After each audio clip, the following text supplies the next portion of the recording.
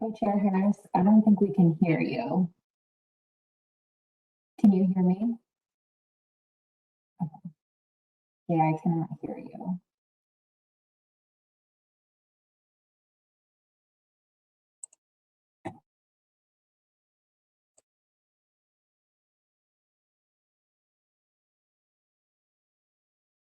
Can you hear me now? Yes, I can hear you now. Okay, sorry about that. I will start over again. Welcome to the public hearing on the New York State Climate Action Council draft scoping plan. My name is Doreen Harris. I am the president and CEO of the New York State Energy Research and Development Authority, or NYSERDA, and I'm here today as co-chair of the New York State Climate Action Council. I'm joined by my co-chair, Commissioner Basil Sagos, if he'd also like to say good afternoon. Good afternoon, everybody. Welcome to this very important public hearing, which we're doing virtually. Of course, we've been around the state doing these in person. They've been very effective at hearing really important feedback from you, the public, on this incredible effort that's been underway for 2 years to create a draft scoping plan for review. We look forward to hearing everyone's comments today on the draft scoping plan. It's an honor to be aboard. Again, Basil Sagos, Commissioner of New York State Department of Environmental Conservation and co-chair of this great effort, along with Doreen. Thank you, Doreen. Thank you. We're joined by a number of members of the Climate Action Council, so I'll ask each to introduce themselves in turn. Looking at the attendees, can we please start with Bob Howarth, please? Thank you. Bob Howarth. I'm a faculty member at Cornell and a member of the council by appointment from the Speaker of the Assembly. Very pleased to be on the council and looking forward to further public input today. Thank you, Bob. Gavin Donahue, are you still able to say hello? Yes, good afternoon, everybody. I welcome the opportunity to hear the input, and great to be together. And I am appointed by the legislature, appointment by Senator Ort on the Climate Council. Thank you. Thank you. I see interim president and CEO of NYPA, Justin Driscoll. Yes, thank you, Doreen. Good afternoon, everyone. My name is Justin Driscoll. I'm the interim president and CEO of the New York Power Authority. Delighted to be here and looking forward to this afternoon's discussion. Thank you, Justin. Peter Iwanowitz. Good afternoon, everybody. Peter Iwanowitz. I'm on the Climate Council and have been appointed by Assembly Speaker Carl Hastie. Thank you, Peter. Raya Salter.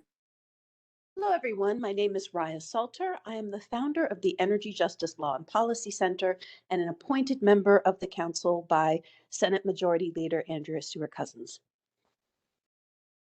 Thank you. And Commissioner Ball. Good afternoon, everyone. I'm Richard Ball, Commissioner of the New York State Department of Ag and Markets. Great to be with you this afternoon. Look forward to your comments. Thank you, Commissioner. Next, I see Rose Harvey. Rose?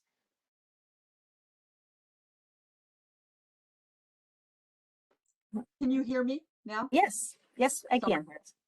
Hi, and I will start my video too. I'm having a little technological problems. It's Rose Harvey, and I'm glad to be here, and we have much to learn, and thank you for taking the time to give us all your comments, and I was appointed by the governor.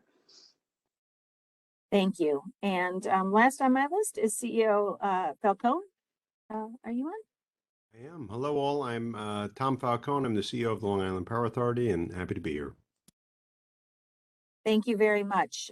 Did I miss any of the members?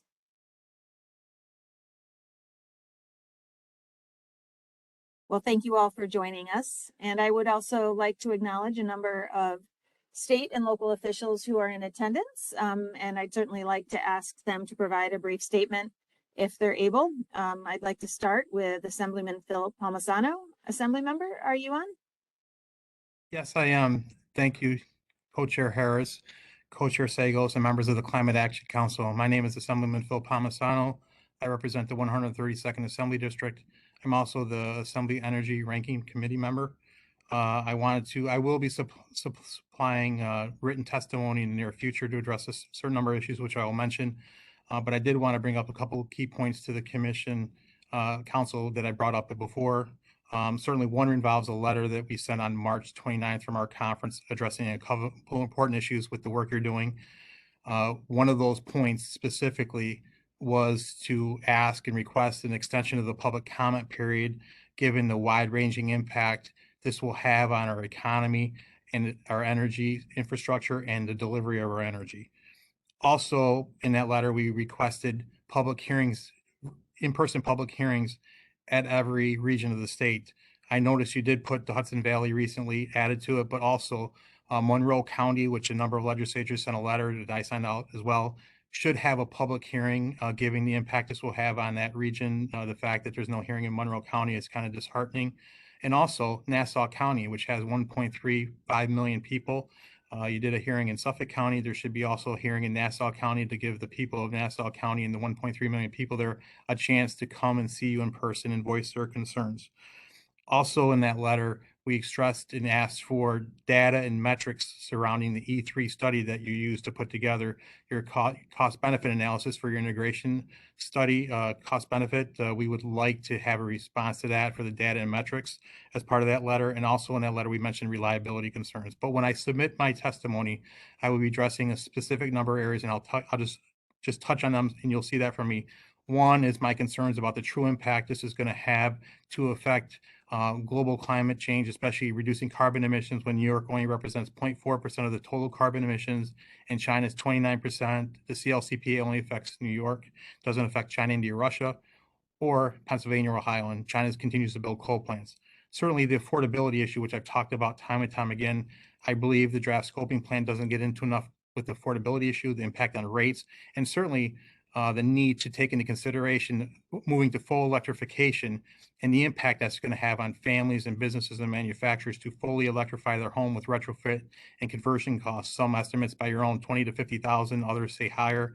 That's a big concern. The reliability concerns come 2040 and even in the near future not being addressed properly. There's going to be big gaps that need to be addressed that you haven't been able to identify that the NISO says needs to be addressed. 15 to 25 gigawatts. That's significant. Indispatchable resources, 24/7 wind and solar is intermittent. It's not dispatchable. It's not reliable. The impact on local taxes, whether it's power producers and the taxes they pay, or even the pipes that run under our infrastructure in our communities. If gas can't go through those pipes, they're going to depreciate those assets. That's going to put a big hole in for our taxpayers that need to be made up and diverse and spread around to other taxpayers. Certainly the increase in electricity demand and the strain on the infrastructure needs to be addressed. That's going to be a significant cost impact to ratepayers and the people, and that needs to be addressed, and the demand and how that's going to be impacted moving forward. The other issue I've talked about over and over again is the human rights and environmental impact of electrical vehicles and the mining for rare earth materials. Particularly, we talked about for the batteries, the cobalt, and the human rights and child labor issues in the Democratic Republic of Congo, where it's well documented that kids are mining and being maimed and being killed in mining for this rare earth of cobalt. I think that needs to be addressed. If we're going to lead on the CLCPA, as so many talk about leading, then we need to be able to lead on this as well. We can't just say it's the federal government's responsibility. That's unacceptable. That's passing the buck. If you're going to lead on one end, you can't dismiss the other end. And these human rights and environmental issues need to be addressed when it comes to this matter. And finally, I will be talking about energy security. The fact of the matter is, I talked about China contributing 29% of the total global carbon emissions. China controls 87% of the rare earth materials, nickel, lithium, cadmium, cobalt.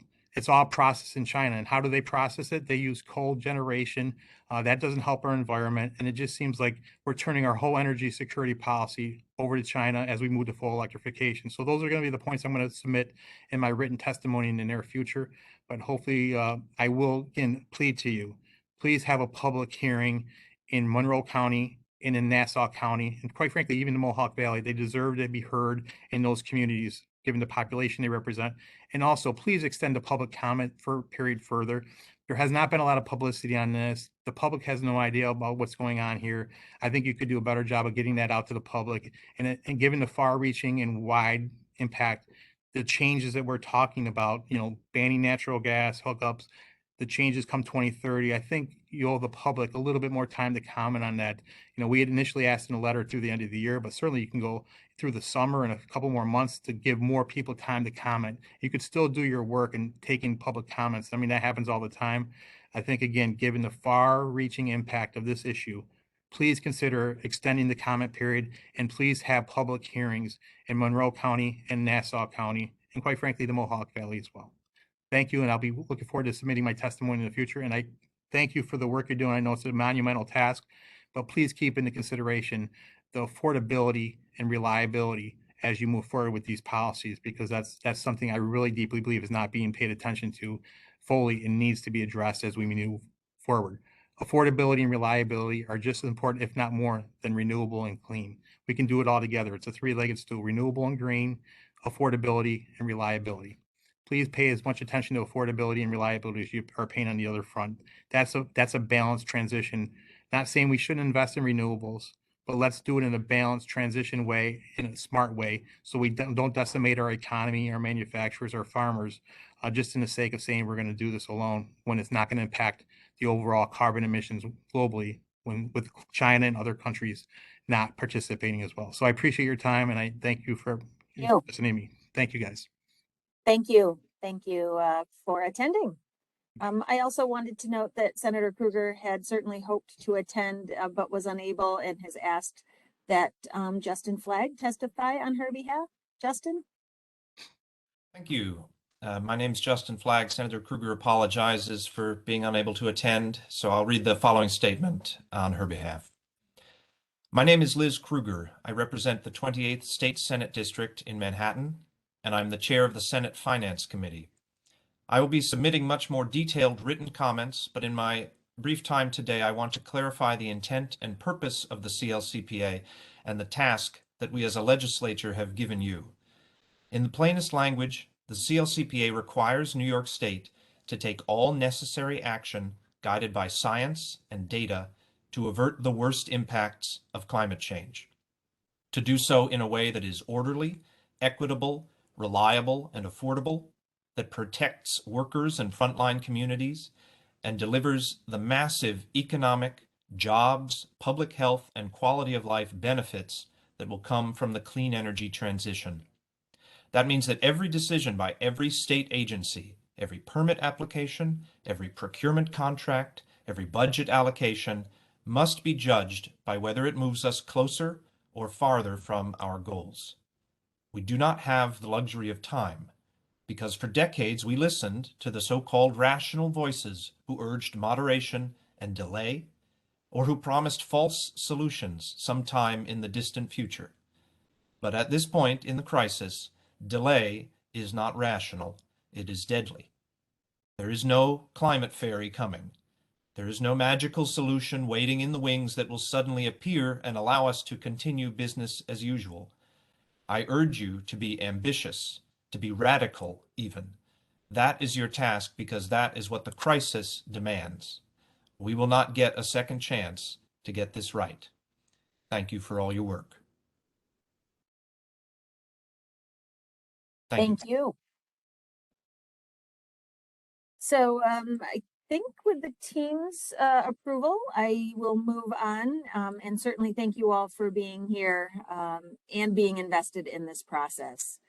The Climate Action Council specifically thanks you for your interest in the draft scoping plan and for your attendance at today's hearing. We are certainly enjoying and looking forward to hearing from you today on the work of the council that has occurred over the past 2 years and is reflected in the draft scoping plan. This hearing is one of 9 in-person and 2 virtual hearings being conducted across New York State to ensure that residents, businesses, and interested parties have an opportunity to share their input related to the draft scoping plan, which was released on December 30th, 2021. Additionally, a transcript of today's hearing will take record of any verbal comments received today. All comments provided here will be considered by the Climate Action Council as it finalizes the scoping plan by January 1st, 2023. Written comments are also being accepted through June 10th, 2022, and additional details can be found on the Climate Act website at climate.ny.gov. Written and oral comments are weighted equally by the council. And with that, I will hand the hearing over to our moderators to run through the structure of today's hearing. Jenny? Hi, everyone. Thank you, Co-Chair Harris. I'm Jenny Cox with Cadmus and will be serving as lead moderator today. My colleague Farah Anderson will also be serving as a co-moderator later on in the meeting. The purpose of this hearing is to hear the public and to receive input on the plan. Your comments and input will be entered into the record and will inform further development of the plan. During today's meeting, council members will not respond to questions posed during testimony. Council members may ask a clarifying question if necessary to understand a comment. Next slide, please. So first off, we wanted to let everyone know that PowerPoint Live is provided today and will provide closed captioning of today's hearing. To join PowerPoint Live, type in the link at the top of your screen titled "Follow Along at ... on your computer or smartphone web browser. Once you join PowerPoint Live, you will be able to see the presentation on the left side of your screen and closed captioning on the right side of your screen. The live transcription will continue throughout the public comment portion of today's hearing. The live transcription is available in several languages that you can select. To change transcription language, toggle your cursor over to the drop-down tab titled English in the bottom right. Note that the transcription may be imperfect due to technology limitations. Next slide, please. We will start receiving public comments in order of pre-registration. Those of you that pre-registered in advance would have received an email with additional information and with an attachment noting where you are in the registration order by pre-assigned groups. As you saw in the email you received, if you pre-registered, if you have joined by a phone number and are pre-registered to speak today, you must email nys.cac@cadmusgroup.com and tell us the number you are calling in with. This will allow us to give you access to the unmute function. Please make sure your name on WebEx matches the name you pre-registered with. This will enable us to promote you to a panelist. If your name does not match, you can leave the hearing and rejoin now under the correct name. If there are more than a few minutes where we do not receive any comments, we may pause the hearing until we receive additional comments. This hearing is scheduled to end at 7 p.m., though we will endeavor to allow all those wishing to make a statement to do so. Next slide, please. In a few moments, we will begin by calling for participants in order by pre-assigned groups who registered to testify at today's hearing during pre-registration. The order of speakers is based on when you registered. Those who registered first are slotted to speak first. We will be timing testimony and ask that you limit your testimony to 2 minutes. A PowerPoint slide will appear on the screen to alert you when you have 30 seconds remaining.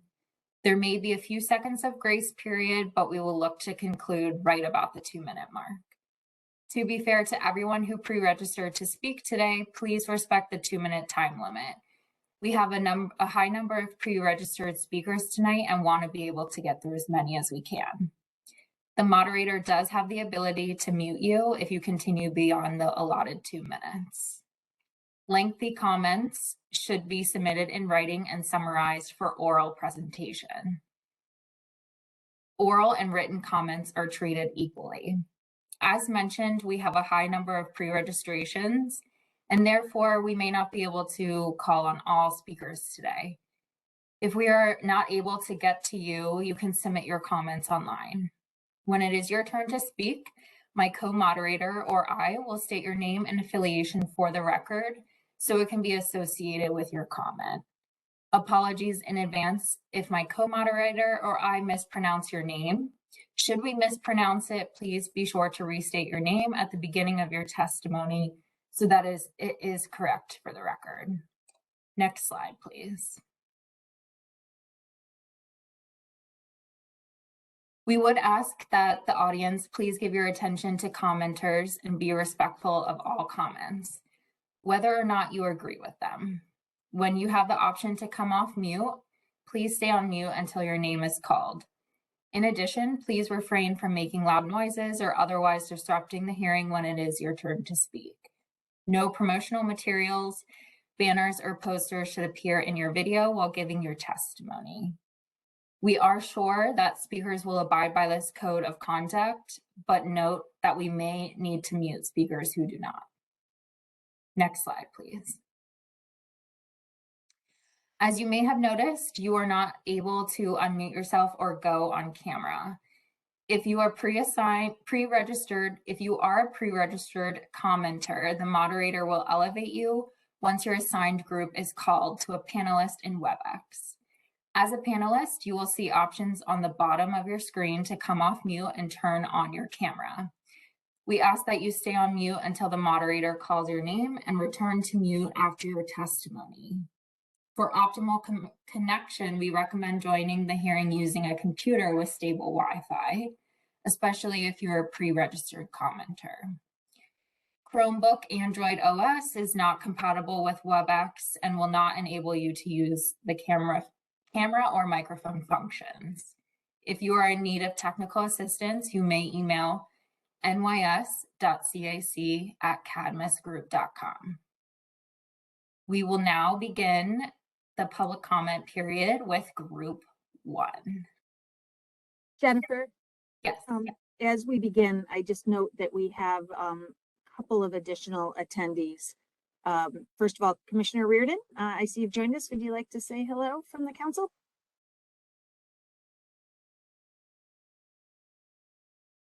There.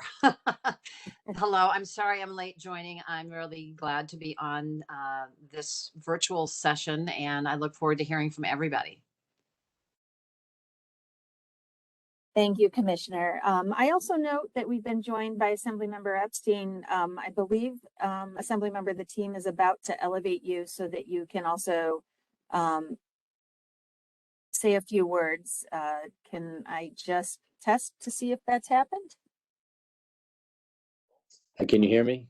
Yes. Okay, yes. Great. Thank you. And thank you for letting me take a few minutes to speak to you all here. And thank you, Chair Harris and Chair Sagos, for all your work to get us to this point.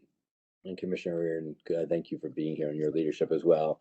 So want to, I'll be submitting comments and writing later on, but I really want to applaud all your efforts and the time-consuming task that it took to get us to this point. Obviously, when we passed the Climate Leadership and Community Protection Act, we had a framework that we wanted to move forward on for the betterment of all of us in New York State. And this is something that I'm deeply committed to and something I've been fighting for alongside with you. And these goals that we created in the legislature, are really critically important. And we just need to make sure that the Climate Action Council hears what we're doing and really having New York, especially our government, as leaders. And unfortunately, we're not there yet, but we can be. And it really examples of, as we passed this year, Chair Engelbright's bill around moving to 2035 all electric, New York State with our own fleet of vehicles really needs to lead that effort. We talk about how we need to have zero emission vehicles, but we're not there. So we can't expect the public to do things that we as government aren't doing. Making sure all our government buildings have solar panels on them and electrifying that in that way. Making sure that we talk about composting as a critical part of this structure. And even in our government buildings here in the Capitol, where I am right now, we don't compost at all. And so, all these pieces must be a part of what our future must look like. We've seen the NYSERDA data. I know you all know about it around the charging infrastructure. And while sales are going up, the infrastructure is not coming along with it. And if we're going to do this and ensure that people are actually buying these vehicles, we need to make sure that publicly available charging stations are across our state, in cities, in towns, in neighborhoods, and people know where they are and need to know how they get them. If we're not doing that, we are never going to meet our goals. And we need to ensure that we can meet our goals, especially knowing that on the organic waste side, almost 25% of New York's solid waste is organics. And so we're just charging 4 million tons of food waste into landfills. And we just really need to do that. And that requires an extensive system for composting. In my district, we're lucky that we've had decades of history of doing that. I've been composting, 20 pounds of, compost every week, for decades. But we need to be doing this statewide We need to recognize the infrastructure in place in small scale operations and make sure we scale up in every place in the state. I went to visit my son who's going to college, and in the college they had garbage, compost, recycling all in a row, and they have structure. We know we can do it here in New York State, and that's the way to do it. The last thing I want to say is, reduction of our energy use is critical, and then we need to ensure that, I know you're all focused on it, we need to do that in a way that's meaningful and deep. So our future is positive if we have the ability to do all these things that we talk about. And I encourage us all to use our nonprofit leaders, our infrastructure in our communities to ensure that this all happens. And I appreciate you letting me speak for a minute and taking the time, and I look forward to advancing all our climate leadership goals. Thank you. Thank you for those remarks. And I also will finally note, we've been joined by Donna DeCarolis, another member of the council. Donna, did you want to say good afternoon? And then Jenny, it's off to the comments.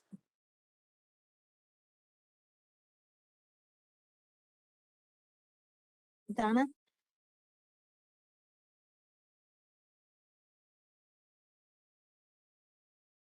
Okay, I think we'll just take it as Donna may be having a hard time weighing in at the moment. So Jenny, I'll hand it off to you with my thanks.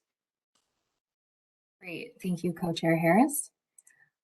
Okay, so we will begin with group one. The first speaker on our list is Gail Pisha.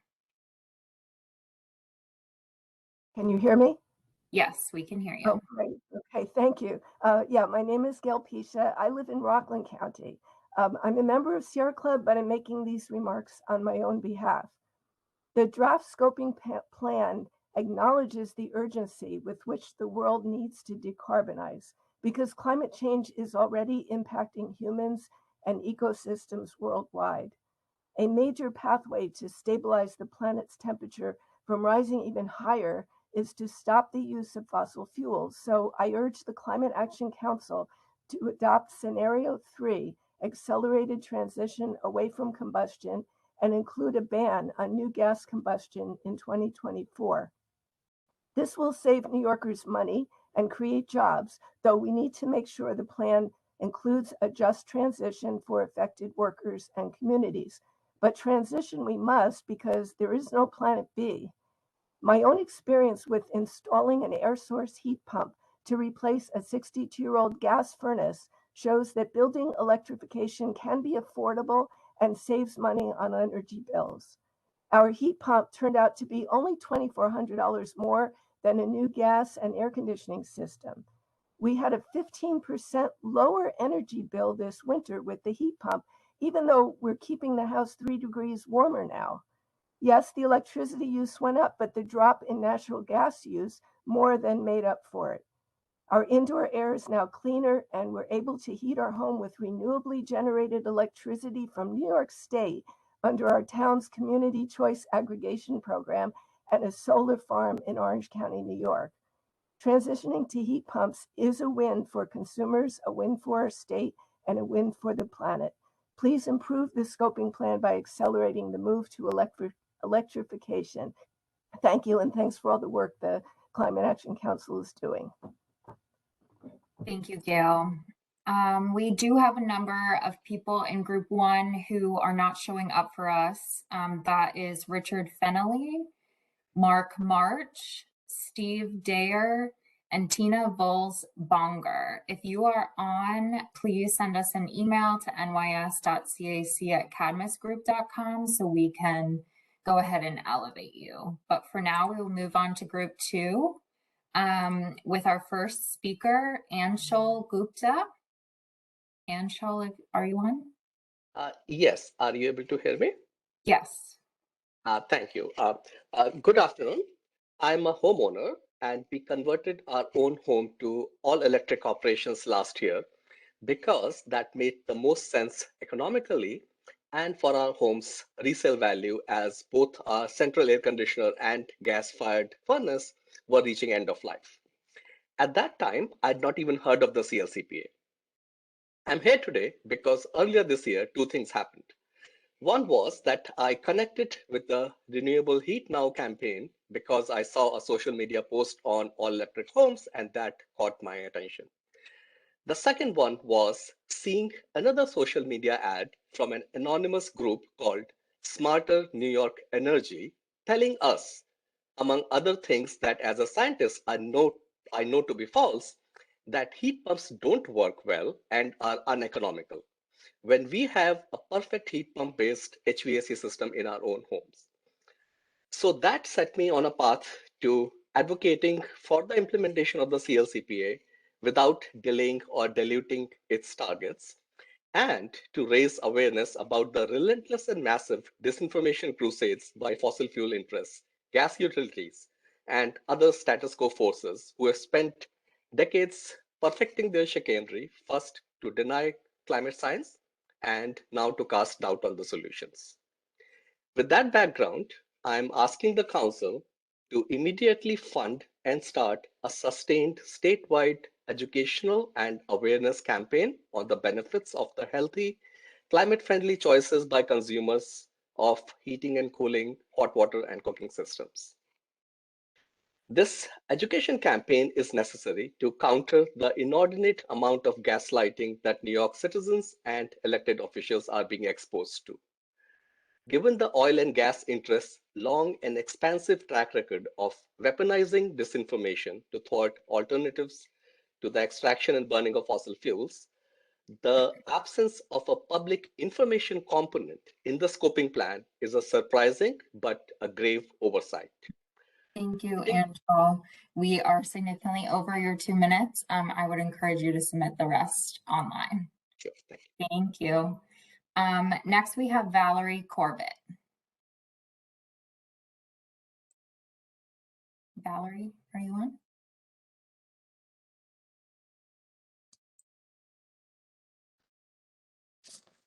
Valerie Corbett from IntelliGreen Partners, LLC. Okay, we will move on, but please send us an email when you are ready to speak. We will move to group 3.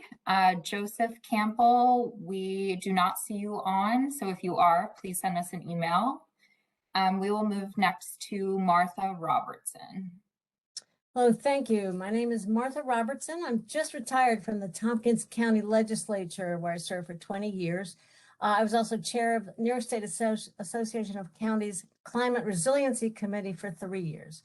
I strongly support the draft scoping plan and the near miraculous amount of groundbreaking work that's been done to create it. Thank you all. I want to talk about buildings today. First, our experience in Ithaca shows that gas backup is not necessary for multi-story residential or commercial buildings, as you've written on page 120 of the plan. Up here in Ithaca, where it's definitely colder than downstate, numerous all-electric buildings up to 12 stories tall are operating very well on heat pumps without gas backup. Second, the split incentive dilemma is the fact that the tenant of a space usually pays the utility costs while the owner pays for capital investments. Therefore, the building owner will not benefit from reduced monthly bills, so she has little incentive to pay for envelope upgrades or energy retrofits.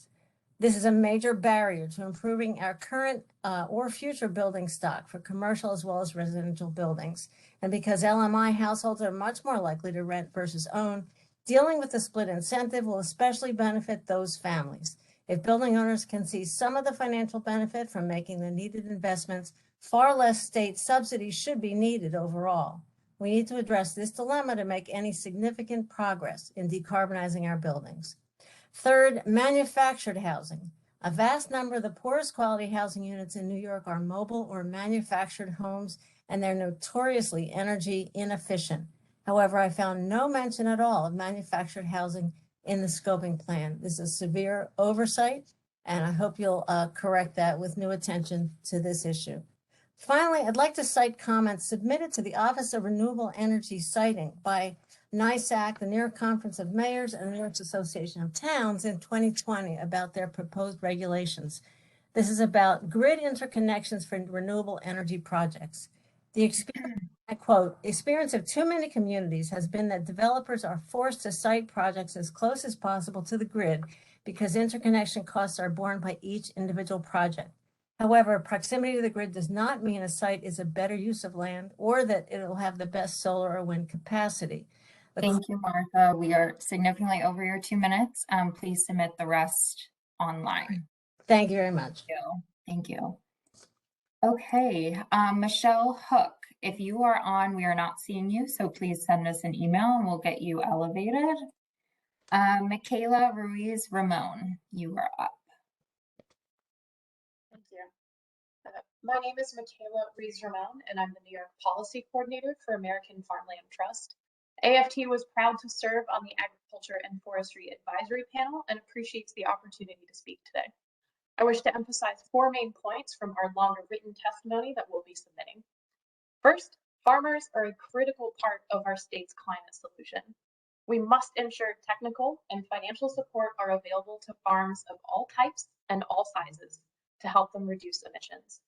Fortunately, implementing practices like feed and nutrient management and building soil health help farmers grow their bottom line while achieving significant emissions reductions, increasing carbon sequestration, and protecting our food system's resilience. These win-win measures are highly impactful and easily implemented. Second, we have a strong existing framework of programs to implement these strategies quickly, but programs such as the Climate Resilient Farming Grants Program will require substantial increased investment through both the EPF and hopefully the Bond Act to achieve the scoping plan's ambitious vision. Similarly, the State Farmland Protection Program and Farmland for a New Generation Program have protected nearly 100,000 acres of farmland, about 1% of our total, and facilitated 100 matches of farmers to land. Both programs will need added investment to keep more land in farming and ensure we have a diverse new generation of farmers to grow food and maintain carbon sequestered on farmland into the future. Third, we must also invest in research starting now to better measure and track on-farm emissions reductions, and we must set goals and benchmarks for implementation of the agriculture and forestry strategies. And finally, we need smart solar siting to guide renewable energy build-out in New York. Utility scale solar development can be sited in ways compatible with agriculture if it's informed by good planning, research, best practices, and farmer feedback. We need strong incentives for smart solar siting, like agrivoltaics, and stronger disincentives, like robust mitigation fees, for poor siting that displaces agriculture from our most productive soils and undermines agricultural viability. Thank you. Thank you, Michaela. Next, we have Delia Kulukundis from 350 Brooklyn. Thank you. Can you hear me? Yes, I can hear you. My name is Delia Kulukundis. I live in Long Island City and I volunteer with 350 Brooklyn and the Renewable Heat Now Coalition. The Climate Action Council was right to prioritize electrification in buildings in the scoping plan. The All Electric Building Act would do this for new buildings, and we absolutely must pass it before the end of the legislative session this year. By banning fossil fuel combustion in buildings, we could help bring about a change in public health, a positive change in public health of a scale not seen since we banned lead in gasoline and paint. We know that indoor combustion is bad for our health. It causes asthma. Children who live in homes with gas stoves are 42% more likely to suffer from asthma. Indoor air pollution also contributes to heart attacks and strokes. But by banning those fuels in buildings, our children could be healthier and our older relatives could live longer. Let's compare this to the lead paint problem. The Sherwin-Williams Company knew that lead was poisonous back in 1900. They said so in internal memos, but they continued selling it, continued advertising it, and continued arguing that it was a necessary ingredient in paint well into the middle of the century. We look back on that now and think it's monstrous. The federal government finally banned lead paint in 1978, but generations of people suffered lead poisoning.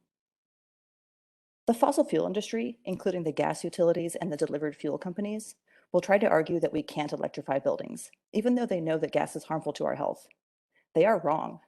We can do it. We have all-electric skyscrapers going up in Brooklyn, and we have all-electric homes being built and comfortably lived in all across the state, even in the coldest climates. And we have high-efficiency heat pumps to thank for that.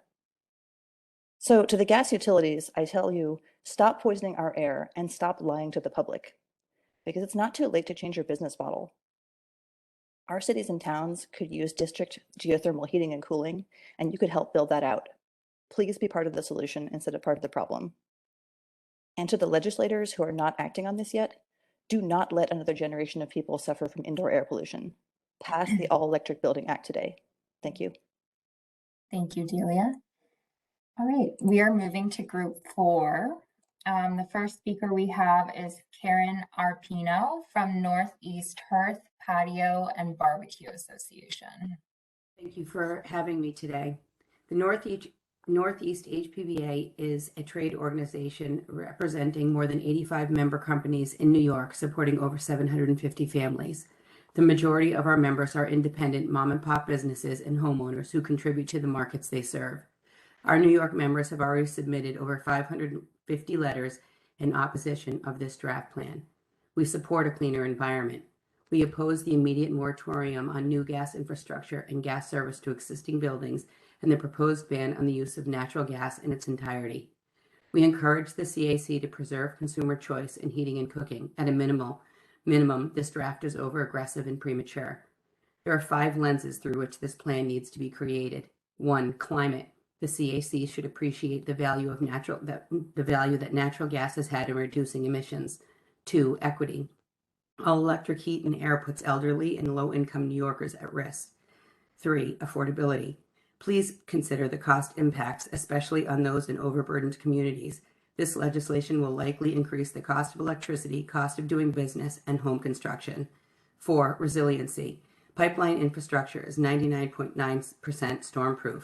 We need to ensure that no New Yorkers are left in the cold without a supplemental heat source or are stuck with the energy that is not reliable or affordable.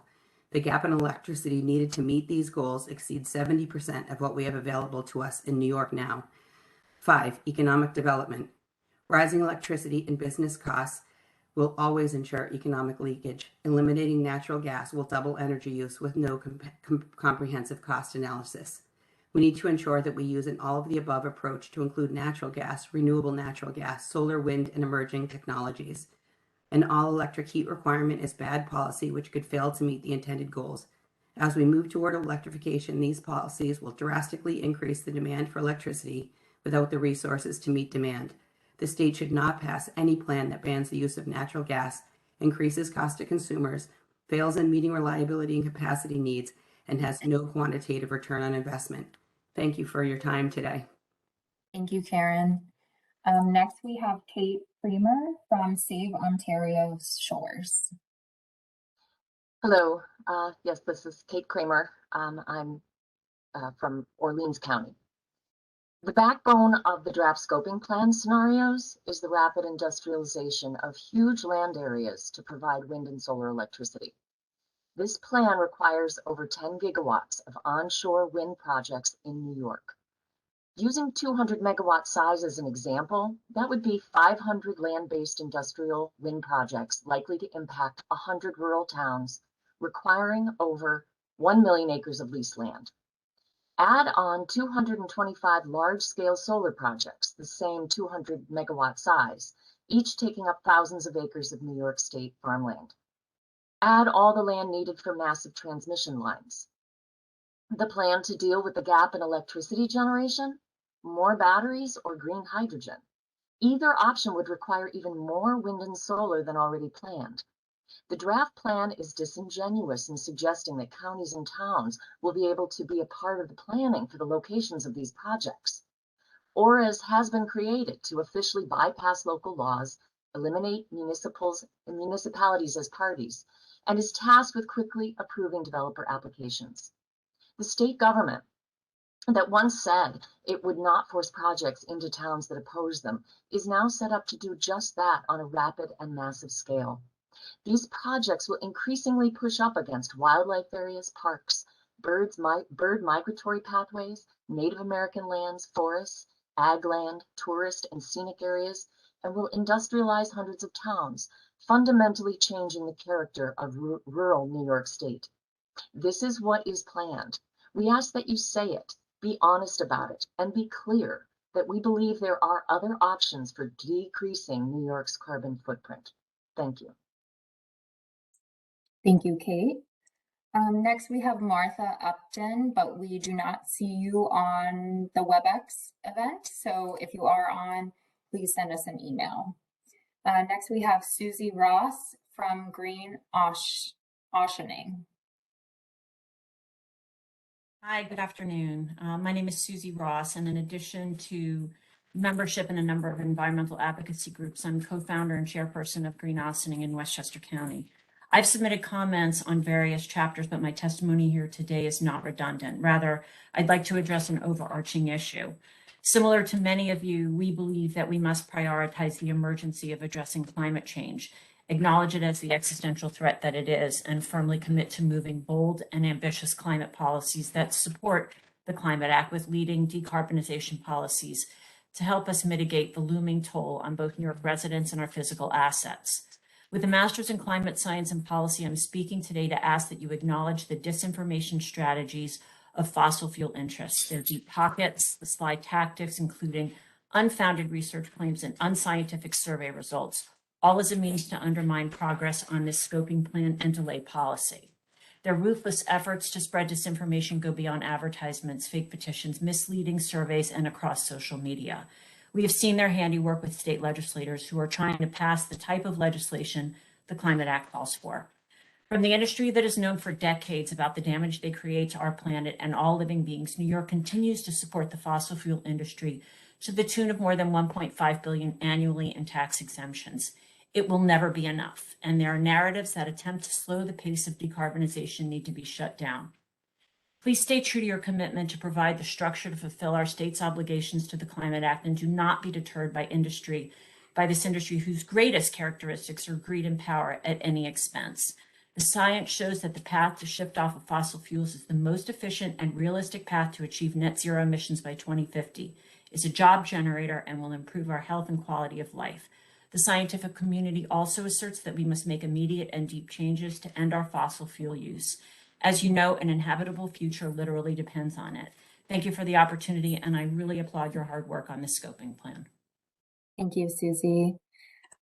Kimberly Harriman, we do not see you on our WebEx event, so please send us an email. We will be moving to group 5. So first up, we have Jeff Shumann, who is a citizen. Hi there, this is Jeff Shumann. I'm a resident of Croton-on-Hudson in Westchester County. I'm a member of the Sierra Club, but I am speaking for myself. And I want to first say that I do support the scoping plan. My brief testimony will focus on the electric sector and the mandated CLCPA goals. You know, as the draft scoping plan states, quote, the consequences of changing climate are not just a future concern, unquote. The climate crisis is real, it's happening now, and we must do all we can to mitigate the worst effects it is having. And as we move to electrification of all areas in our economy here in New York, the need for renewable energy will increase. And I'll want to emphasize renewable energy. And that need will increase even with corresponding measures to reduce our energy use. To that end, I believe the scoping plan needs to include a definite moratorium on fossil fuel plants, an enforceable plan on retiring current fossil fuel plants, commitment to true new renewable energy production and not false solutions that have been proposed, such as natural gas, otherwise known as methane gas, more resources and full funding devoted to small-scale distributed systems in the as-built environment and community solar as well, such as has been laid out in the distributed solar roadmap. Also, a halt to proof-of-work cryptocurrency mining, which siphons off an enormous amount of electricity that will be needed to meet the CLCPA goals. And finally, a greater emphasis and incentives for reducing our energy dependence and for conservation. The scoping plan does make mention of new technologies coming. However, we must use the technologies available now. We cannot afford to wait for new solutions, even though they could be phased in at a later stage. So I want to thank you, and thank you for all your hard work. Thank you, Jeff. David Gilmour.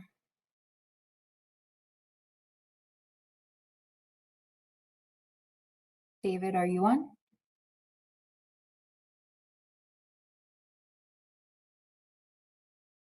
Okay. Jacqueline O'Malley Setz and Gregory Landset, you are both next, but we do not see you on the WebEx event, so please send us an email if you are on, and we will move to Em Ten Hor. Hi, I'm Em Ten Hor. I'm a professor of architecture and planning at Pratt Institute, and I live in Brooklyn.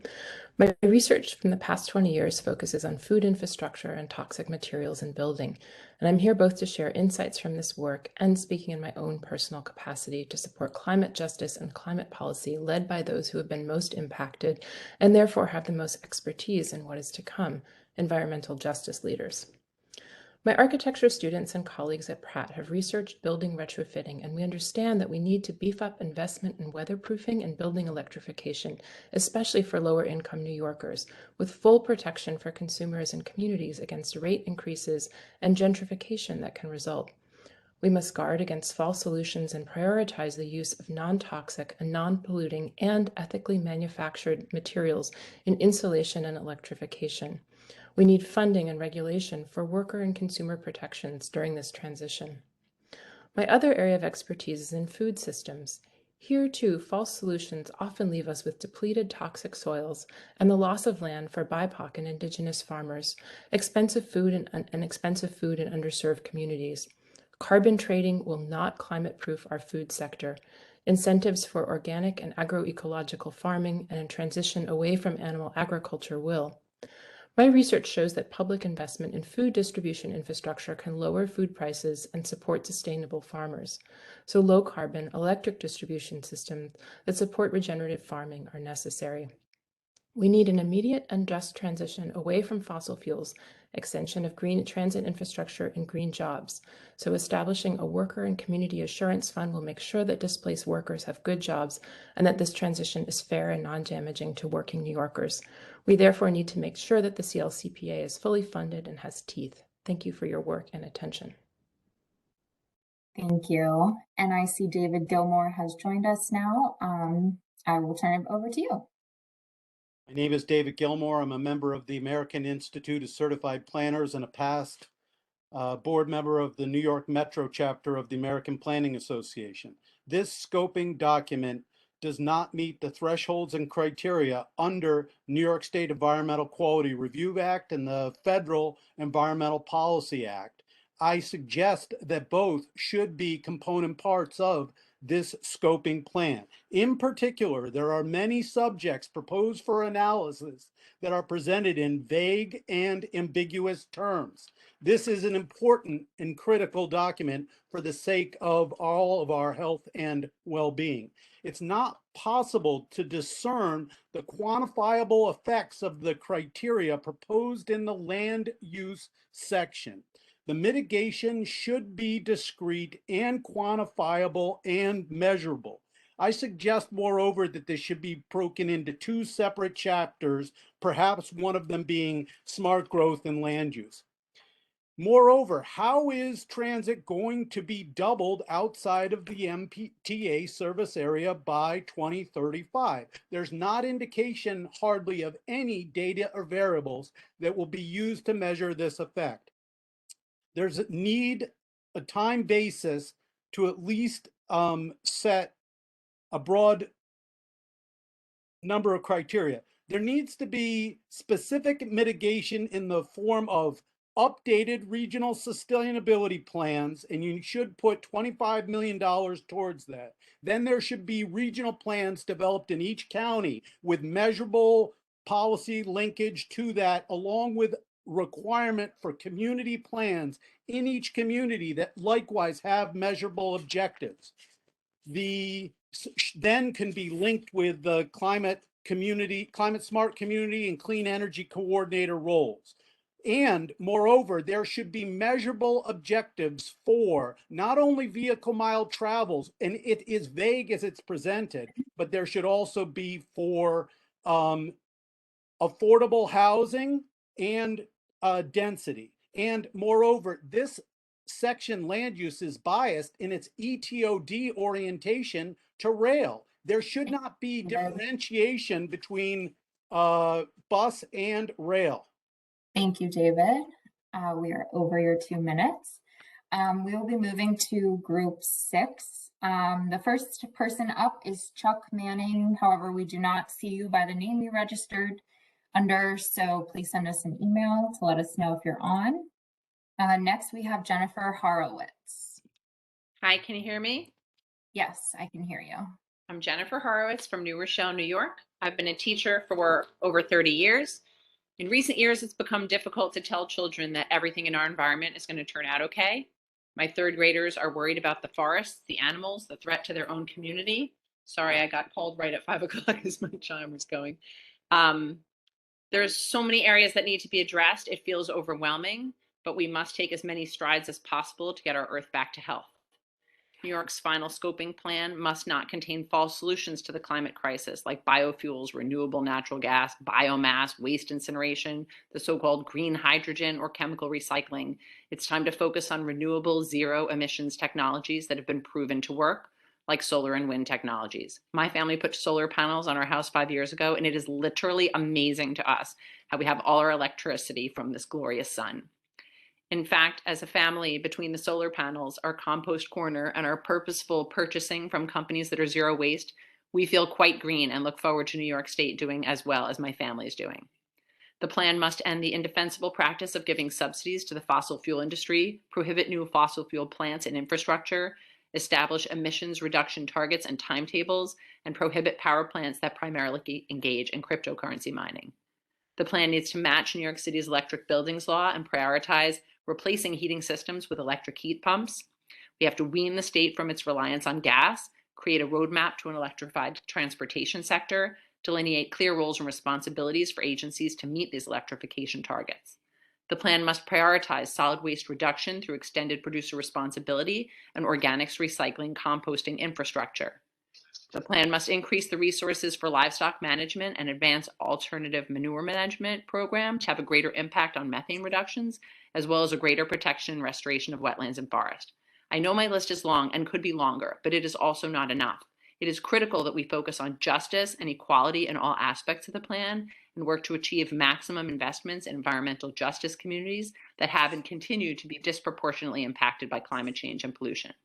Thank you so much for the opportunity to speak today. Thank you, Jennifer. Next, we have Jack Gorman, president of Critica. Hello, I live in the Bronx. Here in my neighborhood, we experienced flooding during Superstorm Sandy several years ago, but even worse was to come when Hurricane Ida flooded the Major Deegan Expressway, stranding hundreds, some of whom feared they would drown. And that is not the only way we know that the climate crisis is affecting us right now. When I did my internship in pediatrics years ago in northern Manhattan, near where I now live, I took care of many children gasping for air because of asthma attacks. I wondered then why so many children in that neighborhood suffered with such severe asthma that they often required admission to the hospital and even intensive care. Today, I know that the Bronx has the highest asthma rates in the state, and that much of the cause of that is air pollution from the combustion of fossil fuels. We all know that we must stop burning fossil fuels, that we are poisoning the air we and our children breathe, and bringing down on ourselves one catastrophe after another. That is why forward-thinking New York State legislators passed the CLCPA in 2019, and it is now our responsibility that we carry out that mission of that historic bill. Scientists have told us repeatedly that we cannot delay addressing the climate crisis and that we must fulfill mandates like those in the CLCPA or face dire consequences, especially in our state's most vulnerable communities, like many here in the Bronx. What I want also to tell you is that we now absolutely have the capacity to make the just transition to inexpensive and efficient, sustainable energy. Please don't let anyone tell you that wind and solar power are unreliable or impractical. That is just not true. The fact is that we now have the technology to make sustainable energy a reality. What we need is the will and the dedicated funding. We can help all those children suffering with asthma attacks lead healthier lives, and we can prevent disasters. Thank you. Thank you, Jack. Richard Miller and Shale Pandya, we see that you have registered, but we do not see your names on our list. So please email us if you do happen to be on. We'll move to group 7 with Joe Jenkins, from Central Hudson Gas and Electric. Good afternoon. Central Hudson understands the urgent need to take meaningful and impactful actions aimed at significantly reducing carbon emissions and protecting the environment. Transforming New York's energy system will bring changes to the way we live, work, and is an undertaking that will impact every single resident of the state. We have to get this right. Central Hudson has developed 4 principles we believe are vital to a successful transformation to a low-carbon economy. 1, the electric power grid must meet New York's energy needs at all times. 2, New Yorkers' livelihoods must be enhanced, not harmed by this transition. 3, we must reduce emissions at the lowest possible cost. And 4, all emission reduction solutions should be on the table. And right now, they're not. Central Hudson believes a decarbonization strategy that makes use of all technology and resource options is the surest way to lower emissions. An energy system that relies too heavily on intermittent renewable resources today can jeopardize reliability and drive up costs. A planned approach that also includes low and zero carbon fuels can significantly reduce emissions while maintaining reliability and affordability. We must make use of every tool at our disposal to make this transition a successful one. This includes heat pumps, energy efficiency, electric vehicles, battery storage, wind, solar, hydro, nuclear, natural gas, and in the future, zero-emission fuels like hydrogen and renewable natural gas. Having a diverse mix of dispatchable resources is necessary to ensure New York's energy systems meet the needs of every resident around the clock, every day. This transformation will be costly no matter what, several $100 billion or more, and in order to gain widespread public acceptance, every reasonable effort must be made to minimize the financial burden New Yorkers are asked to carry. An approach that embraces all options reduces the risk of unsustainable cost increases, and allowing flexibility in energy technologies will prevent any of the businesses and industries that power New York's economy from potentially leaving. We must not compromise the livelihoods of our residents and businesses. We thank you for your time and encourage the CAC and PSC to help us identify solutions that adequately balance climate objectives with the energy needs of New Yorkers. Thank you, Joe. Next, we have Tara Vamos, but we do not see you online. So if you are, please send us an email. Daniel Atona from For the Many, you are up. Hello, my name is Daniel Atona. I'm the political coordinator at For the Many, a grassroots nonprofit based in the Mid-Hudson Valley. We represent hundreds of community members who have been adversely affected by the climate crisis. They've experienced extreme weather conditions, including increased precipitation, flooding, and higher temperatures. The science is clear. The planet is warming, and we are in the middle of a mass extinction event. Climate change is not something in the future. It's happening right now. The Climate Action Council must support the strongest possible laws and regulations in regards to phasing out fossil fuels, electrification, and energy efficiency. We must ensure a just transition with rebates for low-income New Yorkers and job retraining, hiring halls, and prevailing wage guarantees for workers. This transition must happen as quickly as possible using wind and solar energy, not false solutions like fracked gas. For the Many fought to stop the Dan Scammer frack gas plant. There should be no more Dan Scammers. Communities should never be asked to fight for their own survival. I want to urge any state lawmakers watching this to pass the New York Build Public Renewables Act to break the power of for-profit utilities like Central Hudson, and pass the Climate and Community Investment Act to fund the transition just transition. This must be done before the session ends in June. We can go green, save people money, and protect workers all at the same time. Thank you. Thank you, Daniel. Em Holloway Burgess and Catherine McCarthy, you both are not showing up on WebEx, so please send us an email if you are on and would like to still speak. We will move to Group 8, Lynn Bailey.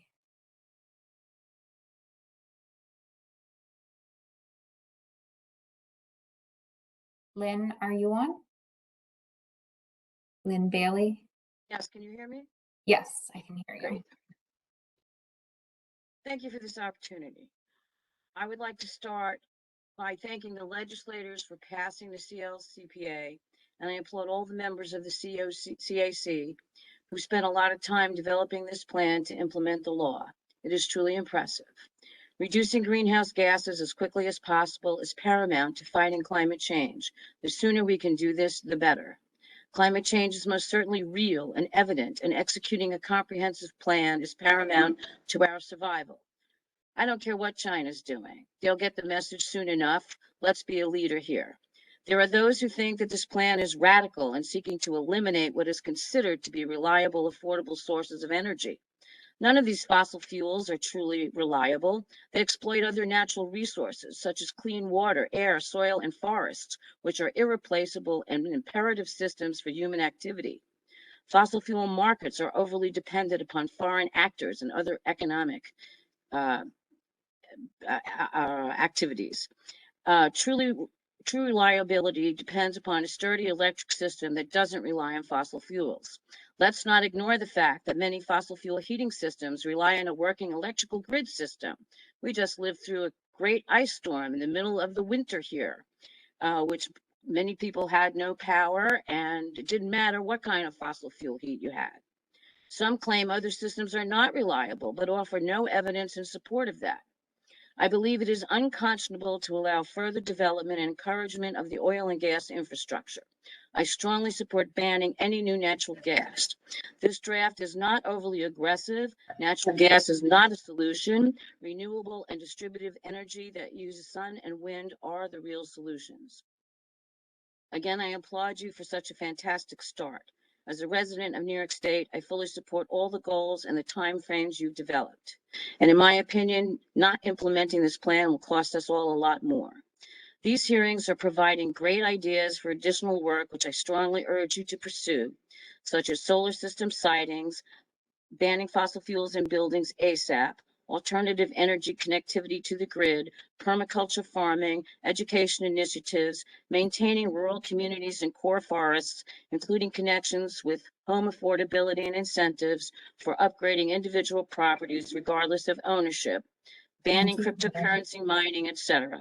The plan will evolve as we move forward, but the first thing we must do and can do is ban new natural gas service to existing and newly constructed buildings.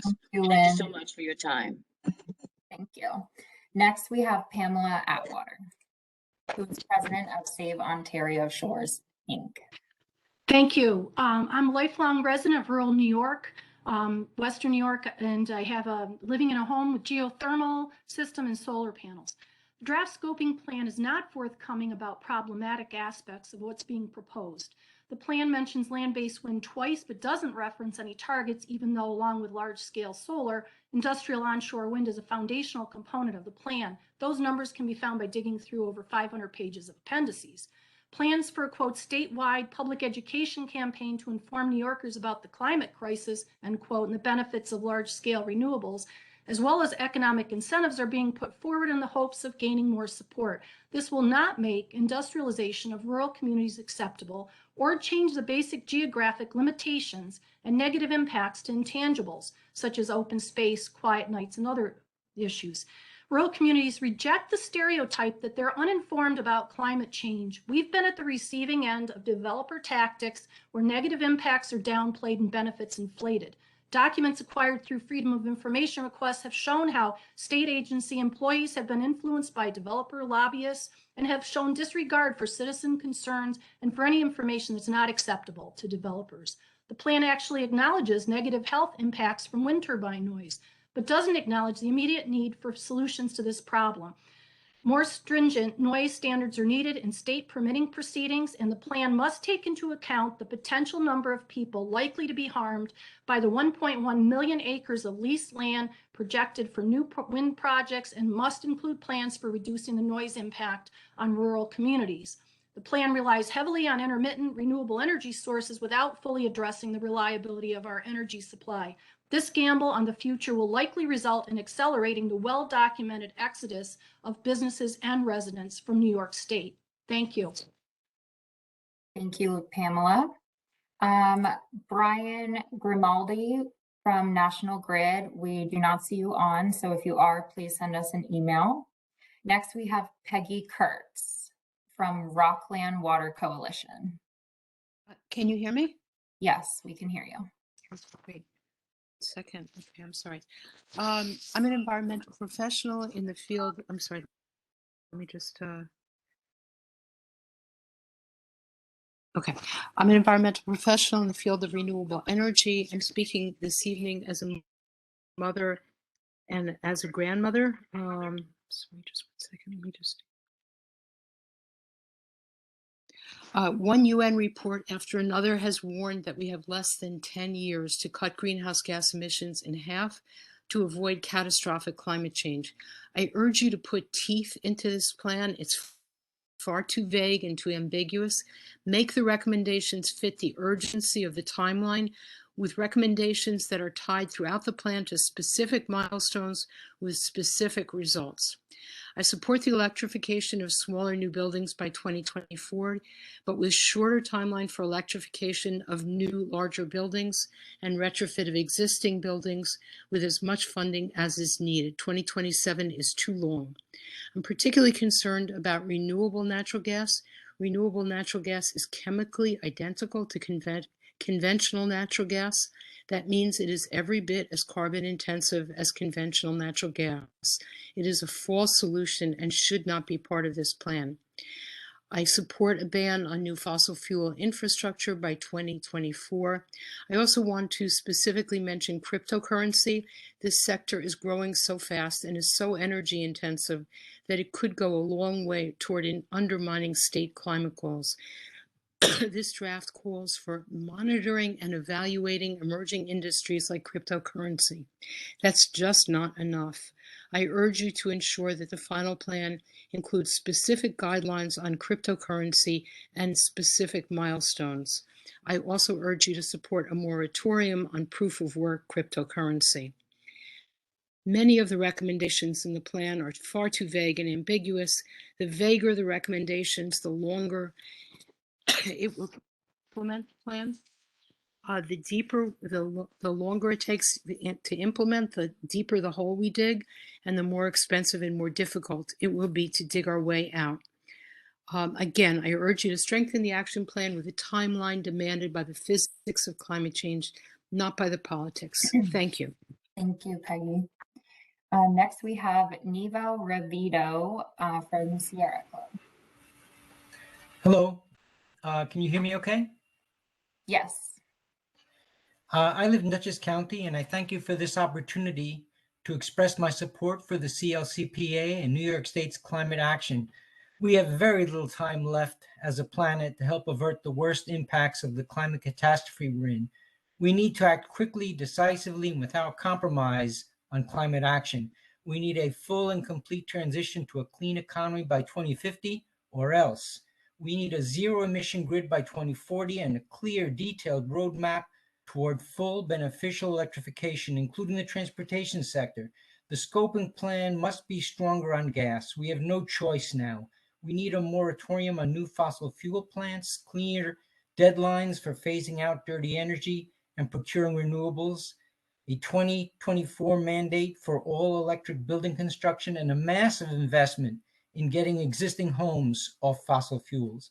My daughter and her daughter are counting on us to act, to have a future where the planet is inhabitable and not besieged by horrific storms, fires, floods, drought, and massive human suffering. Let New York State lead and do our part. Set an example.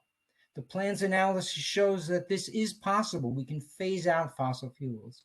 New York State can save $90 billion, create jobs, protect our health. I thank you for the work that you're doing, and I applaud your efforts. It is difficult, but essential. Please do not be discouraged. Thank you. Thank you. Now we are moving into group 9, and we will start with Amanda Sachs.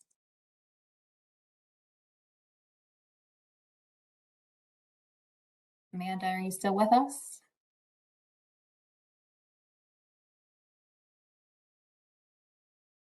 Okay, Amanda, while you get your tech sorted, we will move to the next person. Christian Kennelly from National Fuel Gas.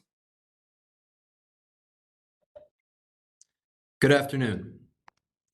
My name is Christian Kennelly, and I currently work as an engineer in system optimization for National Fuel Gas.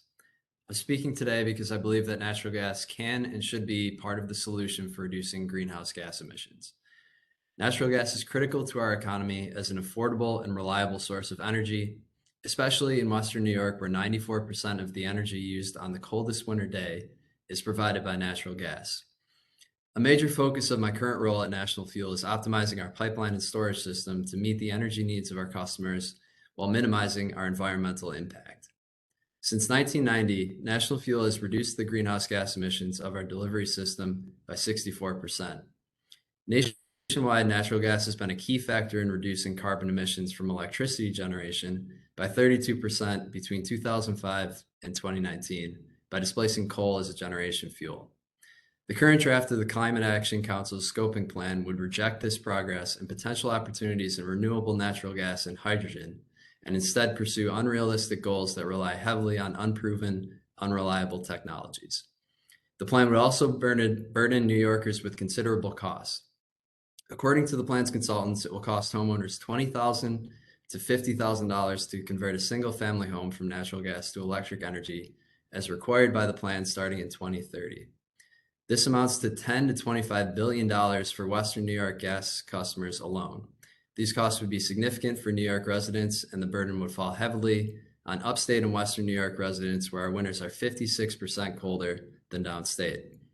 Natural gas should continue to be a vital part of the energy mix in the state to continue the progress made in reducing greenhouse gas emissions and avoid significant costs to New York residents. Thank you. Thank you, Christian. Noting, Amanda, that it looks like you were on earlier, but we do not see you on our list as of right now. So if you are on, please send us an email. Same with Tony Gao. We do not see you on our list either. So we will move to Kurt Krumperman with Zero Waste Capital District.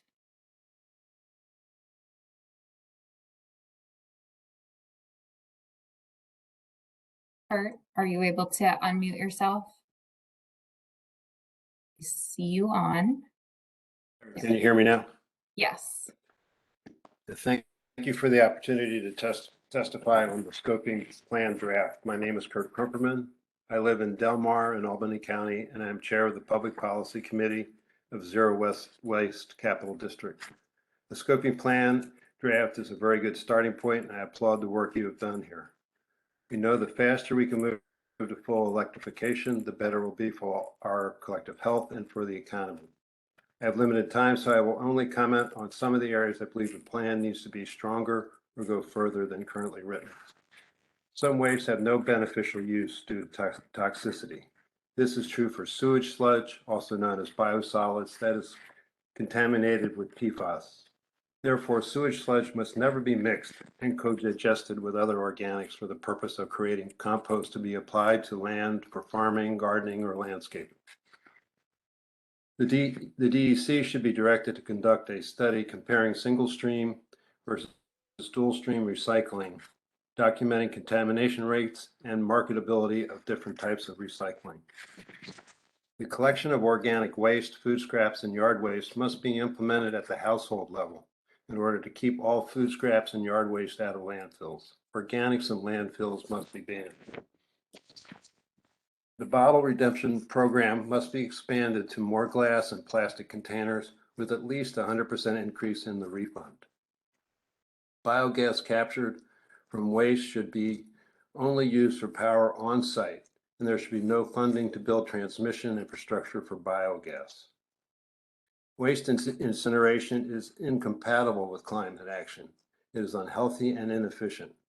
Incinerating waste for energy should never be considered green or sustainable or renewable energy. The incinerators in New York need to be rapidly decommissioned. The best way to handle waste is to eliminate it at the source. The production of single-use, non-recyclable products must be rapidly phased out. Thank you for the opportunity to share my thoughts on the scoping plan. Thank you, Kurt.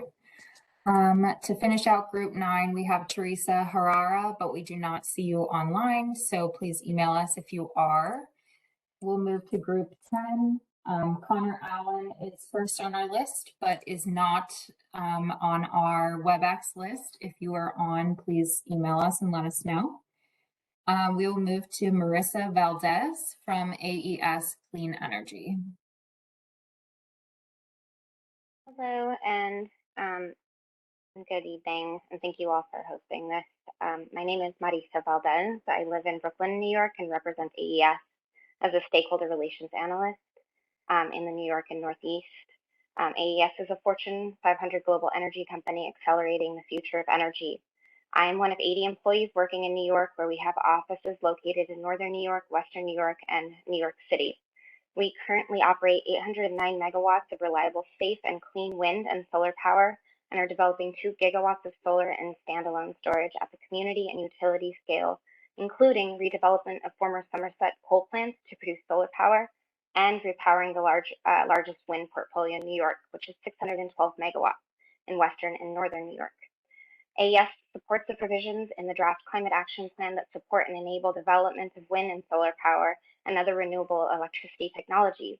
While my comments will focus on the electricity sector, I would like to convey AES's support for the recommendations focused on energy efficiency improvements and decarbonization for building and transportation electrification as well. We strongly support the fundamental component and objective of the Climate Act to ensure New York's transition to a low carbon economy results in beneficial outcomes for traditionally underserved communities. We agree with the draft scoping plan that the state should continue engagement, outreach, education, and support for local municipalities, communities, and residents to increase awareness and improve acceptance of energy delivery projects. I am proud that AES prioritizes local stakeholder engagement and brings comprehensive benefits to the communities where we are developing and operating projects. I must also highlight briefly that to achieve this 70% by 2030 mandate, we need to work to get wind solar battery projects into construction. There are many ways the state can support this goal of getting projects built, especially by continuing procurement of the aggressive schedule of at least 4,500 gigawatt hours per year by 2026, and by ORS continuing to improve and streamline the permitting process for cost-effective, timely, and environmentally responsible fittings. So I am out of time, but thank you all for your hard work and look forward to hearing more comments. Thank you. Next, we have Lisa Harrison.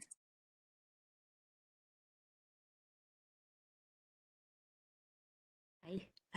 Thank you. My name is Lisa Harrison. I live in Manhattan. One tactic that dirty energy producers have used very successfully is spinning a product as a solution to a problem they are causing. Fracked gas was a false solution. Remember the bridge fuel theory? After a decade of gas expansion, that theory is no longer convincing, but we now have a plethora of new false solutions, and we don't have another decade to waste. For example, carbon capture allows the fossil fuel industry to continue business as usual while getting extra subsidies for capturing some of the carbon that they produce, whereas wind and solar don't produce carbon that needs to be captured. Producing hydrogen gas is an energy and water-intensive process, which currently relies on fossil fuel. But eventually, they say, it will be produced using renewable energy, which should be used to keep our lights on and run our appliances, but instead will be used to make another fuel for them to sell. Renewable natural gas. Burning methane derived from waste products does not decrease greenhouse gases, it increases them. Biomass, forests which sequester carbon and produce oxygen naturally and for free, are being burned for energy. Who thinks this is a good plan? All of these false solutions make the problem worse, not better, as well as others that I don't even have time to name, and we are paying for them. I urge you to adopt scenario 3 and rely only on proven, no emissions, renewable technologies like wind and solar. We don't have time or money to waste on false solutions. Thank you for the opportunity to speak. Thank you, Lisa. I will move to Mustafa Sarafin from Earth Justice, and then we will revisit Amanda Sachs, who has joined us again. Mustafa? Hi, thank you. I'm Mustafa Saifuddin. I'm a staff scientist with Earth Justice. I have a PhD in ecology, and I've published research on forest carbon cycling. I would like to urge the Council to reevaluate the 8 proposed sustainable forest management strategies and eliminate strategies that would incentivize removals from forests. These strategies are founded in misinformation from the forestry industry, which has falsely argued that removing trees from forests benefits the climate by allowing for new growth. This is simply not true. Protected from harvest, New York's forests have the potential to continue to sequester carbon at increasing or stable rates for several decades, and harvest set the clock back on potential carbon sequestration. The best thing New York can do to maximize the ability of our forests to slow climate change is to prioritize conservation of existing forests rather than managing forests for commercial products. Specifically, the scoping plan should eliminate strategies that would lead to removals from forests, including incentives and outreach for private landowners to develop forest management plans to produce and harvest forest crops. While these strategies might benefit the forestry industry, they have no place in a climate scoping plan. Instead, the scoping plan should ensure that new incentives for preserving forests in natural conditions are at least equal to or preferably greater than existing incentives to manage forests for commercial products. Finally, I would like to elevate serious concerns related to the proposal of a forest carbon bank to offset fossil fuel emissions under AF6. Protecting forest carbon sequestration is not an excuse to delay action on reducing fossil fuel emissions, and similar schemes in the past have posed direct harm to environmental justice communities. This dangerous proposal under AF6 must be removed from the final scoping plan. Thank you. Thank you. And we will revisit Amanda Sachs, who has now joined us. Thank you so much for your patience and for listening. I want to start off by saying I support scenario 3 and carbon pricing as a primary funding mechanism of the scoping plan. Here are some changes I think could make a difference in the final plan. 1, the recommendations throughout need to be more specific and include benchmarks to ensure enforcement of the plan. 2, many of the technologies for decarbonization have high upfront costs but low lifetime and maintenance costs. So let's emphasize the lowest interest loans we can manage for transitions to EVs, heat pumps, etc.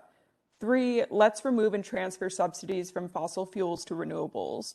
Not only do we need to fund the just transition, we need to defund fossil fuels with all incentives on deck to make it affordable for all families. 4, vehicle-to-grid technology represents an enormous storage opportunity that should be included in the plan. This could help balance out the daily electricity fluctuations of renewables. 5, you have a panel member who's an expert on methane saying RNG can only replace 5% of natural gas, and still it plays a prominent role in the scoping plan. This should be remediated. 6, waste incineration is blatantly inequitable and basically landfilling the sky. The final plan should call for decommissioning New York State incinerators and ending contracts with out-of-state incinerators by 2030. We should not permit any subsidies nor permit new incinerators or incineration by any other name. The technologies that we are transitioning to are not only better for the climate, but a major lever in reducing healthcare costs, benefiting environmental justice communities that have been the sacrifice zones of the state and bringing New Yorkers toward a more people-centered future. I hope we can work together with labor unions and community partners to leverage this moment for workers and get guaranteed job placements, transfer of pay and benefit levels, apprenticeships, and retraining programs. Let's work together to make this an actually just transition. Thank you. Thank you, Amanda. To close out group 10, we are missing Elizabeth Chun Hai Lee. If you are on, please send us an email. Moving on to group 11, we have a number of folks missing. Peter Cook, Rose Hanslick, and Manuel Ferrar. If you are on, please send us an email. We will move next to Carlos Gagliando from National Grid. Carlos? Yes, I'm on. Thank you very much, Jennifer. Good evening. National Grid, safe, reliable, and affordable electric and gas service. Carlos, you are a little bit hard to hear right now. Okay.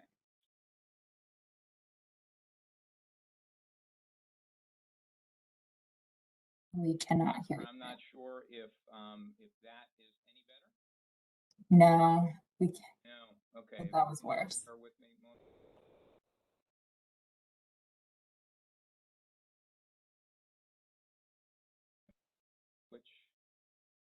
Attempt to switch.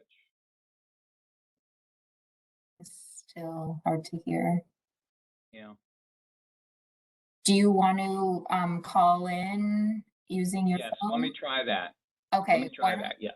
don't- Send us an email with what your phone number is so we can associate it. Will do. Thank you.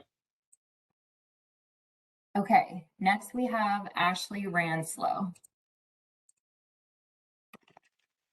Hello, good afternoon, everyone. My name is Ashley Ranslow, and I am the New York State Director for the National Federation of Independent Business. NFIB is a member-driven organization representing nearly 11,000 businesses, small independently owned businesses in New York State. Local hardware stores, restaurants, florists, barbershops, roofers, landscapers, trucking companies. These are NFIB members. There are a few different things that we would like to point out regarding this proposed scoping plans, but our overarching concerns with the plan relate to affordability and reliability. Small businesses depend on energy supplies at globally competitive prices to operate and run their businesses. New York ratepayers are already paying the 8th highest electricity costs in the nation, according to the U.S. Energy Information Administration. And recently, those costs have continued to escalate. The plan's proposals to ban gas service to existing buildings and newly constructed buildings and forcing building electrification is highly problematic. Small businesses have already seen their utility bills soar in recent months due to constrained supply, and eliminating certain fuel and technology options will exacerbate supply issues, driving utility bills even higher. Additionally, there are serious questions and fears around the grid's reliability in order to absorb the influx in demand for electricity. NYISO published its concern about declining levels of reliability beginning as early as 2023, and this is before the state has imposed any additional electrification mandates. Overall, what is sorely lacking is a full assessment of the true cost of this plan for small business owners. What's the impact going to be on monthly utility bills? What's the cost to a small manufacturer with a warehouse that will need to be heated with electric instead of gas? How much will it cost a small trucking company to purchase a new fleet and build the electric charging infrastructure? How are small businesses expected to pay for all of this? So what we strongly recommend is that the full assessment of the true costs are done on this scoping plan so that small businesses and taxpayers are aware, and that the Climate Action Council formulates a plan that's flexible and embraces all sorts of energy technologies. So thank you for the time today. We appreciate it. Thank you, Ashley. Okay, moving to group 12, Amber Ruther from Alliance for a Green Economy.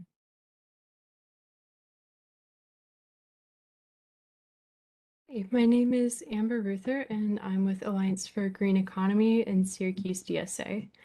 We need a real just transition for fossil fuel industry workers who help us power and heat our homes every day. If you're a fossil fuel industry or utility worker listening to this, please reach out by filling out the form at bit.ly/justtransitionroundtable. That's all lowercase. I want you to have a seat at the table and provide feedback on some exciting bills that would meet New York's climate mandates in ways that help both workers and the environment. Green jobs must be union jobs. That's why I'm fighting for the Build Public Renewables Act, which would enable the New York Power Authority to build new renewable projects with prevailing wage, project labor agreements, and neutrality to unionization. Unlike private developers, NYPA can put people over profits. We also need a real plan to phase out the gas system while ensuring that gas workers have the safety net and training options they need. But instead of coming up with a real plan for a just transition, the fossil fuel industry is pushing false solutions like hydrogen and renewable natural gas that they know will never be feasible or affordable for heating at any large scale. They're lying to their workers so they can continue to profit. They're kicking the can down the road on real climate action until change needs to be made extremely rapidly, and that will only hurt workers. But there are real solutions right at our feet, literally. The energy we need to heat our homes and buildings is all around us, in our air, water, and the earth. We just need to harness it with heat pumps and geothermal district heating systems. Instead of installing pipes that would carry gas or hydrogen, which harm our health and our wallets, gas utility workers could install pipes that would carry heated and cooled water that deliver heat to entire neighborhoods. They could keep their jobs, keep their pensions and benefits, and even be safer at work if they were legally enabled to build geothermal district heating systems and real solutions. This isn't just a pipe dream. Countries like Sweden meet 50% of their heating needs with district heating systems, and they're already being built in Ithaca, Rochester, NYC, Troy, and more. Again, please fill out bit.ly/justtransitionroundtable, all lowercase, so we can bring more workers to the table in developing real solutions. Workers and the world unite. Thank you, Amber. Next, we have Randy Rosinski from Utility Consultation Group. Good evening. I'm making this statement on behalf of the Utility Consultation Group, or the UCG, representing New York's major electric and gas utilities. The UCG was formed in December of 2020 to provide expertise to the Climate Action Council and to be a resource for its advisory panels. Our companies operate the complex systems that deliver energy our customers need at home and in their businesses. We're committed to using our significant experience to assist the state in achieving its emissions reduction goals. Given the complexity of energy systems and the transformation required to meet the state's goals, it's imperative that the state's focus be on the continued provision of safe and reliable energy to our customers. To achieve deep decarbonization while ensuring reliable service requires optimization of energy delivery systems and reliance on a multitude of existing and future energy resources. We recommend keeping all energy options on the table at this early stage of the decarbonization process. Electrifying portions of our energy system that rely on other sources of energy will require additional infrastructure to meet the demands of a cleaner, larger electric network. We should look at the entirety of the energy system to ensure the most cost-effective approach to achievement of CLCPA goals. The gas distribution system must continue to serve customers safely and reliably. In the future, that system can facilitate energy decarbonization by flowing low and no carbon energy like renewable natural gas and hydrogen. We support robust research initiatives to develop these and other necessary technologies, such as electric storage, carbon capture, and geothermal systems. With our proven track record of emissions reductions and meeting energy delivery needs, we're committed to helping the state meet its climate goals while together ensuring a reliable, safe, cost-effective, clean energy future for our customers. Thank you. Thank you, Randy. Next, we have Jennifer Vusektic from New York State Association of Realtors.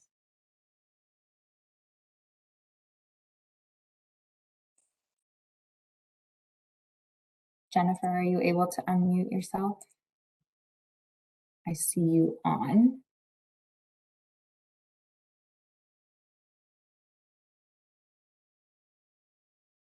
Jennifer? Can you hear me now? Yes. Sorry about that. Thank you very much. My name is Jennifer Vusektic, and I'm the 2022 president of the New York State Association of Realtors. Thank you for the opportunity to comment on the Climate Action Council's draft scoping plan. NYSER supports the commitment to New York has made to reduce greenhouse gas emissions. While efforts to address climate change are commendable, the draft scoping plan fails to consider the economic realities faced by New Yorkers and sheds no light on the impact on current and future homeowners and commercial property owners. The adopted plan must not only help the state achieve its emission reduction targets, but it must also ensure that energy supply and delivery are affordable and reliable for consumers. Achieving the goal of zero emissions is pointless if the cost is untenable economic harm to New York's residents and business. In the spring of 2022, NYSER commissioned a study by an independent economic consulting firm to quantify the cost of the council's electrification proposals, which would require nearly 6 million or 80% of all New York households to transition away from utility gas and oil for home heating. The analysis found that single-family homeowners can expect to spend anywhere from $17,000 to $31,000 to retrofit their homes using an air source heat pump. The cost of retrofitting a single-family home using a more efficient ground source heat pump is even higher, ranging from $29,000 to $50,000. The council's electrification proposals would make home ownership even less affordable for New Yorkers at the time when New York State has the lowest home ownership rate in the country at 54% in 2021, representing a decrease of 3.6% since 2005. A just transition away from fossil fuels must seriously address the impact of electrification policies on home ownership, housing accessibility, and affordability in New York. Thank you, Last, Jennifer. NYSAR opposes the council's recommendation to require single and multifamily property owners to obtain and disclose prior year efficiency, consumption, and energy performance ratings in real estate listings. Thank you, Jennifer. We are significantly over your 2 minutes, but I suggest you submit the rest in writing. Thank you. Robert May, you are next, but we are not seeing you online. So if you are, please send us an email. And before we move to group 13, I'm going to revisit Carlos Gavilando, who is now called in. Carlos? Thank you, Jennifer. Can you hear me? Yes, great. Okay, great. Thank you. My name is Carlos Gavilando, and I'm with National Grid. I appreciate you accommodating my technical difficulties here. National Grid delivers safe, reliable, and affordable electric and gas service to over 4 million customers in New York State. National Grid is the energy transition company, and we're deeply engaged in the scoping plan process to help meet the goals of the CLCPA. The draft scoping plan is rightly ambitious. However, its preference for electrifying nearly all energy use does not realistically consider steps needed to get from where we are today to that ideal future. Last month, National Grid launched our vision to eliminate fossil fuels from our gas and electric networks by 2050. Our vision can meet the CLCPA's targets in a way that is more affordable, reliable, and preserves customer choice. The plan is pragmatic in that it looks at where we are today and sets a path to net zero based on the tools available. National Grid's plan is a hybrid pathway. It uses existing infrastructure to deliver low and no carbon fuels. It recognizes physical, societal, and financial constraints on the ability to electrify everything. It's a more affordable, reliable, and resilient way to reduce greenhouse gases without relying on a single solution for virtually all the state's energy needs. A coordinated gas and electric decarbonization approach is a better way to manage costs and feasibility risks of the state's plans, and the final plan should consider a hybrid pathway. Other issues that the draft plan includes that concern us are differences between the plan's emission accounting approach and the accepted IPCC standard, sparse cost analysis, minimal reliability and resilience analysis, and incomplete appreciation of customer behaviors and choice in achieving the plan's targets. We also urge the Council to recommend legislative enactment of a renewable heating fuel standard to help meet climate goals. Thank you very much. Thank you, Carlos. Moving to group 13, we have Amy Brown from Adelante Consulting.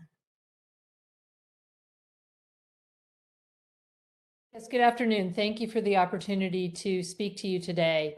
I'm the Chief Operating Officer for Adelante Consulting, and I'm here to express support for the clean fuel standard that's included in your draft scoping plan. A clean fuel standard is technology neutral, letting the market and innovation determine how best to reduce the carbon intensity of transportation fuels. It doesn't pick winners or losers. It is an all of the above strategy, which is important when, as the draft scoping plan notes, internal combustion engines will continue to be on our roads for many years. Only low carbon fuels will reduce the greenhouse gas emissions of such vehicles. A clean fuel standard diversifies the fuel market, increases competition, and gives consumers more choices than we currently have in a market monopolized by the fossil fuel industry. It will support and incentivize more electric cars, trucks, and buses, as well as increased charging infrastructure. A clean fuel standard is a great complement to the recently adopted Advanced Clean Truck Rule. Both vehicles and fuels have to be addressed in order to decarbonize the transportation sector. As experienced in California, Oregon and British Columbia has shown a clean fuel standard will reduce both greenhouse gas emissions as well as criteria air pollutants, addressing both climate change and air pollution, the impacts of which both all too often fall on disadvantaged communities more heavily than everyone else. In addition, a clean fuel standard will generate economic investment and create jobs in New York. An example is that local biofuel production will create a market for forest and agricultural waste, including dairy manure, which currently is an emitter of methane, a dangerous greenhouse gas. In short, a clean fuel standard is a triple win, good for public health, the economy, and the environment, and we strongly support its inclusion in the plan. Thank you very much. Thank you, Amy. Next up, we have Andrew Miller, who looks like he is joining us from a beautiful forest. I wish it was a real one. Look, first of all, thank you all for your time today. This is a very challenging topic. It's also one that's really necessary. So I applaud all of you for the work on this. My background is I spent 25 years in the energy and power industries, delivering everything from fossil fuel projects to utility scale solar farms to biorefineries, and I'm currently developing next generation zero carbon and negative carbon aviation fuels in the US and abroad. New York State should proceed with this scoping plan to regain a leadership position in fighting climate change. Energy transition will be difficult. It's going to be incredibly difficult. It's necessary that we manage and smooth this process as best we can. And I firmly believe that will take an all of the above approach.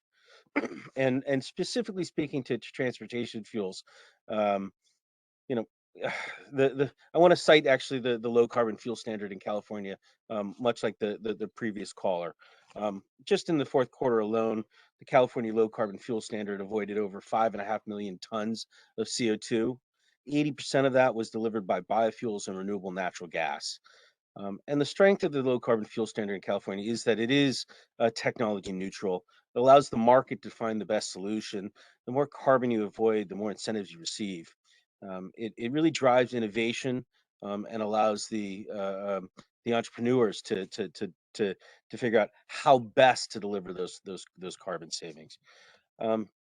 This is a tremendous opportunity to shape New York's energy and power needs for decades to come.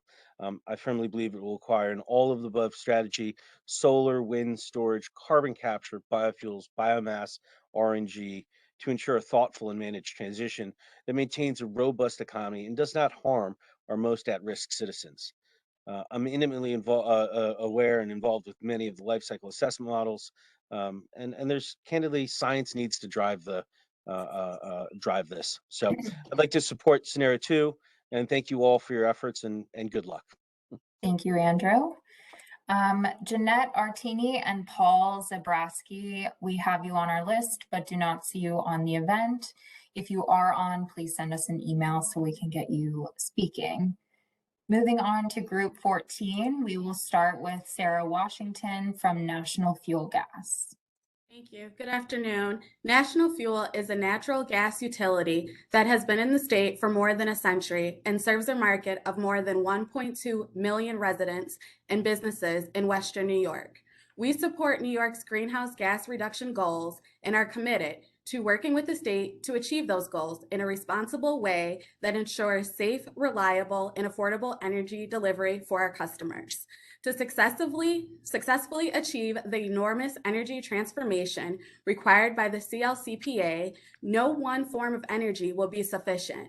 Bans on natural gas service and appliances, closure of substantial portions of the natural gas system or near complete, economy-wide electrification are extraordinary measures that will impair energy reliability and increase costs for consumers. The scoping plan should create a blueprint to optimize the natural gas system in concert with the electric system.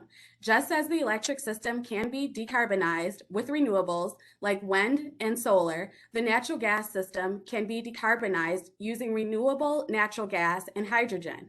Other states and countries have implemented policies and regulatory frameworks that encourage development of these decarbonization tools, and New York should do the same.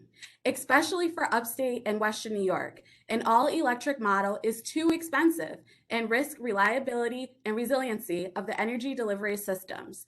Adoption of a hybrid dual energy pathway using storm-resistant underground natural gas networks to deliver RNG and hydrogen can reduce emissions while minimizing the strain of the electric grid and the hundreds of billions of dollars that must be spent to expand it.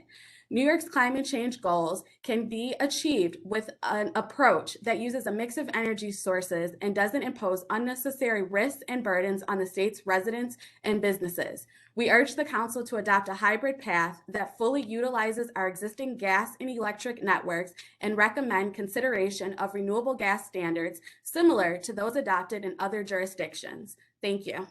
Thank you, Sarah. Next, we have Elizabeth Henderson from Northeast Organic Farming Association of New York. I am speaking actually on my own behalf and not as the official representative of NOFA, though I've been a member since the late 1970s. And I've been an organic farmer full-time since 1979. My farm was one of the first certified organic community-supported agriculture farms in the state. I also support Scenario 3. We must take the opportunity this planning process presents to initiate the transformation of New York State agriculture to strengthen the economic, social, and environmental viability of local, organic, and agroecological family-scale farming, and increase social justice and racial equity by making sure that at least 40% of those farms are owned and managed by people of color, including current workers on farms, many of whom are undocumented. The plan should call for legislation for investments in certified organic and agroecological farms with the goal to convert 25% of New York farmland to organic by 2030 through massively scaled up technical assistance programs, tax subsidies, and grant funding so that the huge New York market for organic food is supplied by New York organic farms. The Climate Justice Working Group recommends funding and programs for farms to transition to organic systems and also recommends a tax on fertilizers that could fund this transformation. Please note that organic farms do not use synthetic nitrogen fertilizers, which are derived from natural gas. To ensure that public investments in soil health are permanent, the farmers of this state need to join with all land managers in a culture of soil care, with public recognition and support in the form of payment for the many ecosystem services that farms with healthy soils provide. Thank you for your patience in listening to and reading all these comments. Thank you, Elizabeth. Paul Andreasen, we do not see you on the WebEx, but if you are and ready to speak, please send us an email. Next, we will move to Rebecca Novick. Rebecca? Hello, can you hear me? Yes. Hi, my name is Rebecca. I live in Westchester County. I recently graduated with a bachelor's degree in environmental studies and currently work for a community-based environmental justice organization in New York. So I'm intimately familiar with the climate crisis and how it impacts our communities. As a young person, I'm incredibly concerned about what climate change means for our future. We are simply not moving fast enough to prevent the worst impacts of climate change. This crisis is a matter of life or death, and we do not have any time to waste. New York must prioritize real, ambitious solutions, not false claims of greenwashing. We cannot allow the fossil fuel industry, utilities, and other organizations to weaken necessary climate policies by claiming that fossil fuels are necessary for safety, reliability, and costs. Fossil fuels are not safe, they're not reliable, and frankly, they are not cheap. We must say goodbye to fossil fuels permanently, refusing all new fossil infrastructure proposals, eliminating subsidies, and implementing a statewide mechanism of carbon pricing to reflect real costs. New York State should implement a carbon fee and dividend, charging a fee at the source of any fossil fuels generated or imported into the state, and distributing revenue from the fee back to low and moderate income households and small businesses to help protect them from the increased prices of electrification. The price of carbon should gradually increase each year and must apply to all sectors, not just the electricity sector. Sector-specific actions as listed out in the plan are necessary, but they're not enough. New York's policies must be interdisciplinary and must prioritize justice and equity, expanding opportunities for low-income communities to be involved in climate solutions, preparing the front lines for the unavoidable impacts of a warming world, and providing support for a green jobs workforce. We must also prepare our younger generations with knowledge and skills needed to live through a climate unstable world by establishing comprehensive climate education into K-12 school curricula. Thank you very much for your work on this incredibly important issue and for the opportunity to comment. Thank you, Rebecca. Last in group 14, we have Guy Jacob from Nassau Hiking and Outdoor Club, South Shore Audubon Society.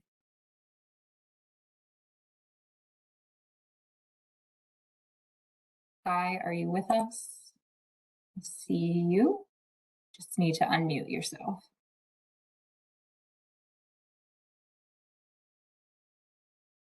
Okay, can you hear me? Yes. Good evening. I serve as Conservation Chair for the South Shore Audubon Society and Nassau Hiking Outdoor Club, and I present these comments on behalf of our Board of Directors. We urge an unequivocal, immediate 3-year moratorium on permits for new and rebuilt fossil fuel power plants. How many dance scammers and Astoria-like nightmares and lawsuits does New York State want to endure?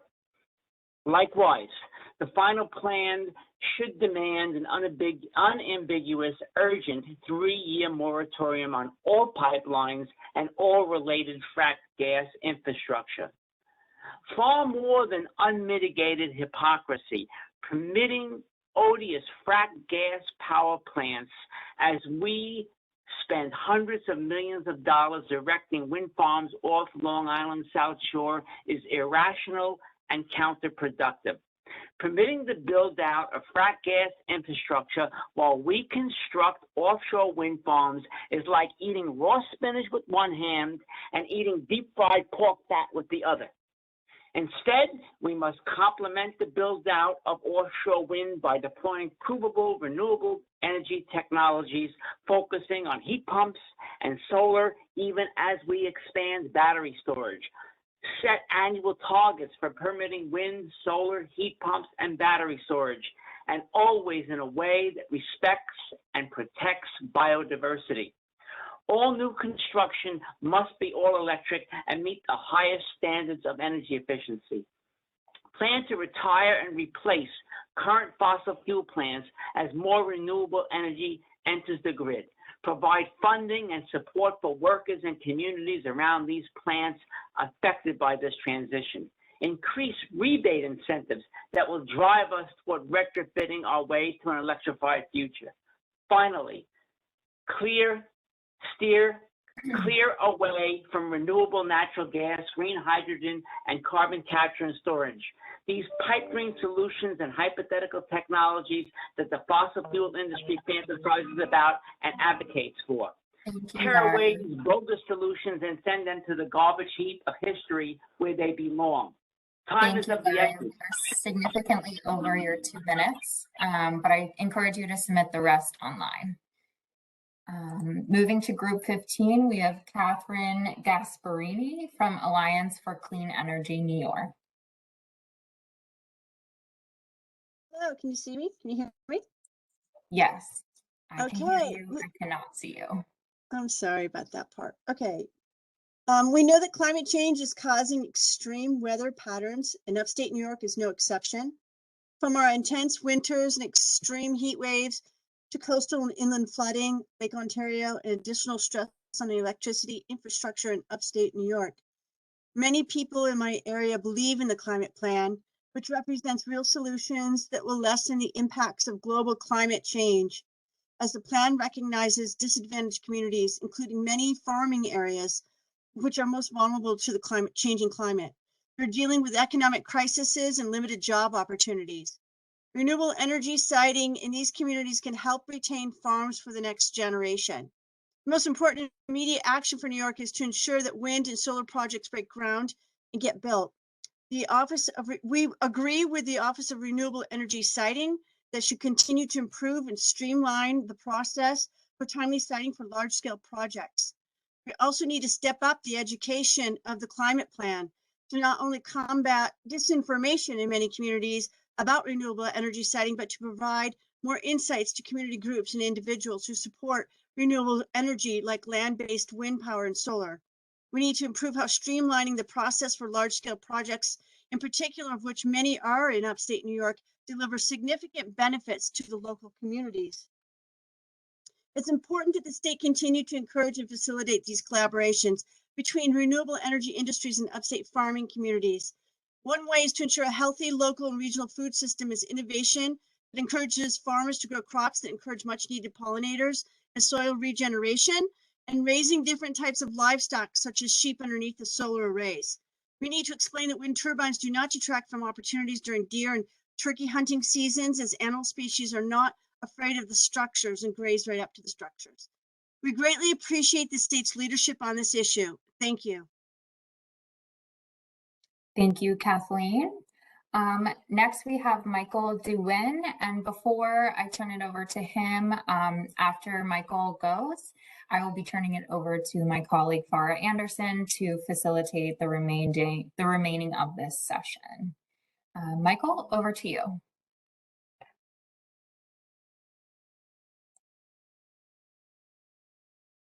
Michael, I see you are on, you just have to unmute yourself.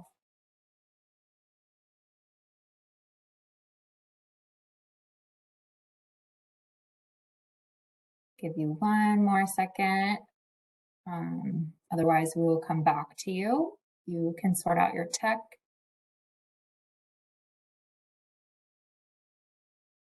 Okay.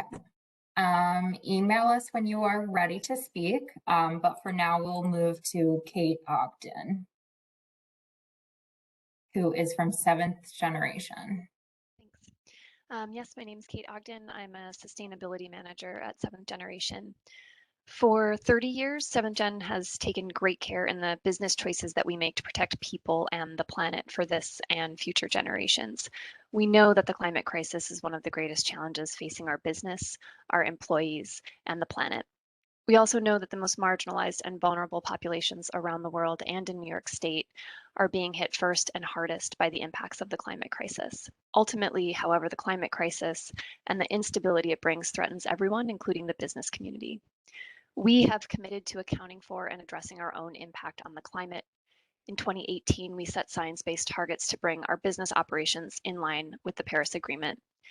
Actions we can take as a business, however, are not enough. When we account for the full life cycle of our products, over 90% of the emissions associated with our products come from consumers using our products in their homes to wash and dry their clothes and wash and dry their dishes. We cannot change this on our own. 7th Generation is committed to advocating for systemic solutions to the climate crisis, because to live into our values as a sustainable business committed to a future where everyone can thrive, we need strong and just climate policy. And to be a successful business, we need a consistent regulatory environment. The scoping plan must ensure that the mandates put forth by the CLCPA are legally enforceable and include timelines for the reduction of emissions by sector. These mandates for environmental justice and emissions reduction mean nothing if they cannot be or are not consistently enforced. You cannot live a healthy life on a sick planet, and you cannot have a healthy business on a sick planet. 7th Generation supports scenario 3 in the draft scoping plan. Thank you for your time. Great. Thank you, Kate Ogden. I want to try one more time going back to Michael. So Michael C. DeWin, if you're able to unmute yourself, go for it. You are showing unmuted, so you should be able to speak now.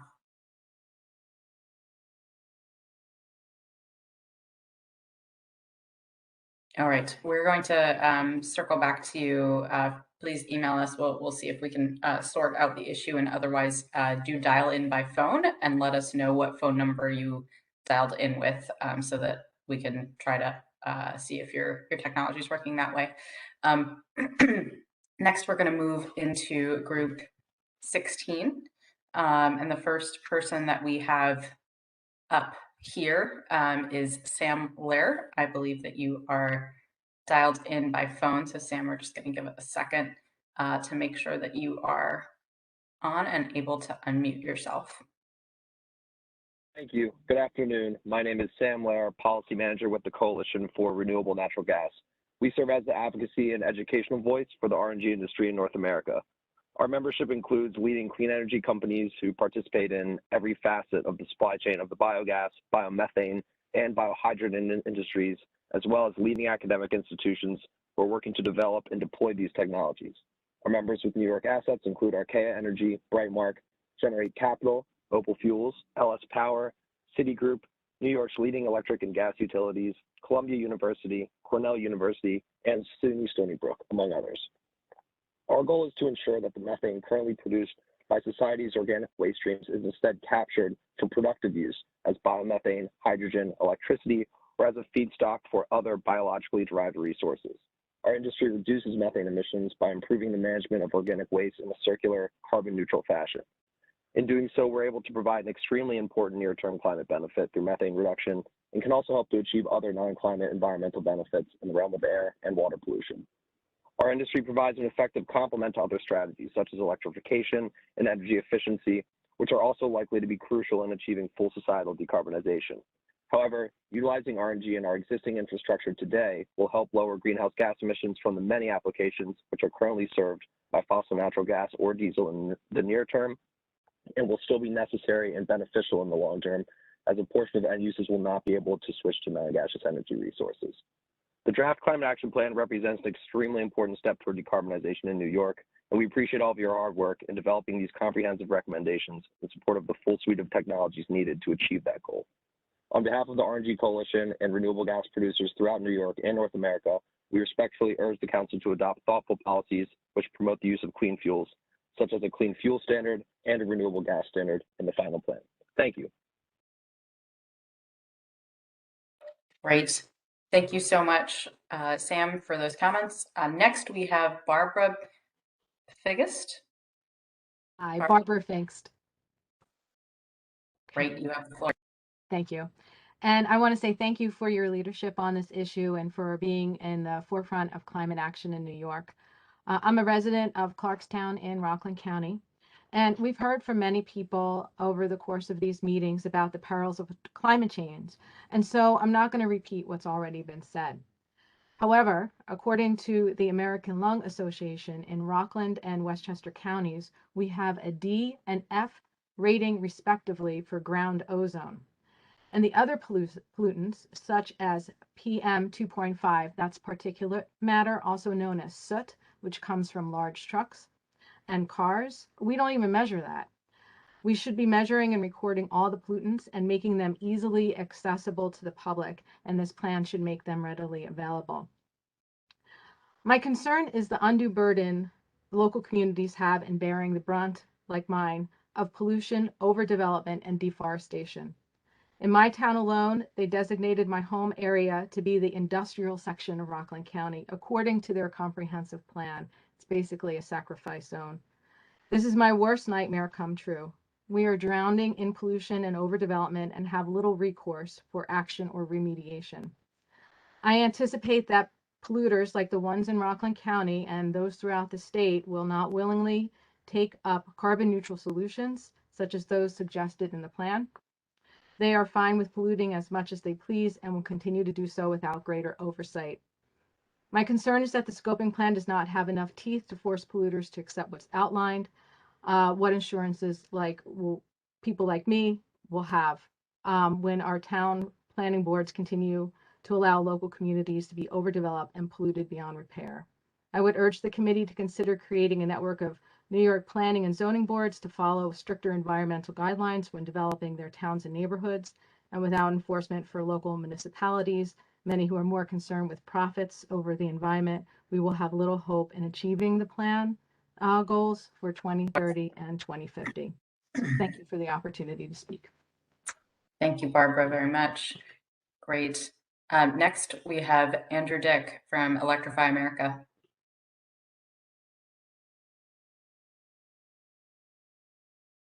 Hello, can you hear me? We can. Excellent, thank you.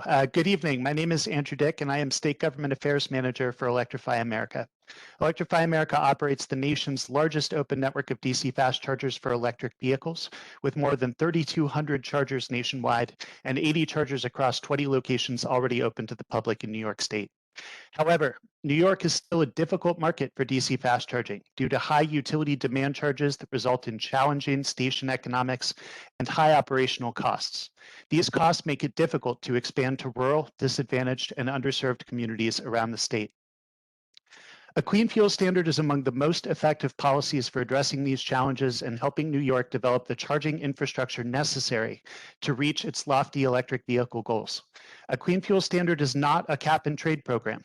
It creates a direct requirement on New York's transportation fuel system to move away from fossil fuels and to lower carbon alternatives while providing a direct funding stream to support low carbon fuel providers in the state. This funding would support more chargers in more communities across New York, including low utilization stations that otherwise are not economically feasible. The credit awarded to fuels is directly proportional to the carbon reductions they provide in the transportation sector, as assessed by the most rigorous life cycle modeling tools developed by the national laboratories of the U.S. Department of Energy and basing New York's climate solutions on the best available science. Moreover, programs already established in California and Oregon dedicate specific funding streams towards additional equity-focused priorities, such as electrification of transit buses, school buses, and freight vehicles, rebates and incentives for low-income individuals, rebates and incentives for used electric vehicles, and other initiatives. A clean fuel standard is critical to meeting New York's clean energy and climate goals and to ensuring that electric vehicle drivers will have places to charge. We strongly support this recommendation of the Climate Action Council, and we thank you for your work. Thank you, Andrew. In fact, we have last in this group is Wendy Dwyer, and then we'll be moving to group 17. Wendy from Zero Waste Capital District, Save the Pine Bush, and Rensselaer Environmental Coalition. Hi, I'm speaking on behalf of myself. I belong to many groups, including, I moved to Columbia County in 1999. At that time, the town had free trash drop-off because of a contract with a waste company. This year, residents have started to pay for trash in our taxes. All these years, I've observed people throwing out recyclables with their trash, even though there is a waste recycling transfer station about 10 miles from here. I've left the dump with more in my car than I arrived with many times and took it myself to the transfer station.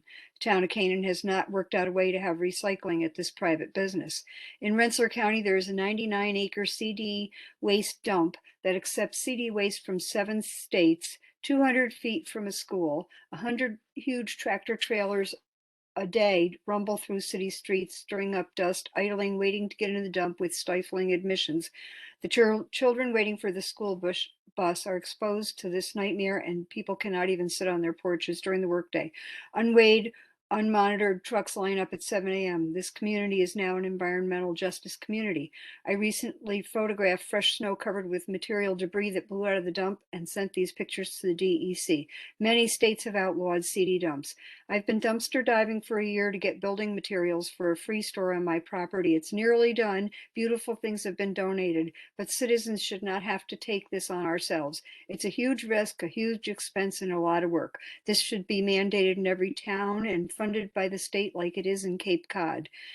I've been in contact with my state legislators for years for help with the Hold Harmless law, but I've never had any help from them, and I've had no help from the county. The county said they'll never do it because of liability. This Saturday, the Northeast Repair Cafe volunteers will hold their second event. At the first, we repaired over 100 items that were diverted from the landfill. We need hold harmless laws. CD waste and all waste should be separated. The hugely successful reuse center in Ithaca is a model. So successful, they've built a second building and they're showing a profit. We must force towns to do this. The state must mandate and fund it. CLCPA is a law. We must support the law and legislate to do more.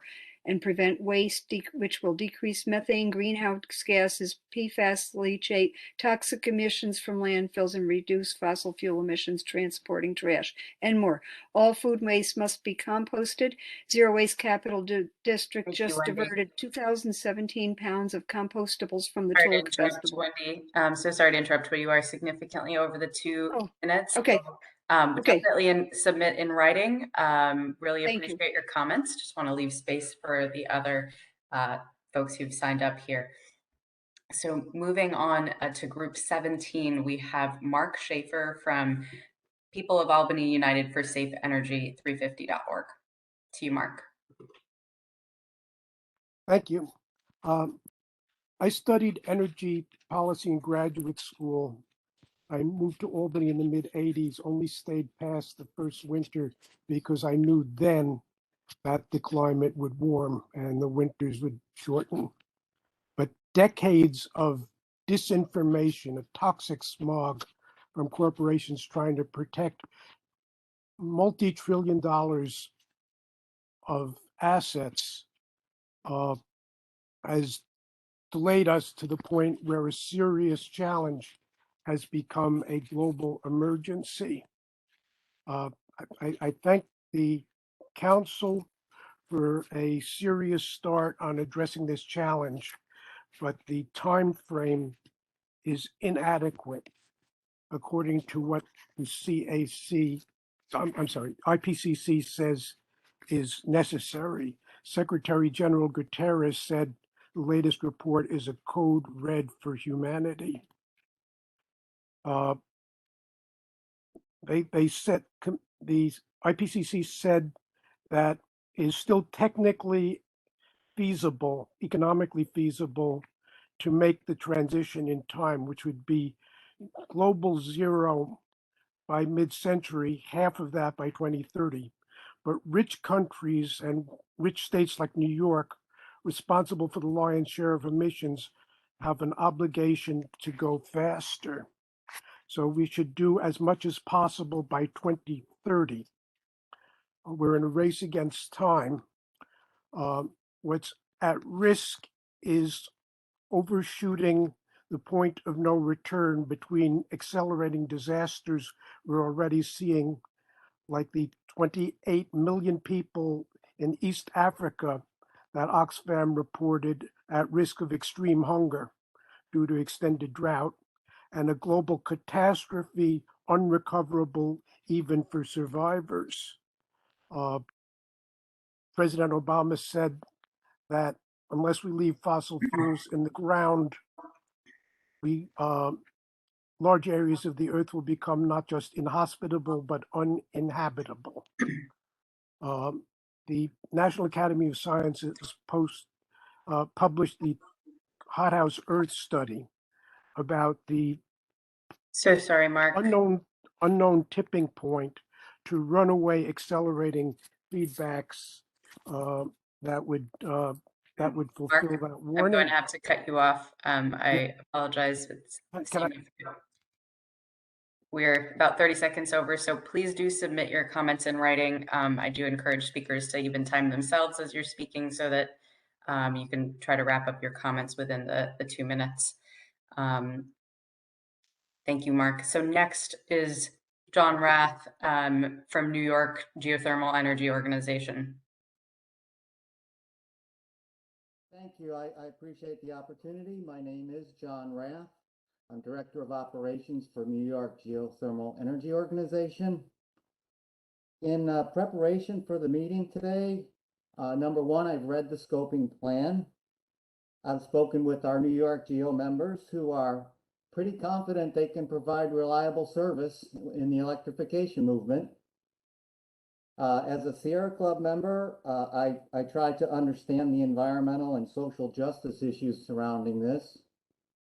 And I've spoken with two of my brothers who are longtime union members in Western New York to try and understand labor's concerns.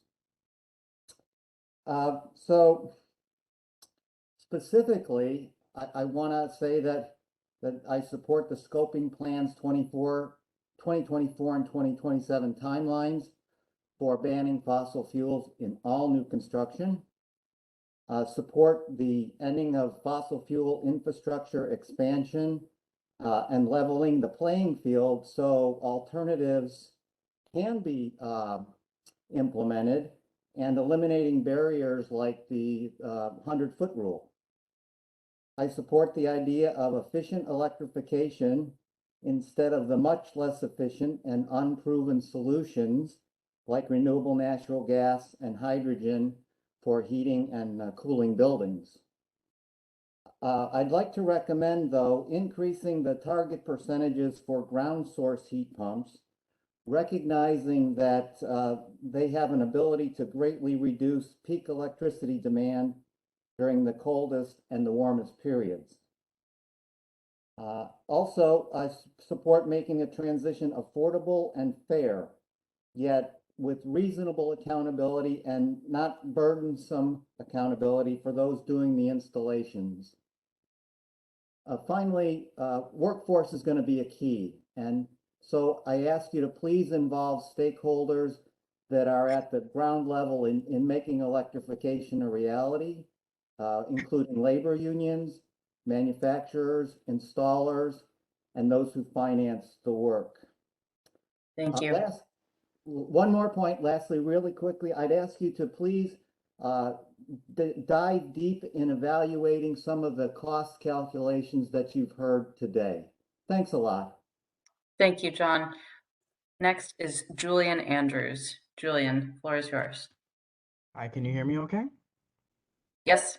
Hi, my name is Julian Andrews. I'm a Crown Heights, Brooklyn resident.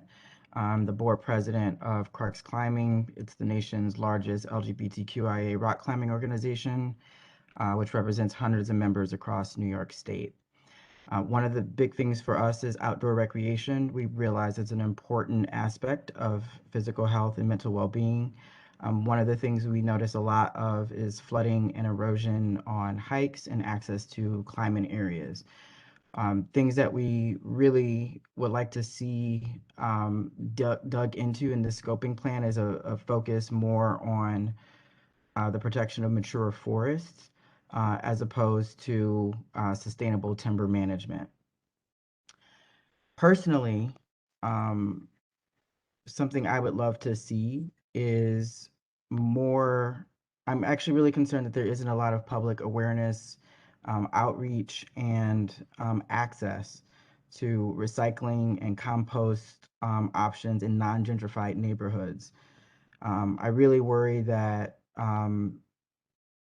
people would do these things, but they don't have the ability to, or the access to, or it's expensive for them to get to places where they can bring everything. I'd love to see more education and public outreach about waste management, as well as mandates for large office buildings to implement composting, stronger enforcement on recycling.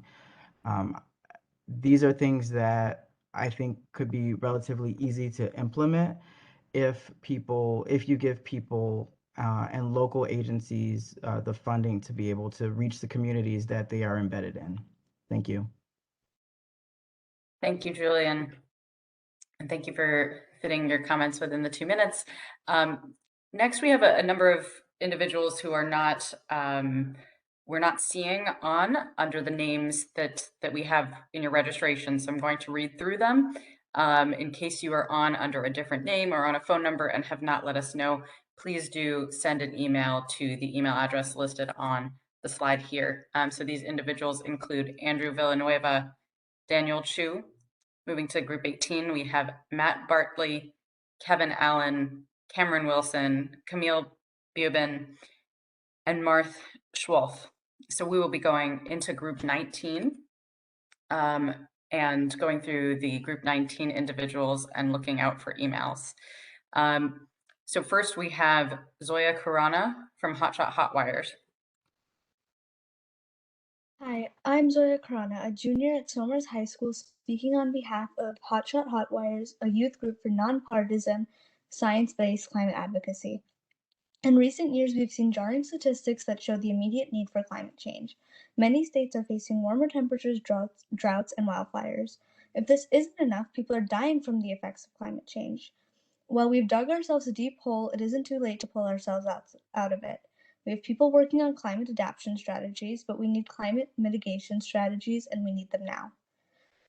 The solution for younger generations is even worse. Gen Z, like myself, need to deal with climate repercussions from events that occurred before they were born. Older generations seem to have some sort of fascination with fossil fuels and refuse to consider other forms of renewable energy. Our reserves of fossil fuels will not run out in their lifetimes, but they will in ours. Gen Z is currently championing the effort to switch to renewable energy, but it isn't enough. In New York State, a large amount of fossil fuels are used in our buildings, and it needs to change. One of the most effective ways to do this is to pass the All-Electric Building Act. Electrifying our buildings will not only secure cleaner buildings for our generation, but future generations as well. A lot of us have started taking shorter showers and making sure that we turn off the lights when we leave the room, but individual actions will not be able to help solve the problem completely. We are dependent on the government to help us reach our climate goals. The climate movement is strong, but it could be even stronger with more support. Therefore, I am strongly urging this delegation to further the climate movement in any and all ways they can. We have already done irreversible damage to this planet and can't afford to do any more. Thank you. Thank you so much, Zoya. Next, we have Carly Battaglia from BPCA NYS Inc. Carly? Hi, can you hear me? Yes, we can. Great. I'm speaking on behalf of the Building Performance Contractors Association of New York State, a nonprofit trade association, which strongly supports the draft scoping plan in its entirety, including the strategies focused on electricity, buildings, and transportation. We represent hundreds of energy efficiency contractors and businesses and thousands of jobs in the clean energy workforce in every county of New York. We support the recommendations focused on energy efficiency improvements and decarbonization. Regarding buildings, we support the plan for aggressive building weatherization and electrification that will accelerate greenhouse gas emission reductions and the need to train over 100,000 workers in energy efficient construction and clean heating and cooling.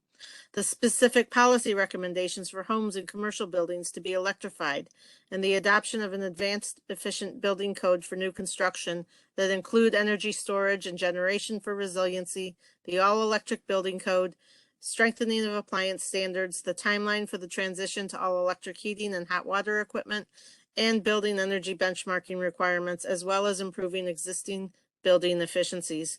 We do want to stress the importance of the scaling up of public financing alternatives with a focus on low to moderate income households, assuring that any incentive programs offered by state or utilities have statewide coordination for consistency, accountability, and expand the use of energy performance contracting.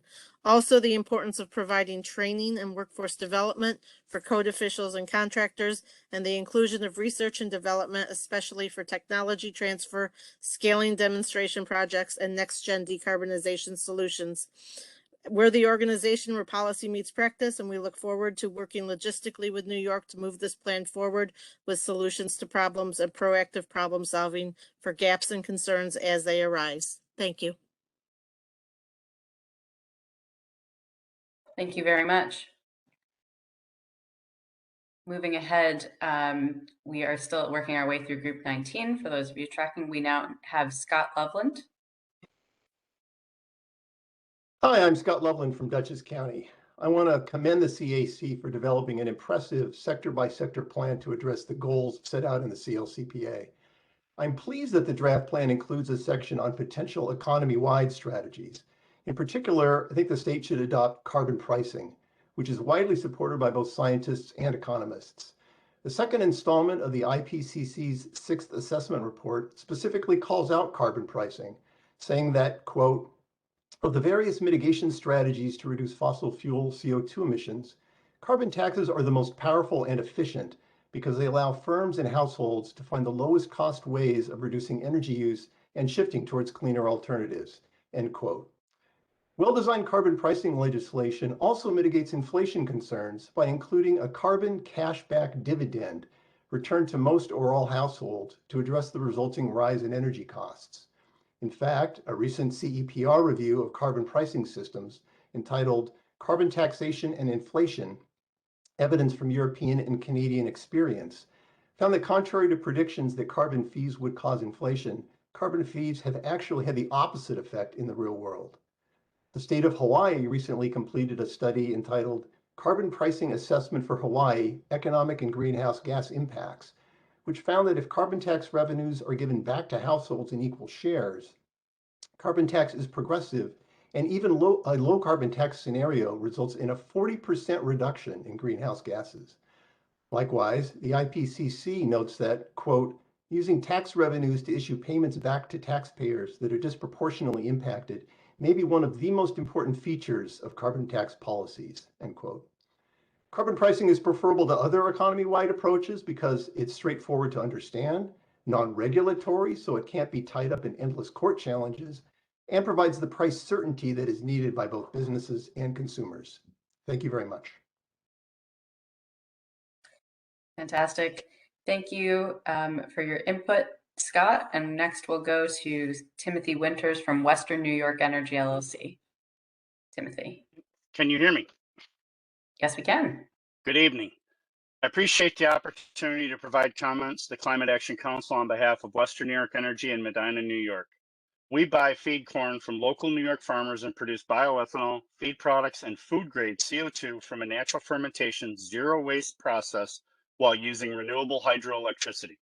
The bioethanol we produce has been reducing harmful tailpipe emissions in Western New York by at least 46% versus gasoline alone for almost 15 years. As a large utility customer in New York, the energy-related costs that we pay are already amongst the highest in our industry across the U.S. While we support low-carbon goals, a thorough economic assessment is needed to ensure that electricity and natural gas that businesses like us need to maintain jobs in New York is available, affordable, and reliable as the CLCPA regulations are developed and implemented. Otherwise, it will drive even more industries and good-paying jobs out of New York.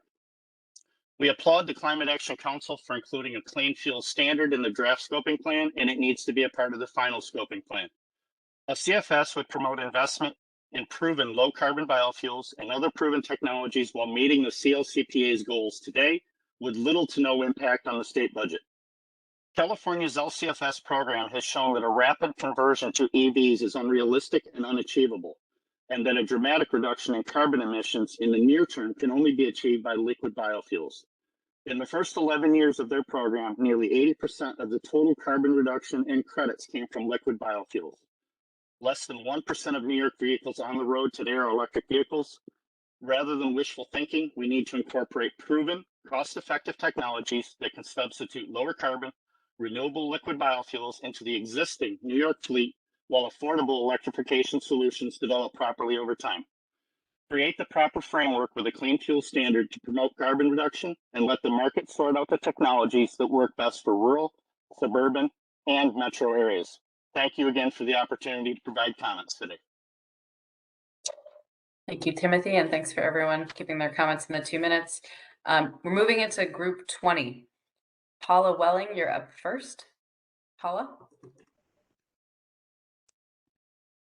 Hi, can you hear me? Yes, we can. Go ahead. Okay. Thank you. My name is Paula Welling. I live in Ithaca, New York, and I'm a member of the Finger Lakes chapter of the Climate Reality Project, though today I'm speaking for myself as an individual. I plan to submit more detailed written comments, but today I simply want to voice my support for climate action and for the CLCPA with no compromises.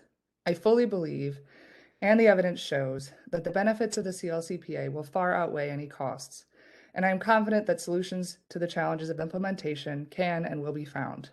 The costs of inaction are the highest by far. As we know, we have a short window of time to avoid the worst effects of climate change. As a relatively young person, I'll turn 30 next month, I'm very aware that what we all do now will impact my future. I feel that pressure even more acutely now that my husband and I are considering having our first child, a choice that feels both hopeful and terrifying when looking toward an uncertain future. Climate change is already affecting people now, and imagining a world in which the effects continue to amplify is very scary.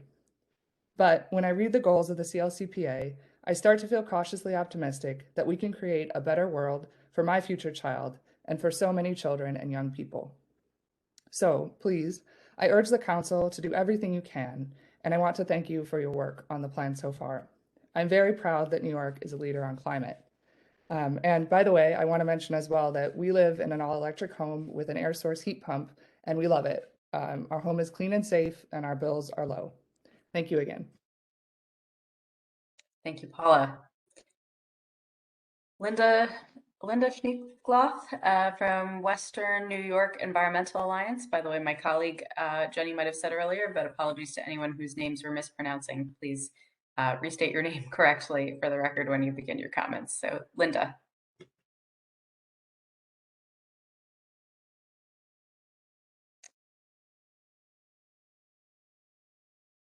Linda Schneekloth, are you able to unmute yourself and begin your comments?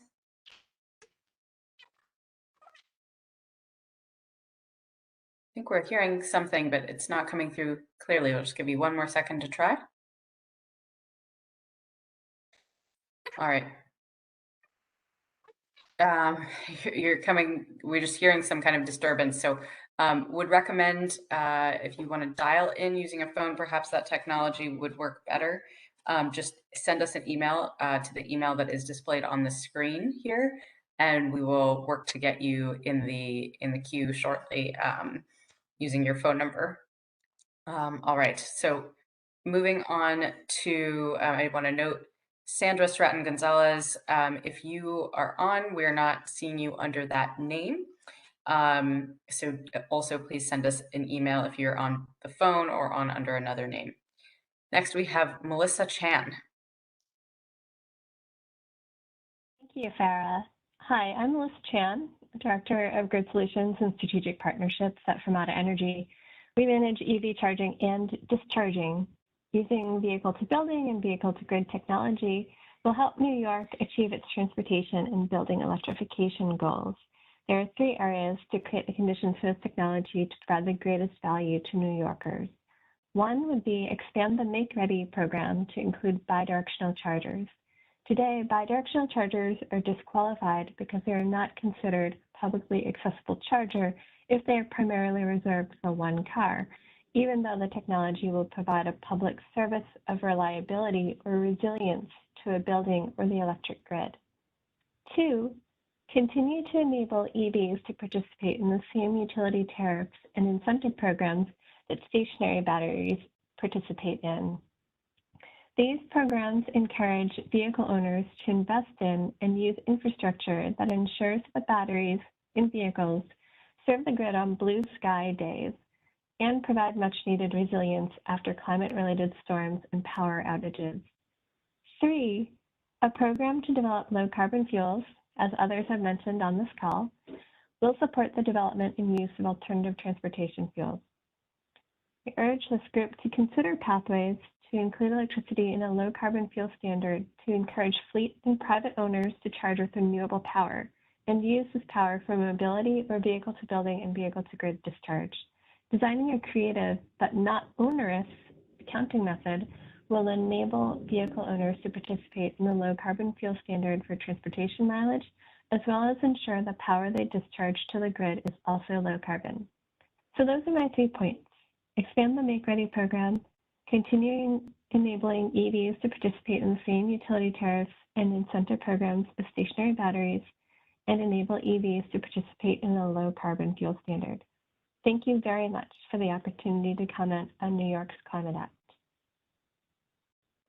Thank you, Melissa. Also want to note, moving ahead, we're not seeing a number of individuals here, Nicole Porto, and then through group 21, not seeing any of you on. Rogatio So, David Sunderwith, Fernando de Aragon, Ethan Dubin, Chaim Gross. Not seeing any of you on, so we're going to move ahead to group 22, for which Lawrence Provenzano, not seeing you on either. We do want to go back shortly to Linda from group 20, though. I think we're seeing you on and should be able to elevate you in just a moment.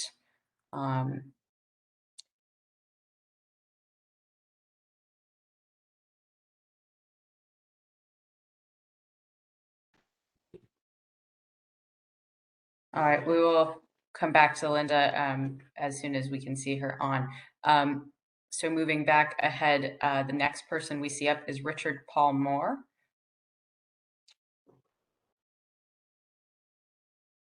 Richard, you can go ahead and unmute yourself and share your comments. Can you hear me? Yes, we can. Go ahead. Very good. My name is Richard Paul Moore. I was born in Ithaca and retired and now returned to Ithaca. In '72, I was a lieutenant in the NOAA Corps aboard NOAA ship Farrell in Boston Harbor. I was tasked one day to repair a current meter which showed 0 speed. I scuba dove down to 40 feet. The rotor was plugged with toilet paper. I cleared the rotor, and as I finished, there was human feces that was drifting past me. Almost threw up a major problem at 40 feet. That same year, The Limits to Growth was published. A co-author is Dennis Meadows. Meadows projected that the Earth would hit an inflection point that would lead to an environmental collapse around 2050. In '97, Dr. Meadows was a visiting professor at Antioch University West. He taught system thinking to our master's cohort. He broke us into groups to simulate fishing in the North Atlantic. The groups fought hard to win. The fish stock was diminishing quickly.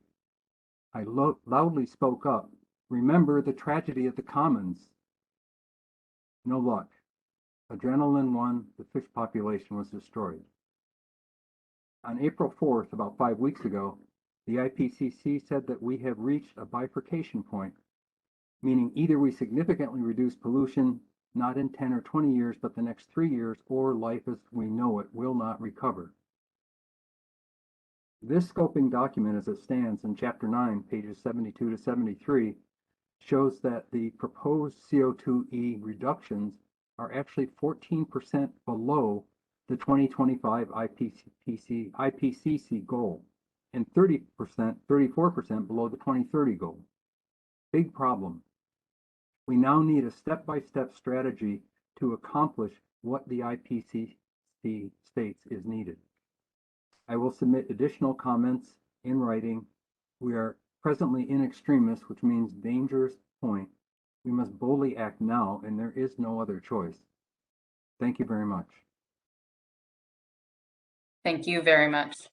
All right, Linda, we're going to give this one last try. We understand you're trying to fix your computer issue. Linda Schneekloth, can you try to speak once more? Unmute yourself.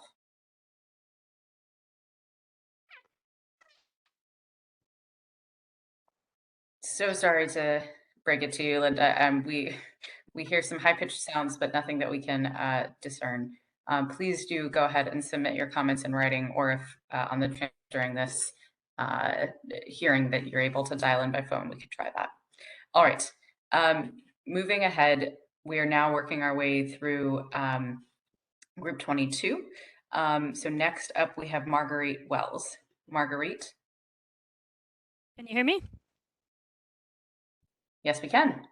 Thank you. I'm Marguerite Wells, Director of Renewable Development for Invenergy for New York State. I am also a farmer and a fifth-generation New Yorker with 13 acres of community solar on my family farm. These comments are made on behalf of both Invenergy and of myself. Invenergy has successfully constructed 5 major renewable energy projects in the state, with a robust pipeline of new projects under development and under construction. These projects have contributed tens of millions of dollars to local economies, created hundreds of good-paying local jobs, and generated enough American-made clean power to power the homes of tens of thousands of New Yorkers. I know firsthand that outreach and collaboration with local communities are critical to the success of renewable energy projects.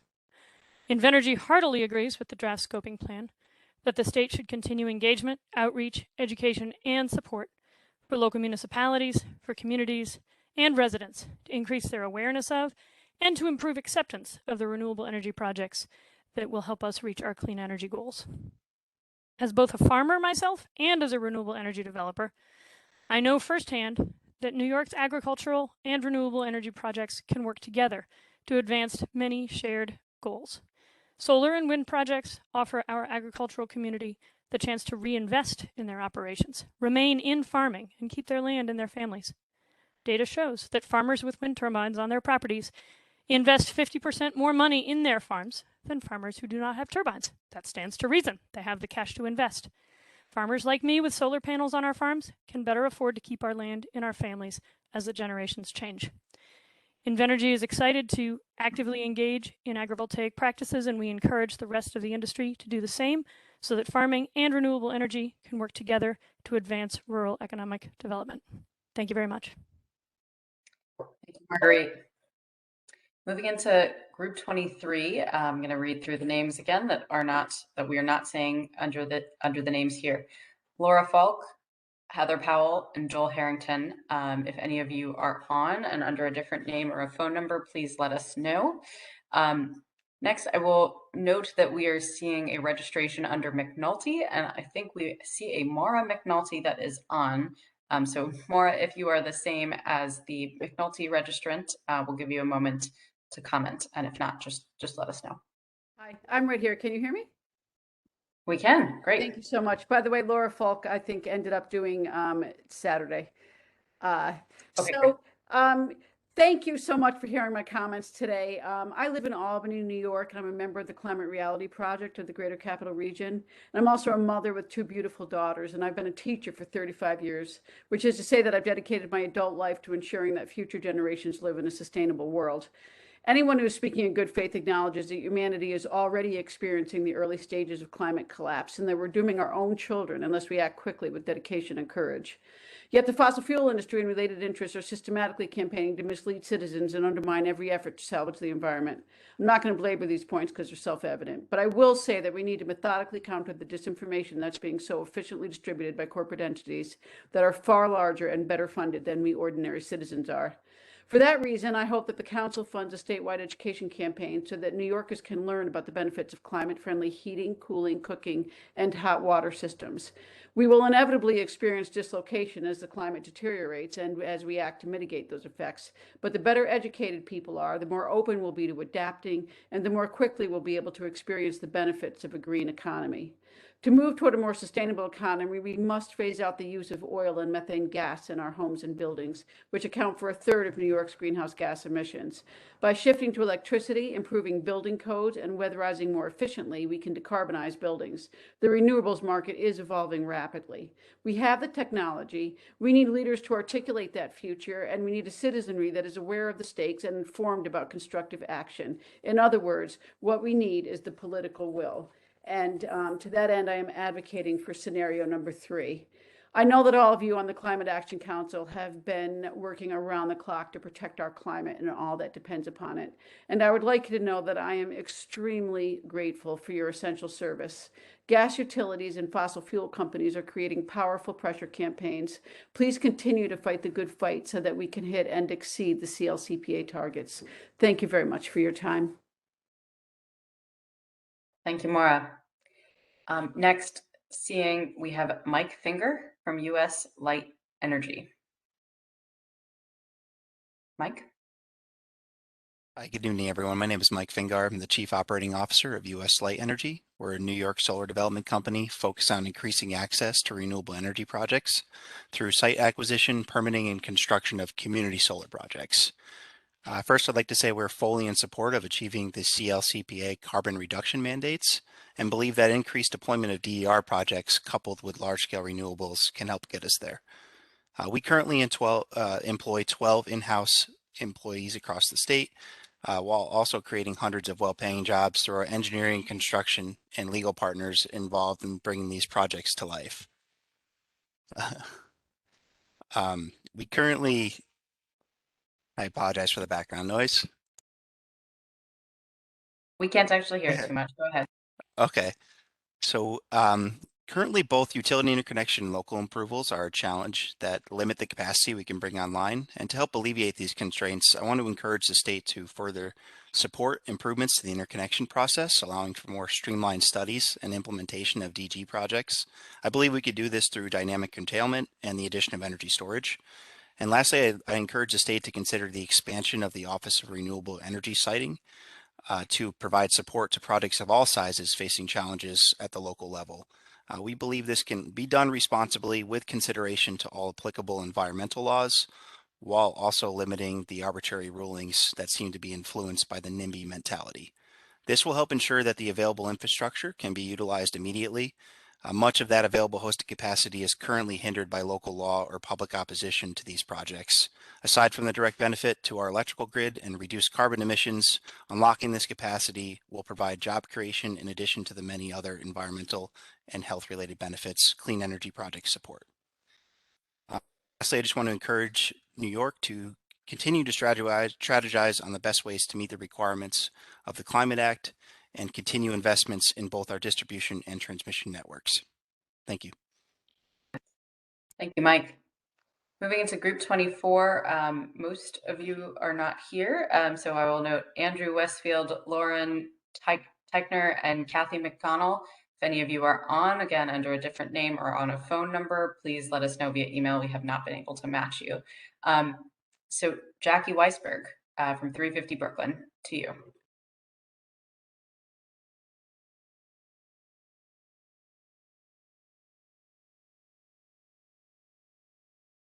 Jackie, if you're speaking, we cannot hear you yet.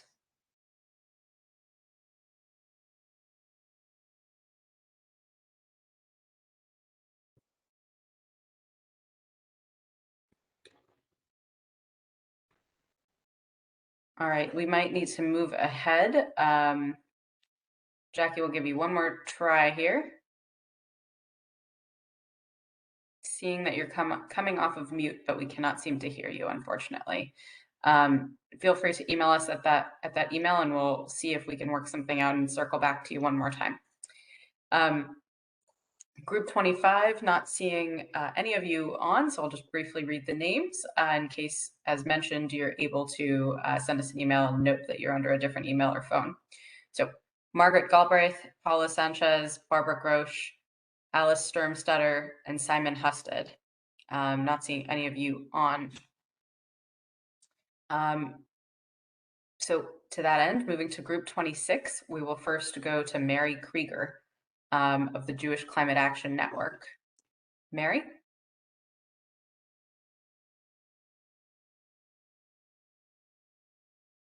Mary, you should be able to unmute yourself.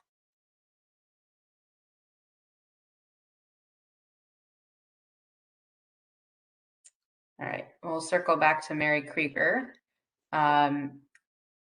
Next, we have Bhavani Jaraf.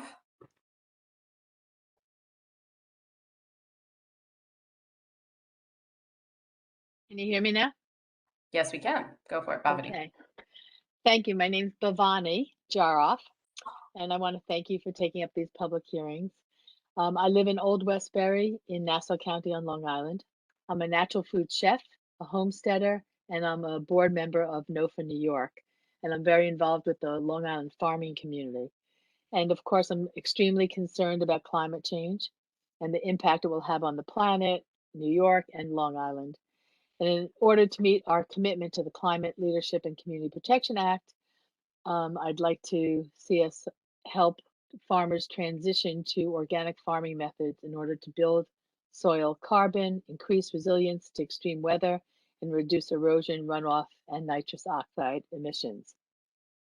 We need to ban nitrogen fertilizers. You know, years ago there was a hearing and corporate power won, and they did not ban the nitrogen fertilizers on Long Island. And we really need to, because we get our water from our aquifers, and that's of real concern.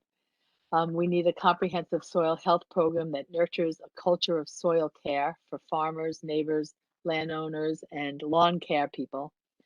And just very concerned about climate change, and to meet our goals of the climate leadership plan, we really need to move ahead with transitioning to organic. Thank you.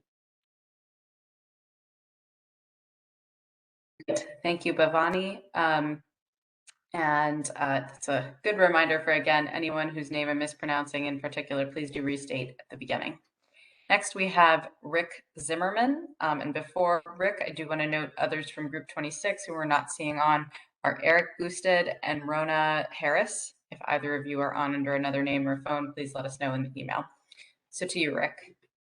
Thank you. Good evening. My name is Rick Zimmerman. I'm here on behalf of the Biotechnology Innovation Organization, the world's largest technology trade association, which includes members of the agricultural, industrial, healthcare, and environmental spaces. And we urge the Climate Action Council to include a low carbon fuel standard in its final scoping plan. A New York LCFS will spur investments in clean fuel technology and in the state, generating new businesses, creating jobs, and growing the state's economy. Since its implementation, California's LCFS has increased the value of clean fuels market by an estimated $2.8 billion. The LCFS would reinvigorate investment in the state's agricultural sector, especially dairy farms, and the forest products industry.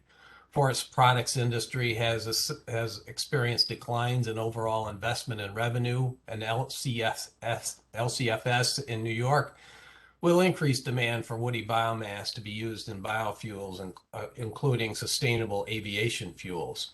According to a February 18th, 2022 Political article, New York dairies are already benefiting from California's LCFS. A New York LCFS will create the markets to keep renewable natural gas from New York dairy farms in New York, powering transportation fleets. A New York LCFS will reduce the environmental impact of the state's transportation sector by reducing greenhouse gas emissions. In 2019, the transportation sector was responsible for 28% of New York's greenhouse gas emissions. Moreover, such emissions are 16% higher today than they were in 1990. Reducing emissions from the transportation sector is achievable by employing low-carbon biofuels. Since 2016, the Oregon Clean Fuels Program has reduced over 6.4 million tons of greenhouse gases, supported the displacement of over 1 billion gallons of fossil fuels, lowered the carbon intensity of ethanol and biodiesel by 20%, increased the blend rate of biodiesel and renewable diesel to about 13% at a compliance cost of less than 3 cents per gallon. We strongly encourage the Climate Action Council to adopt an LCFS in New York. Thank you. Thank you, Rick. All right, moving on to group 27. Once again, not seeing most on here. We had Jim Anderson, Milena Novi-Marks, Alina Larson, and Claire Cook. That we're not seeing any of you under those registered names. Again, let us know in an email if you are on the phone or under a different name. We'll go to Amanda Mazzoni from Central New York Regional Planning and Development Board. To you, Amanda. Hi, my name is Amanda Mazzoni. I'm speaking on behalf of myself, though I do work at the Central New York Regional Planning and Development Board, primarily working with municipal governments to implement clean energy projects that will help New York reach the goals of the CLCPA. I'm also a mother to a 2-year-old and am very aware of the dangers that climate change poses for his future. I strongly support the Climate Action Council draft scoping plan, specifically Scenario 3, both professionally and personally. The first point I'd like to make is that the CLCPA is law, so the scoping plan must ensure that the mandates put forth by the Climate Action Council are legally enforceable and include timelines for the reduction of emissions by sector.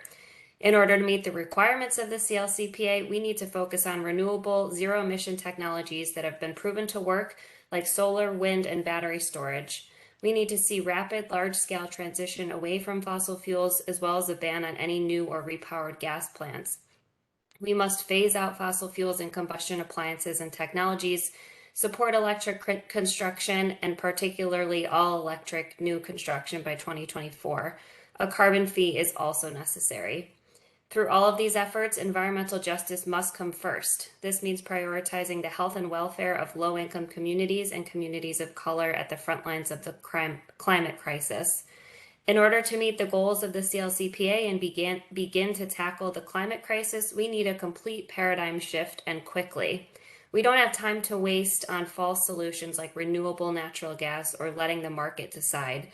We need significant changes to heating and cooling buildings, what powers our electric grid, our transportation options, and this transition needs to benefit disadvantaged communities, people's health, and our workforce more than companies and corporations. I look forward to doing my part, both personally and professionally, in implementing these necessary changes. Thank you. Thank you, Amanda. Right. Moving along, we are heading through here quite rapidly. I did just want to flag for anyone that is in a farther down group that we are seeing a lot of drop off. So we might be moving more quickly through these than you were expecting, and we might get to you sooner than you think. Noting again that several folks were not on group 27, we're going right into group 28 with Anika Wister-Jones. Hi, my name is Annika. And thank you so much for giving me the chance to speak. I live in Harlem, New York City. I work for a nonprofit called Solar One, and I'm mostly talking on my own. I wanted to speak in support of the Climate Action Council's draft scoping plan, specifically Scenario 3. And most importantly for me, I want to ask you to fully fund and fully and rigorously implement the CLCPA. In my work, I help low-income co-ops and affordable housing in New York City go solar. The people I work with are at the front lines of the climate crisis. They know they'll bear the brunt of future effects of climate change, just like they've borne the brunt of things like Superstorm Sandy, brownouts, and pollution from traffic and power generation for years. They're eager to be part of the solution. But being part of the solution includes significant investment in efficiency, boiler replacements, electrification, solar, and that's often money that low-income households and community nonprofits don't have on their own. We need to fund the CLCPA so that these communities can get the support they need to do the work that they want to do, the work that will benefit both their homes and the entire planet. The CLCPA was groundbreaking when it was passed. But if it's not backed up with funding and implementation, it won't do any good. In fact, it'll hurt people who want to and ultimately have to comply with things like the Climate Mobilization Act in New York City if they don't get any support. We will require substantial investment to weatherize and electrify our homes, transition to clean energy, all of that. But that has to be done on a collective level. The expense can't be placed solely on the backs of people who are already facing some of the most unaffordable housing in the nation. We have to establish a dedicated funding mechanism for the CLCPA, preferably a pollution fee, as other people have talked about, and set up real enforcement so that this important climate justice measure and the measures included in it are not ignored. Thank you so much. Thank you, Annika. Noting that those who we don't have here right now are Danielle Nolasco, Gilmour, Valerio, and Tom Ward from group 28. So next we'll go to Marilyn Basta.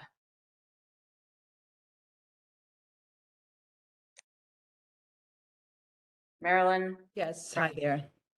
There you are. Go ahead. Thank you so much, members of the Climate Action Council. You are in positions of monumental responsibility.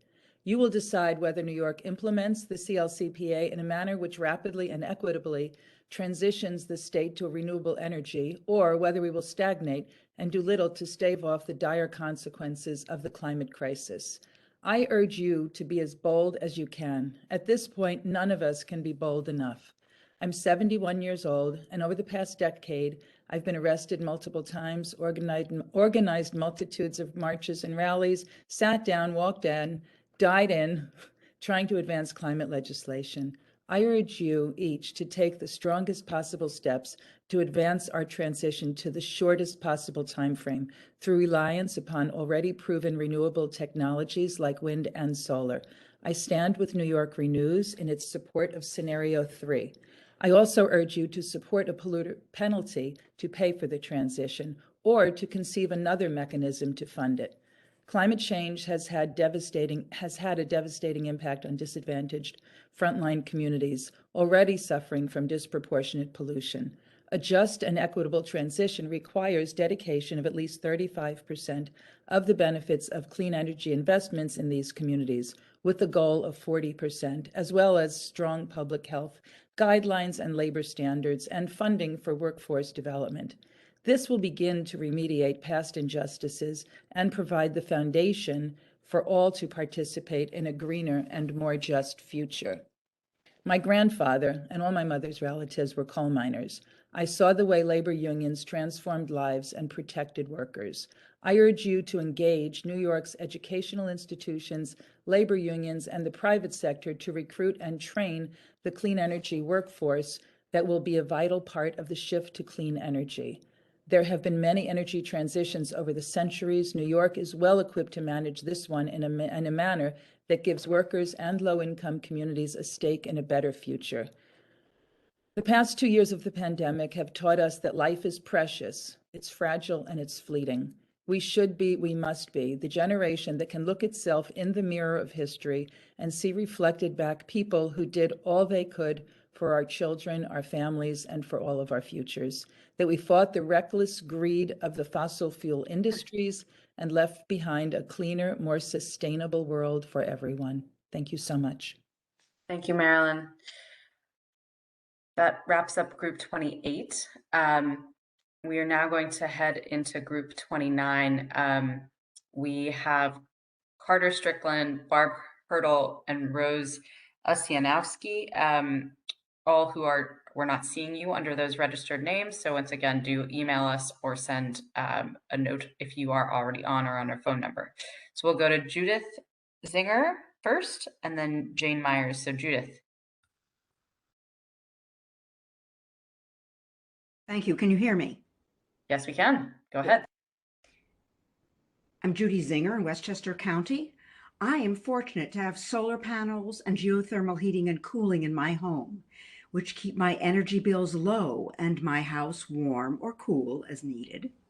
Thus, I am sympathetic to people who cannot afford the climate-conscious comfort that I enjoy and are particularly subject to the misery of the heat island effect in paved and built cities without trees, green, or gardens. In addition, industry identifies poor communities as the path of least resistance to siting factories, power plants, drill sites, pipelines, vaporizing and metering stations in places like North Brooklyn, Seneca Lake, or Minnesink, New York. The health, viability, and work opportunities of all these communities are severely impacted. Our industrial and financial structures reinforce the subjugation and brutality in those areas. Disadvantaged communities deserve the amenities that I enjoy, and we have the technology to achieve them. For example, legislation could allow gas pipeline hookups to be converted to carry geothermal fluids to enable climate-neutral, economical heating and cooling to communities who deserve this as a priority, as some compensation for the raw deal they've had to date. Plumbers would retain their jobs as well. DACs need parks, trees, community gardens, and food scrap collection composted to support the heat island effect features, relief features, and to minimize the health and climate degradation of landfill or incineration of garbage. Thank you, CAC, for your work and your thoughtful addressing of our values. Thank you for your comments. Moving to Jane S. Myers of the Religious Action Center of New York. Jane. Hi, hello. My name is Jane Myers, and I represent the Religious Action Center of New York. We are not, as scientists, we're not an environmental advocacy, not-for-profit. What we are, and we're usually called RAC New York, We represent 99 synagogues and 150,000 New York Reform Jews across New York State. The Reform Jewish movement, of which we are a part, is the largest Jewish denomination in the country. RAC New York strongly favors scenario 3. The Climate Act is in effect. Now that it is, the question is how we go about implementing it. Successful implementation requires a number of things. First of all, there have to be legislative and regulatory measures that unambiguously favor renewable energy sources over fossil fuels and green hydrogen. Green hydrogen now accounts for a bit more or a bit under 10% of all hydrogen production. It's going to take trillions of dollars and decades that we do not have to make it a major factor. In addition to that, renewable natural gas is also, it's a false idea. First of all, it emits huge amounts of methane, which is bad for the environment, and the rebates that people are given are basically a barrier to renewable energy resources and have to be eliminated. The Public Service Commission must be empowered to, in fact, make regulations that will help people, and that way they can become a real partner of the people whom they serve. The greatest harms go to people who have asthma and who can't afford things, pay a larger percentage, and they will be helped through that action. We thank you very, very much for your hard and excellent work, and we also thank you for the opportunity to speak. Thank you, Jane.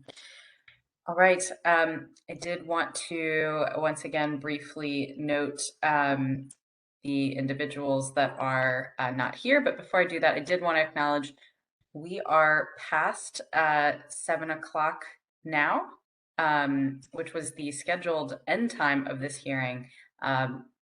We will endeavor to go through the remainder of the list, ideally getting through everyone who signed up to speak, but I did just want to note that for the record and for the public on the line. So we will be doing our best to get through everyone. So looking at the groups ahead, we do have, I will just read off in this group that we just went through, Carter Strickland, Barb Hertel, and Rose Osianowski, that were not here. In group 30, we have Ingrid Paredes, Marjorie Cooper, and Rachel Landsberg, whose names we're not seeing. And I'll just say one more group to kind of look ahead. In group 31, we're not seeing Emily Hera, Nicholas Kenworthy, and Dutch de Carvalho. So any of those individuals, if you are on under a different name or on the phone, please do let us know so that we can ensure to allow you to speak. So moving into group 30, first we'll have Alex Hale from CBC. Alex? Yes, hi, thank you. And good evening, everyone. My name is Alex Heil, Vice President for Research at the Citizens Budget Commission. CBC supports the CLCPA's long-term greenhouse gas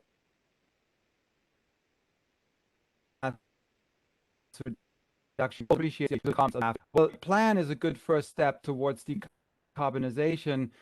It lacks the details that policymakers need to find both dramatically reduce emissions and minimize unnecessary burden to communities. Cost-effective greenhouse gas reduction strategies are those that maximize reduction.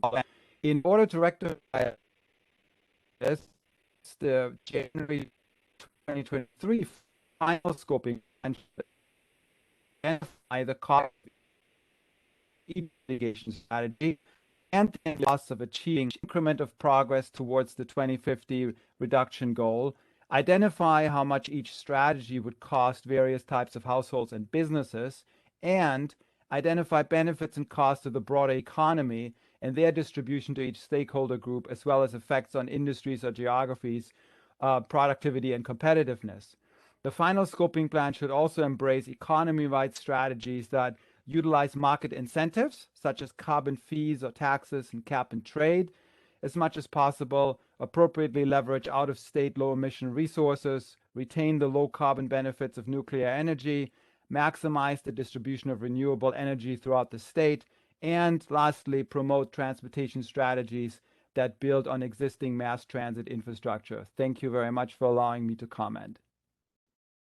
Thank you, Alex. And Alex, I did want to note, while we heard the majority of your comment, there was some time that your video and audio was cutting out a little bit. So just to be sure, if you'd like to submit your comments in writing per the instructions online, please do so. All right.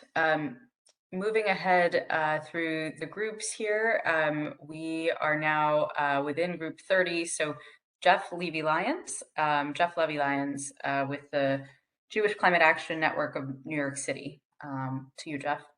Thank you. Thank you for the opportunity to speak. Even before the CLCPA was signed into law in 2019, and long before this council was charged with putting teeth into this transformative legislation, the fossil fuel industry, as you've heard before, was pushing false narratives to the public and even to their own workers about job losses, insufficient energy reliability, and claiming that we simply were not ready to have a bold, rapid transition to a safe, secure, renewable energy economy. As a person of faith, I'm reminded of the biblical story of the Exodus, where once the people were liberated from enslavement and out of Egypt, they immediately began to grumble about how unprepared they felt to move forward toward the promised land, even claiming that their old life was better. Like them, we are understandably fearful about our own uncertain future, where so much harm has already been done. But we must recognize that nothing is worse than staying put when the alternative is unthinkable suffering for those we love and for people we will never know. The narrow window of opportunity to avoid the worst impacts of this existential crisis is rapidly closing. We can't stay in Egypt. And scenario 3 of the CLCPA is the most comprehensive and just way out.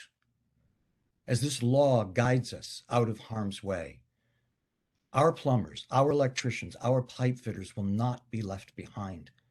They will instead become the new frontline workers, helping us build a safe, sustainable future. They will be our new heroes. So please, separate fact from fiction, push back against these false narratives, fight against the forces that would keep us enslaved to fossil fuels, and strengthen the CLCPA with scenario 3. Thank you for listening. Thank you so much, Jeff. Moving on, we are going to next move to group 31. And again, just noting that there was several individuals who have not spoken, or who have not, who are not seeing online. So do note that for us. Paul Mendelson. I'm a retired teacher in Surrey Valley, and first, in the testimony earlier, we heard a speaker warn about the scarcity of rare earth elements, and an overwhelming number of phones and devices end up in landfills. A more robust recycling program with a responsibility on consumers and manufacturers could address much of this problem. Markets for woody biomass, primarily in Europe, to replace coal are driving deforestation and local pollution in the southern U.S. Carbon recycling from the atmosphere by regrowing trees takes decades, while wood-burning energy is adding copious emissions today.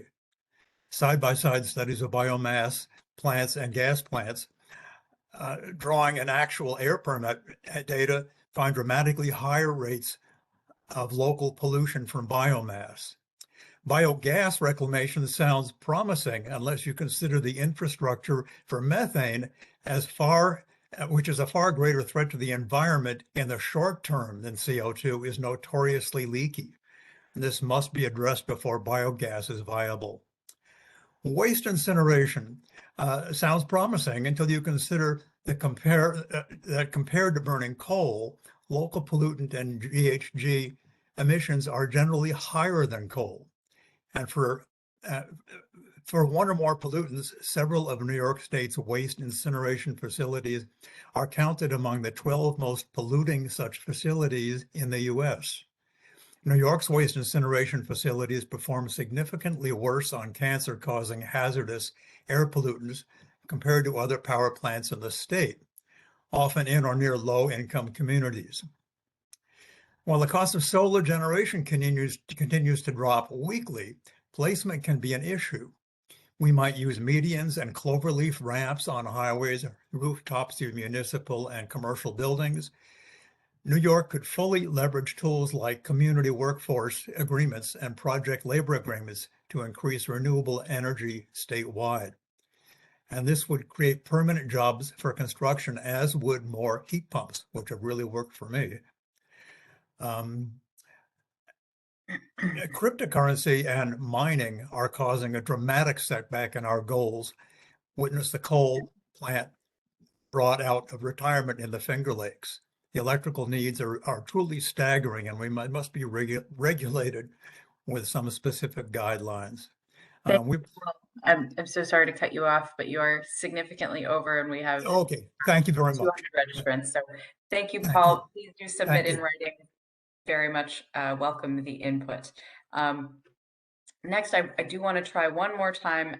Jackie from back in group 24, I understand you have dialed in by phone. So Jackie Weisberg of 350 Brooklyn, are you able to try speaking by phone? Oh, I'm on the phone. Can you hear me? We can. Wonderful. Excellent. Thank you so much. And thank you for taking my testimony.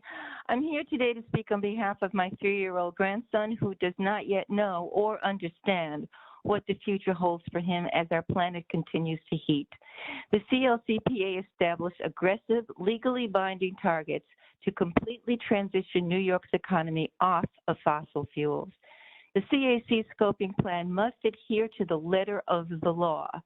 New York's final scoping plan must not contain false solutions to the climate crisis, such as biofuels, renewable natural gas, biomass, waste incineration, and so-called green hydrogen. It must focus on renewable zero-emission technologies that have been proven to work, such as solar and wind. For too long, people of color and people of low-income communities have borne the brunt of the fossil fuel industry's callous and cynical regard for their health.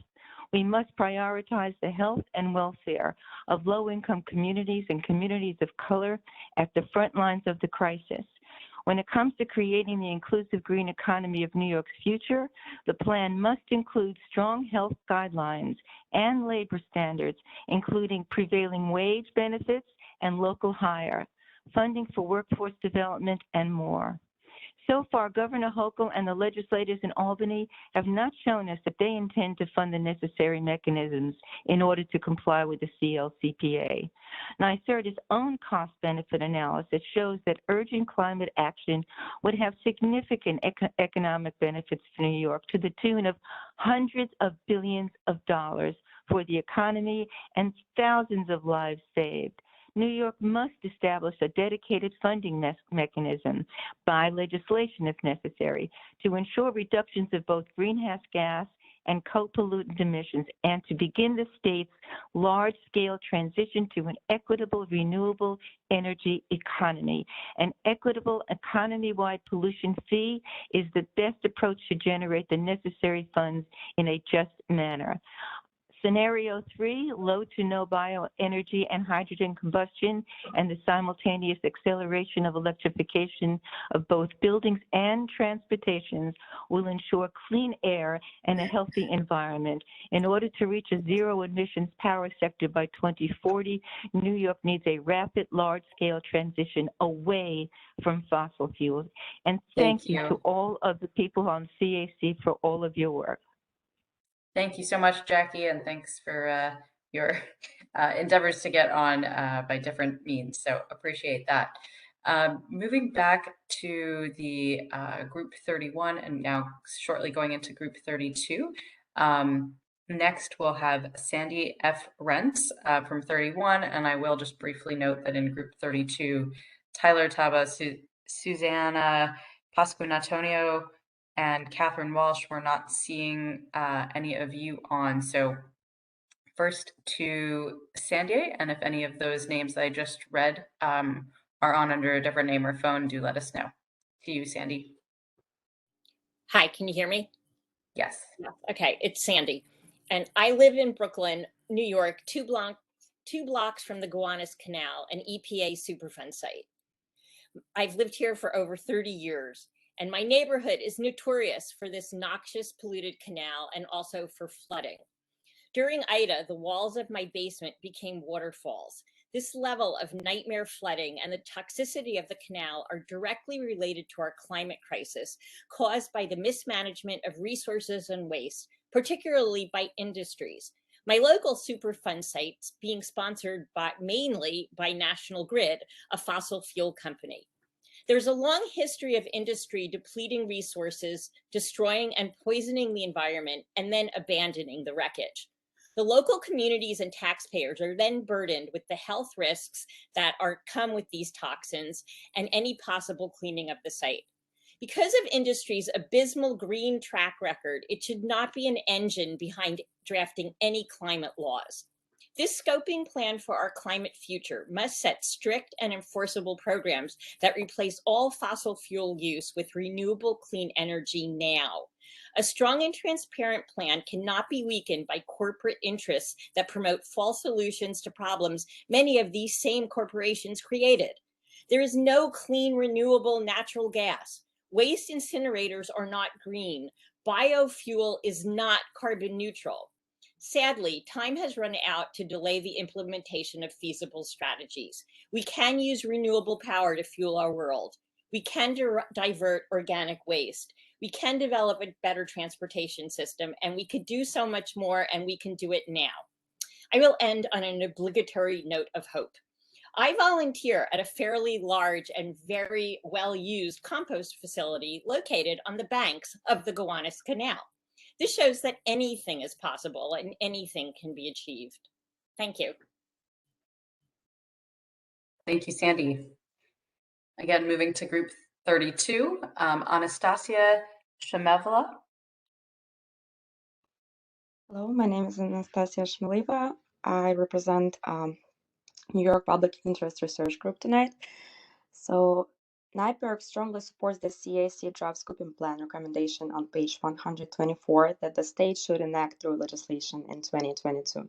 A building code for highly efficient all-electric new construction.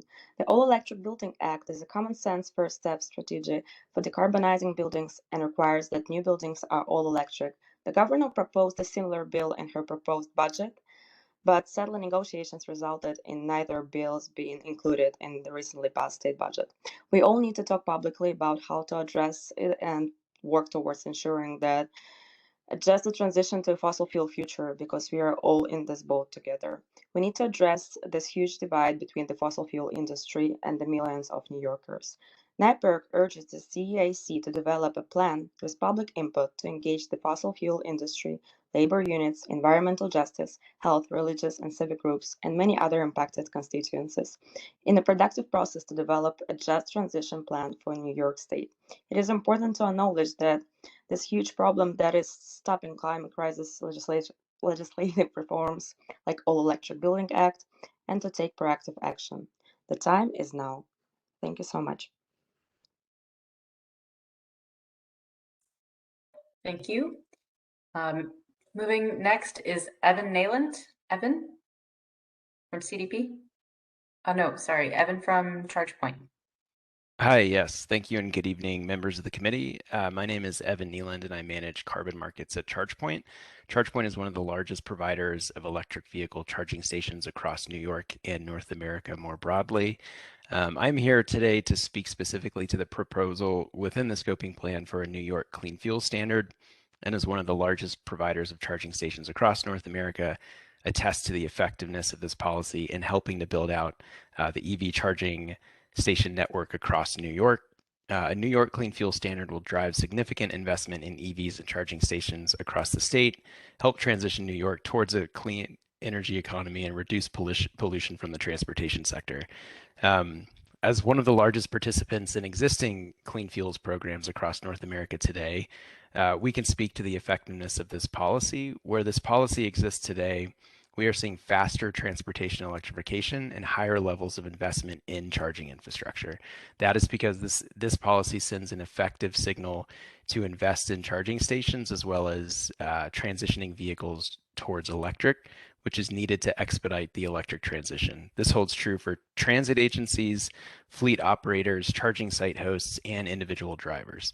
And in fact, over the past decade, clean fuel standards in the US have generated almost $15 billion for clean fuels and infrastructure, including nearly $2 billion for transportation electrification, including charging stations and electric vehicle rebates. Clean fuel standards also provide a flexible framework to amplify investment and benefits in traditionally underserved communities and markets. Thank you to the committee members for all the hard work on this, and I'll close with reiterating support for a New York clean fuel standard. Thank you, Evan, very much. Moving ahead, we next have in group 33, Arlene Wilson, Cole German, and Shia, who are not here. So let us know if you are, in fact. Alana Russo, to you.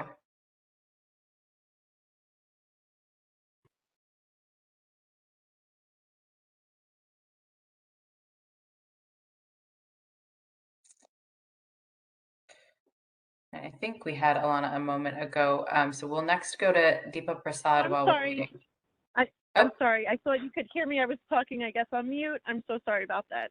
No worries. All right, we can hear you now. Your time begins. Go for it. Okay. Hi. Good evening, everyone. I'm Alana Russo. I'm the Director of Strategic Engagement for National Grid Ventures, and I'm making the statement on behalf of National Grid Ventures, which is the non-regulated innovation arm of National Grid. A key finding of the draft scoping plan is that offshore wind is anticipated to provide 20 gigawatts of electricity to New York by 2050. National Grid Ventures recently launched Community Offshore Wind, a joint venture with RWE Renewables to develop offshore wind on the largest lease area of the New York Bight. Our awarded seabed has the potential power for over 1 million homes to help New York reach its decarbonization targets. National Grid agrees with the draft scoping plan that New York should pursue transmission system upgrades on Long Island and in New York City to facilitate the initial target of 9 megawatts of offshore wind. Transmission upgrades will be critical in delivering clean energy from offshore wind and other renewables to homes and businesses. National Grid agrees that maintaining energy system reliability during the clean energy transition is crucial.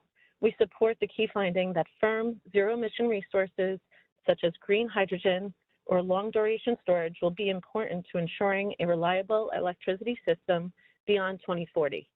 National Grid is participating in NYSERDA's Hydrogen Hub Consortium because we view green hydrogen as a key enabler of reliability. In 2021, National Grid launched a vision for the role of green hydrogen in New York. We recently followed up by launching a vision for a fossil-free future where green hydrogen plays an important role. We applied the focus on additional research and development to further improve how we use green hydrogen and other clean energy technologies. And we recommend a flexible approach to incorporating these technologies to reduce emissions. In closing, we agree with the Council that developing offshore wind, upgrading transmission, and utilizing green hydrogen are essential components of the state's decarbonization strategy and urge the Council to ensure the final scoping plan enables their deployment. Thank you for your time. Have a good evening. Thank you very much, Alana. Deepa Prasad, to you. Can you hear me? Yes, we can. Great. So good evening, council members and fellow New Yorkers. Thank you so much for sticking around. My name is Deepa Prasad and I live in Queens. My interest in climate solutions comes from my background in public health and also as a parent. We are in a climate emergency that is the greatest threat to our public health now and in the future. We cannot afford to delay or dilute deployment of solutions. Every fraction of a degree of warming we prevent will translate into countless lives saved, resource-driven wars and refugee crises avoided, massive infrastructure damage prevented, and great improvements in health and quality of life. New York positioned itself as a leader with the passage of the CLCPA. So to help realize its promise, there is no question that we must decarbonize buildings, the largest contributor to New York's fossil fuel pollution. We must make new constructions all electric, initiate an orderly plan to transition off fossil fuels, use our energy wisely by improving the efficiency of heating, cooling, and cooking equipment, support efficiency and electrification for low and moderate income households so that everyone reaps the benefits of improved health and affordability, and identify workforce development needs to ensure that energy workers are not left behind in this critically necessary transition. And as stated by UN Secretary General Guterres, new fossil fuel investment is moral and economic madness. So we must stop the madness and end all expansion of fossil fuel infrastructure. Fossil fuel interests are funding disinformation campaigns via television ads and other media to sway opinion on climate legislation. They're trying to convince you that we are moving too fast. They're using scaremongering to make it sound as though jobs will be abruptly wiped out, which is an absolute falsehood. This transition will take place over years. If they really cared about energy workers, they would fund workforce development programs instead of television ads. We know we need to hit the CLCPA's targets, and we must move forward with the truth, with courage, and with a focus on solutions. Thank you so much for your time and for your work on this issue. Thank you, Deepa. Moving to group 34, Sarah Gronum for 350 Brooklyn, not seeing you on, but we do see the rest of you. So John Flack, you are first from Our Savior's Atonement Lutheran Church. John Flack. Thank you for taking the time to listen to us. I am a pastor of a building that was built in 1926, and I rejoice to tell you that we found a gas issue. We had to shut off the gas, but now we have to face what it means to electrify, because we're not going back to gas. It's wrong and it's immoral. And as we face these things, I realize that places like mine, churches, not-for-profits, people who own old buildings, people who are ready to make a transition, have a hard time finding the funds to do it. These transitions can be expensive in old buildings, especially when you're dealing with an organization whose mission is not to make a profit, whose mission is not to make money, but rather to serve the community as best we can. And so that means we need the state's help. We need the state's help to continue simplifying programs for electrification, providing subsidies to different groups across the state to make sure that what we all know needs to happen can occur. I also want to mention that as a pastor and as a person of faith, the climate crisis, the climate emergency really is how I think God will judge us. The way that we respond to this climate emergency, whether it's through faith and transitioning away from fossil fuels, or whether it's through fear and trying to hold on to the fuels of the past, will determine the way that we're looked at, not only by our descendants, but also by God, who is calling us right now to make a change. I'm very excited to be a citizen of New York State, where we have legislation already passed that's forward-looking and visionary, and I look forward to seeing the legislature follow through for the next time. Thank you very much. Thank you, John. Next, we have Helen Fillion Onserid. Helen?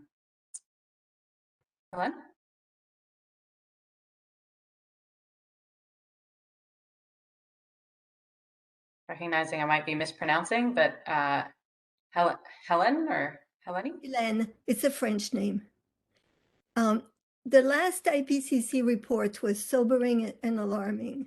We're barely on course to meet the target agreed upon in the Paris Accord, and only if we move rapidly to a major transition towards zero-emission renewable energy. I'm extremely concerned that governments in general are still operating as if business is as usual when we need to move as if we're on the edge of climate disaster, which we really are. Passing the CLCPA was a great step forward toward the equitable transition we all need. But it will only deliver on its promises if the scoping plan is faithful to the spirit and the letter of the law. The plan needs to prioritize environmental justice, the health and welfare of low-income and communities of color at the front lines of the climate crisis. It also needs to prioritize renewable, zero-emission technology that we know work, as opposed to false and costly solutions like the renewable natural gas, biofuels, etc.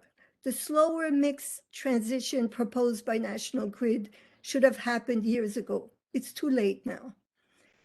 And we must ensure that there's a solid funding mechanism to move on the target scale transition to a renewable energy economy. I think that the third of the scenarios proposed by the Climate Action Council is the most important: low to no bioenergy and hydrogen combustion, while moving to electrification of buildings and transportation. And last, plans for environmental justice and emission reduction mean nothing if they cannot be legally enforced. Thank you so much for the time.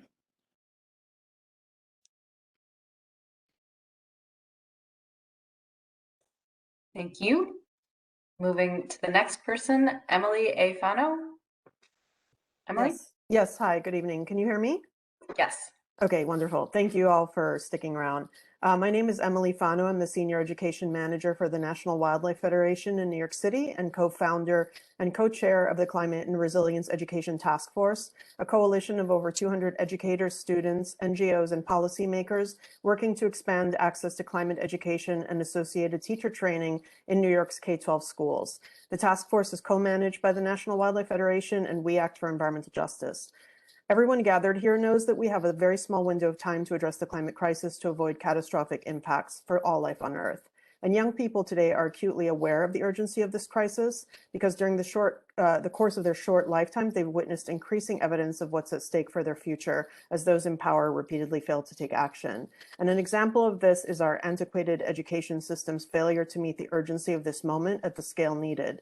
Without a significant and sustained commitment to K-12 climate education and workforce development, we will never achieve the just transition we claim to desire.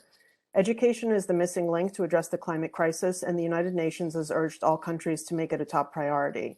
According to recent published research on the role of climate education on individual lifetime carbon emissions, implementation of climate change education at scale over a 30-year period up to 2050 could reduce carbon emissions by 19 gigatons, an amount that would rank in the top quarter of climate solutions presented in Project Drawdown. And yet a 2021 survey that our task force deployed with the United Federation of Teachers found that a majority of New York City teachers spend an average of just 2 class hours per school year teaching about climate change, which sadly mirrors the national average. 68% of teachers surveyed said they don't have time to teach about the topic, despite the fact that they believe climate change will harm future generations. A mandate it was also supported by a majority of teachers that we surveyed. Other states are moving forward on this. New Jersey has mandated climate education across all K-12 grades and content areas, and other states like Washington, California, and Maine are stepping up with programs and funding to increase instructional time. It's vital that New York State's 2.6 million K-12 public school students don't get left behind. Incorporating climate change into school curricula and firmly embedding climate education in state policy documents is imperative if New York is to achieve the ambitious goals of reducing greenhouse gas emissions and achieving the aggressive targets for clean energy use outlined in the Climate Act of 2019. We have prepared. To cut you off right there. Yeah. Sorry, you're significantly over, and we are trying to get through as many people as we can. Okay, I just wanted to mention that we've prepared comments in response, and we'll submit them in writing. Wonderful, thank you so much. Next, we have Harriet Sugarman from Climate Mama. Thank you so much, and I'm pleased to follow Emily as I'm going to focus my remarks today as well on the importance of comprehensive climate education in K through 12. By way of introduction as well, I am the award-winning author of a book, How to Talk to Your Kids About Climate Change, Turning Angst into Action. I am also a member of the task force that Emily mentioned, Climate Resiliency Education, and I was the founding chair of the Climate Reality New York City chapter. Well, there is mention of climate education throughout the draft scoping plan. There is not a clear, detailed, and spelled out state commitment to comprehensive, globally relevant, interdisciplinary, justice-centered climate education that also focuses on workforce programs for both K through 12 students, as well as our teachers. And it will be imperative and for us to accomplish this incredible plan we have in New York State. But we will need a commitment to climate education that includes teacher support, training, and development, and that requires funding behind it as well. The main body of my statement, the rest of it actually is going to be in the words of some of my students in answer to a question that I asked them, when did they learn about climate education? One, it was introduced in it was introduced to me in 4th and 5th grade, and the gist of it was how global warming was harming animals and their habitat. Aside from that, the issue of climate change was never stressed or talked to me throughout the rest of my school years. Number two, through my years in elementary school and middle school, I don't remember learning about climate change, probably because each subject didn't make it a significant topic to teach about. And number three, in elementary school students, we learned the basics like reduce, reuse, and recycle. And that was all we learned about the topic of climate change. I have many, many more examples. I know I'm running out of time, so I want to just, and I will submit my comments in writing with these as well too. The threat to our state from climate change is real, emergent, and happening now. And we understand what needs to be done. We need the political will behind it. We need you to stand strong and demand that we have the funding to support this so we can jumpstart the CLPCA with education, formal and informal, and we need an educated electorate to be able to stand behind it as well. Thank you, and thank you for sticking it out so long. Appreciate it. Absolutely, thank you. All right, moving to group 35, we have Laura Seidman up next, followed by Danielle Manley. We're not seeing Claudia Massa, Martha Southgate, or Susan A. Chin. So Laura, to you.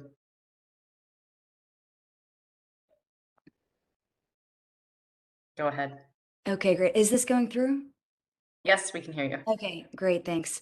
Hi, my name is Laura Seidman, and I am the Environmental Policy Manager for the American Forest and Paper Association, AFNPA, the National Trade Association for the paper and wood products industry. In New York, the forest products industry employs over 27,000 individuals. Thank you for the opportunity to speak today on New York's Climate Draft Scoping Plan. Sustainable practices are the foundation of the paper and wood products industry. Our industry delivers sustainable products made from renewable and recyclable resources and are used by millions of Americans each day. In 2011, AFNPA was one of the first manufacturing industries to set quantifiable sustainability goals.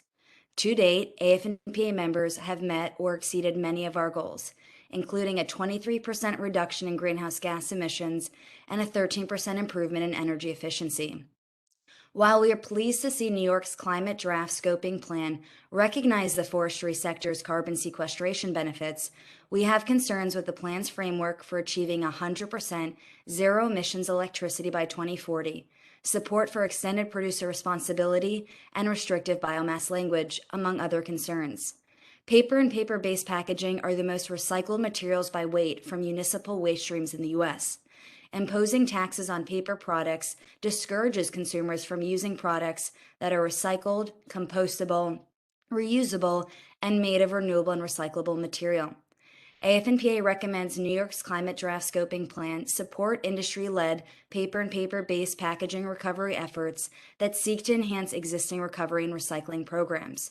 We encourage the Council to not ban the use of natural gas and to fully support the carbon neutrality of biomass, particularly forest products manufacturing residuals. Thank you again for the opportunity to speak today. We will also be submitting written comments. Thank you, Laura. Next, we have Danielle Manley from Urban Green Council. Danielle? Hi, can you hear me okay? Yes. Hi, good evening, and thanks for sticking around tonight. I'm Danielle Manley. I'm the policy manager at Urban Green Council, a nonprofit in New York City working to reduce the carbon footprint of buildings.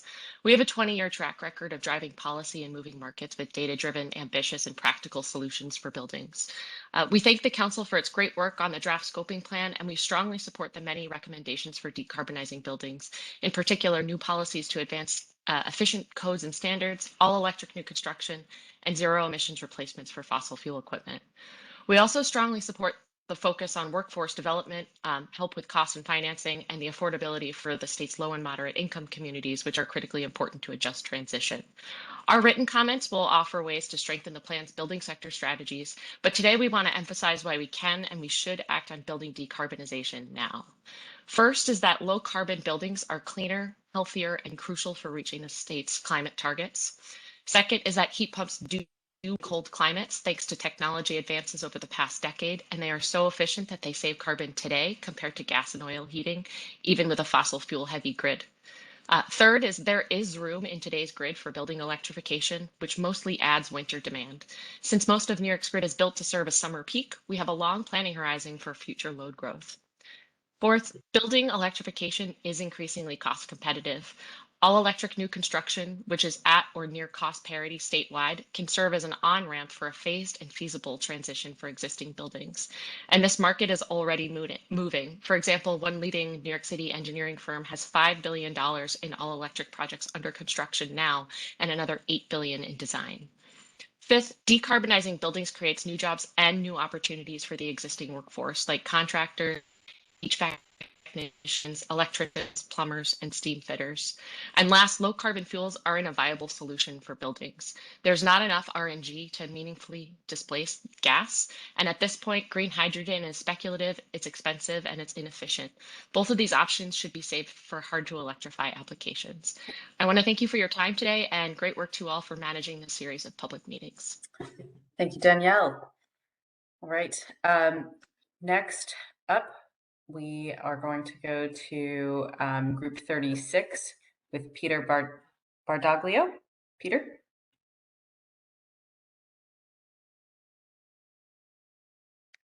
I just need to unmute yourself, and then you should be able to speak. Seeing you're unmuted, just give it a moment to try. Thank you. Thank you for this opportunity to provide comments on the draft scoping plan. My name is Peter Bardaglio, and I've been a resident of Trumansburg since 2002, and I serve as the Executive Director of the Ithaca 2030 District, a high-performance building district in downtown Ithaca. Among the services we provide is the regular collection of energy and water use data that we analyze and benchmark for commercial building owners and tenants, making these findings available to them through online confidential dashboards. We currently consist of 30 commercial property owners, 40 buildings, and 522,000 square feet of committed space. I want to focus my remarks this evening on the building section of the report. Draft scoping plan points out that residential and commercial buildings in New York State produce 32% of greenhouse gas emissions. To meet this challenge, the draft scoping plan provides an ambitious goal to electrify 85% of homes and commercial building space in New York State by 2050. This is a laudable goal, and the draft scoping plan lays out a thoughtful approach to achieve this goal, including a variety of programs and incentives to help electrify and make more energy efficient residential and commercial buildings. In particular, I strongly support the following ideas in the draft scoping plan: adopting regulations that prohibit the replacement of fossil fuel equipment at the end of its useful life, adopting new and stronger local and statewide codes that require highly efficient zero emission standards for new residential and commercial buildings, requiring energy benchmarking and disclosure for multifamily and commercial buildings, providing financial incentives, and expanding access to public and private low-cost financing for building decarbonization, and expanding the use of high-efficiency heat pumps to retrofit, electrify, and decarbonize existing commercial and residential buildings. I do believe the draft scoping plan needs stronger incentives for installation, window replacement, and other energy-efficient appliances, including the electrification of heating systems. Working families and small business owners will only be able to undertake these activities if there's a short-term economic benefit.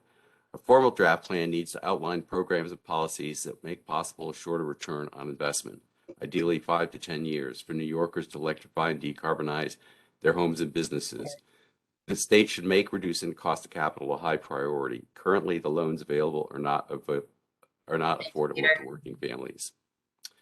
Thanks, Peter. I'm going to have to cut you off thank right you there. to the members of the Climate Action Council and associated panels and working groups for their hard work in putting together this very thoughtful draft scoping plan. Great, thank you. To Matt Wilkinson. Can you hear me okay? Yes. Perfect. Thanks again, everyone, for staying around as late as you are. I have already submitted written comments, so I'm really just here to summarize some of those comments verbally on the call here tonight. So I am from Great Lakes Cheese also.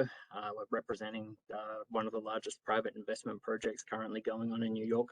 We employ about 350 people currently in New York State, all in rural areas in the dairy industry, with adding around 250 new jobs in the next couple of years with a new facility that we're building. So some of the representation that I have here is related to our experiences with the new Franklinville facility.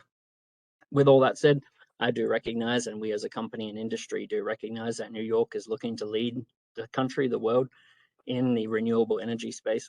All we ask is that in the process of determining the execution methods that New York goes through, that other alternates are considered, and the impact on industry like ours and rural communities and rural families is taken into consideration, and ensure that the whole picture is looked at as a whole and not just the single objective of going to renewable energy. So one of the things I did want to tackle is some of the commentary that we've heard from folks on the calls here and in Buffalo is related to renewable gas. I did just want to clear up that renewable gas is coming from biodigestible products like waste food, manure. So the manure and the waste food is still coming. So those digesters are out there to soak up a symptom of another problem. So really you'd want to be looking at tackling why is 40% of America's food going in the garbage and then into a biodigester that tries to tackle that problem. Same with manure, the manure digesters are still there. We are also looking at the cost of conversion from gas to electric is extremely high. So we ask that consideration is made as to what it costs to convert a massive boiler from gas to electric. The lack of infrastructure in the rural communities is also a huge problem for us. We were looking at costs anywhere from $10 to $40 million just to get power to the facility. That's infrastructure, public infrastructure costs that we privately would bear. The availability of some equipment in big industrials like us is really built around the gas industry. Electrical equipment may not be available. So we ask that you consider that equipment availability be taken into consideration also. And again, my written comments have also been submitted. Thanks for the time. Thank you, Matt. All right, next we have Maria McMahon from Mothers Out Front. And you're on mute, Maria. So you just need to unmute yourself. Oh, I did unmute myself. Okay. There we go. Recently, I became aware of rare, fragile, wondrous habitats in Tompkins County called sphagnum bogs, home to species of flora and fauna which would more likely be found on exoplanets light years away. Certain these bogs were also present in the mountains just over the Pennsylvania border where I grew up, a place of little wealth and culture but heaps of natural beauty. I called the county conservation officer for direction. He confirmed their presence, but he also casually mentioned that the mountains were all under contract. Translation: the mountains I traipsed as a child, home to whitetail, bobcat, owl, and sphagnum bogs, are being disemboweled by remote corporate entities fracking for natural gas. Frackers target low-income rural communities because they think few residents will resist, even when very little profit is shared with them. Unfortunately, too often they're right. Thus, politicians entrusted to protect citizens have sold out to big gas, which falsely touts itself as being renewable and clean. It is anything but. Fracking pollutes and often requires clear-cutting large swaths of forests. Nationally, we lose 15 billion trees each year just when we should be planting them, as trees eat carbon and cool a warming planet. Unlike gas, solar, wind, and geothermal energy are proven renewables. Please, I urge you not to be like the short-sighted lawmakers in Pennsylvania and fund the CLCPA to electrify the infrastructure, buildings, and public transportation to create jobs and mend damage immediately before it is too late. Thank you. Thank you. I'm going to try to squeeze at least one more person in here. So noting we have group 37, a number of folks not on the phone. If you are there, please do submit written comment. Andrea Barif, Carolina Batista, Anita Chan, Ann Robb, Mark A. Dunlia. Elaine Wire, Can you hear me? Yes. Okay, so it's Elaine Weir, and I'm going to talk about a oh, by the way, I support all your efforts for this scoping document, and I think we should go with scenario 3. The faster we get going on this, the more it's going to save us money, and it's also going to save the health of everybody. But I did want to talk about something that nobody else has talked about, is what people are doing in other countries, and particularly Scotland. We visited Scotland, and we went to the Whiteley Wind Farm. It's right outside of Glasgow, and it was very impressive. They turned it into a park. So it was a recreational center. You could get scones. It was so popular, they had to increase the parking lot. And they had an education center, which was very important because I learned a lot there. And I heard a lot of people talking about education. So we should maybe do that. But the thing that was also impressive about this wind farm was a percentage of their profits go directly to the community, like their hospitals and their schools. And so they're accepted in the community because they're actually getting money from them. And this would be a great way to help generate income for upstate New York.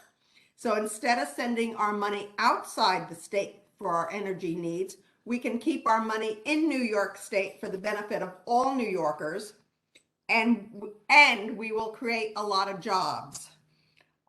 So I'd like to, if we could support the New York Build Public Renewable Act, that would help out with this. And I see my time is just about up. So I just want to thank you all for doing this, and let's get going and get these renewables up. Okay, thank you. Thank you, Elaine. All right, from group 39, I'm seeing a number of people missing from group 38. Peter Golan, Maggie Vive, Kelly Villar, Stephen Schaefer. If any of you are here, but we haven't seen that you were, please do submit written comment. You weren't on earlier. Same with Nicole Roscos, Esther Amanda Crow, and June Feiner. So Melissa Everett, you are up.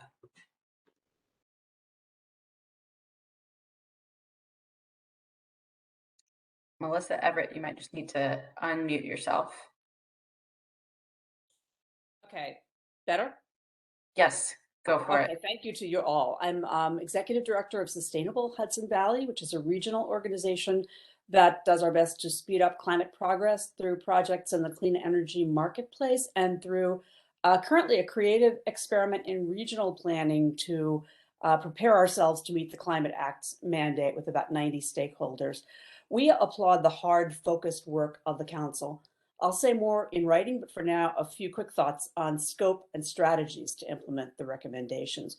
1, make grid modernization the top priority among priorities, because the faster that gets done, the more choices there will be and the fewer painful battles about where to site the renewables. 2, realize that electric transportation is not just a land-based thing. Solar waterborne transportation like ferries and larger passenger and freight vessels are real. Europe is investing a lot in them. We should too. 3, fund and creatively support climate education by trusted sources so that people are not spooked that the state is going to make you spend $30,000 on home upgrades or confiscate your furnace. 4, invest in regional science-based consensus building processes to meet climate goals in ways that fit with local values and require climate planning in the Regional Economic Development Council's annual strategic plans, which directly guide state funding. And 5, make sure that investments in frontline communities don't just help the low-income people to afford and install clean technology, but also to own clean economy assets wherever possible. Thank you, persist, and keep the faith. Excellent. Thank you very much, Melissa. A number of individuals we're not seeing on. If you are, please submit written comment. Yakov Pittman, Gabrielle Eng, Matthew Carroll, Marilee Bezvinik, Sam Jasinski. Patrick McClellan in Group 41, we are seeing you on from New York League of Conservation Voters. Patrick McClellan. Thank you very much for the opportunity to speak today. My name is Patrick McClellan. I'm the Policy Director at the New York League of Conservation Voters. In the transportation sector, the challenges and opportunities we face in achieving 100% zero emission vehicles are well defined. NYLCV strongly supports including a clean fuel standard in the final plan for two reasons. One, it's necessary to spur the development of liquid biofuels for non-road transportation, such as renewable jet fuel, that are crucial to the success of scenario 4's beyond 85% reduction. Number two, it brings down the cost of electrification of on-road transportation in the near term and reduces emissions from on-road vehicles using internal combustion engines that will still be on the road for many years. That's important because even if we meet scenario 3's very ambitious zero emission sales targets, there will still be millions of vehicles running on diesel and gasoline well into the 2040s. I'm pleased that this draft scoping plan recognizes the importance of reducing VMTs through strategies like transit-oriented development and enhanced public transportation. But given the tight timelines that are in play, I hope the final plan goes into more detail about policies necessary to advance these priorities, such as rebates for e-bike purchases, hard deadlines for all transit buses to be zero emission, and plans for specific rail and bus enhancements that can be built or expanded, as well as zoning changes akin to what were proposed in the governor's executive budget earlier this year. On buildings, we're pleased with some of the bills that are before the state legislature right now and hope that they pass before the end of session. We would like, though, for the final scoping plan to include more detail on how we decarbonize existing buildings, especially for income-constrained New Yorkers. There's not enough detail in the plan on how we're going to decarbonize public housing, rent-stabilized and rent-controlled units without displacing tenants. And I think that that's very important. And I will leave it there and we'll submit considerably more detailed written comment. Thank you very much. Thank you, Patrick, for the comments and for ending on time as we endeavor to hit the last couple of signups here who are around. Again, going to read a number of names, but Emily Ghosh, you're going to be up next. So Lucy Prashansky, John Skoll, Susanna Nicholson, Jessica Clemente, Julia Corrado, Baruch Blum, Mary Feather-Rolf. Not seeing any of you. Please do submit in writing if you did join all of a sudden. But to Emily Ghosh, you are next in Group 43. Hi, can you hear me? Yes, we can. Hi, my name is Emily Ghosh and I'm a resident of Rochester. I live in a house that's over 100 years old and have been wanting to make it more energy efficient since I moved in. I've talked to several contractors that specialize in widely different solutions. They all seem to agree on using natural gas for heating, even though I know we need to electrify. I was also told to fix my knob and tube wiring in order to install better insulation in the attic. And even though knob and tube is common in old houses, it's taken me almost a year to find an electrician that knows how to fix this and is available to do the work. Now, I'm a scientist who works on climate policy on a global and local level, but this situation is discouraging even for me. I can't imagine how we're going to get 3 million households to decarbonize by 2030 or even 2050. We can't achieve any of these goals if there isn't funding for a large, well-informed and educated workforce and businesses that specialize on clean energy solutions. So instead of putting funding into false solutions that we aren't sure will even work, let's fund the things we know are absolutely necessary to meet the CLCPA goals. We need energy efficiency in all homes and businesses to reduce our energy demand and make space for new sources of demand from electrification. We need high-income households and high-energy users to do this immediately, and we need to make it easy and affordable for low-income households to make energy efficiency improvements to reduce high energy bills. We also require landlords to make substantial efficiency improvements before renting out their homes, similar to lead paint laws.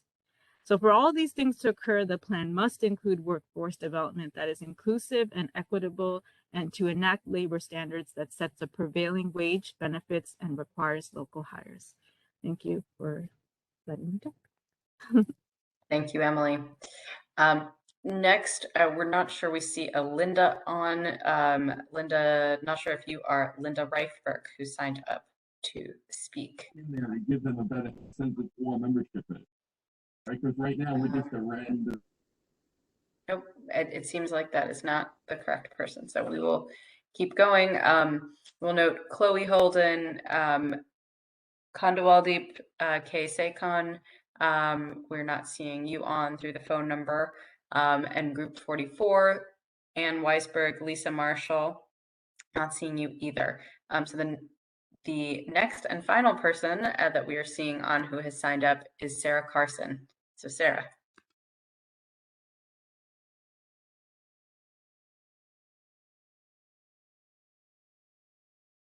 Seeing that you've come off. Can you hear me? Yep. Yes, we can.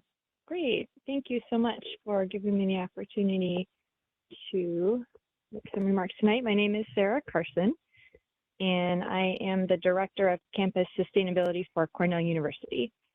In 2007, Cornell set a goal to achieve carbon neutrality for our 30,000 person strong Ithaca campus. So I have some idea of the challenges associated with the massive transition New York State has undertaken, especially challenges of aligning stakeholders on the best path forward. So our campus strategy incorporates a target of 100% renewable energy, which includes heat and cooling as well as electricity. With regard to electricity, my ask tonight is that New York State provides clear public guidance on the most impactful role for large voluntary market participants like Cornell and the many other educational, medical, and corporate campuses in New York so that we can align our tactics to partner effectively. So for example, on sunny days throughout the year, our renewables already produce enough power to provide the campus with 100% renewable energy. And overall, we generate about 20% of our current net annual electricity from these renewables. And our campus electric demand is about 1/1000th of the whole state, so that's a lot of power. But we've essentially maxed out what we can do under current state distributed energy policy, and our efforts to expand into the large-scale renewable energy market appear to be at odds with the New York State policy direction of centralized procurement. And if this is the case, we can align our campus plans to rely on the state to achieve the CLCPA's grid goals. However, our host communities have passed local net zero energy codes that realistically will require us to procure RECs from new New York State-based large-scale projects. And they are also advocating for us to join them in the United Nations 24/7 Carbon-Free Energy Compact. Again, this would require us to procure substantially more New York State-based distributed and large-scale renewable energy projects than the current New York State policy structure prevents us from doing this in practice. So challenges like this, challenge that my campus is facing, is illustrative of the issues arising from simultaneous energy policy development across jurisdictional scale. So I'm asking to please provide the high-level strategic clarity we need to resolve conflicts between and among various state and local agencies to ensure that we're all pulling together. And with regard to thermal energy, my comment today is to encourage the state to support and leverage the unique and sizable opportunities that large campuses with district energy systems offer.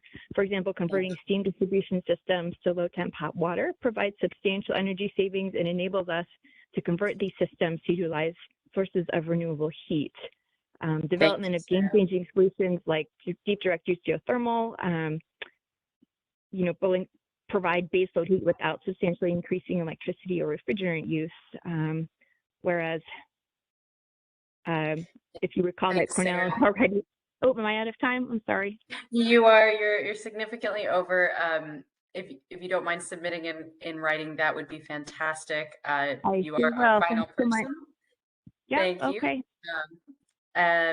So that is our last signed up commenter who we are seeing online. Thank you very much to everyone. We want to thank you for attending today's hearing and for providing feedback on the Climate Action Council draft scoping plan. This public hearing event has come to an end, but the comment period will remain open until June 10th of this year. And I will pass to Sarah Osgood, the Executive Director of the process, to provide some final closing remarks and how to continue sharing your feedback with the Climate Action Council. Sarah, over to you. Thank you, Farah. So as Farah said, while we're nearing the end of our public hearing schedule, as you can see here, we do have one more in-person public hearing tomorrow in Peekskill. But however, we are continuing to take written public comment through June 10th. You can submit written comment through a comment form at the website climate.ny.gov, via email to scopingplan@nycerta.ny.gov, or through U.S. mail to draft scoping plan comments at NYCERTA, 17 Columbia Circle, Albany, New York, 12203. And with that, on behalf of the Climate Action Council, we thank you for your interest in the draft scoping plan and your participation in this hearing. Thank you and good night. Thank you all.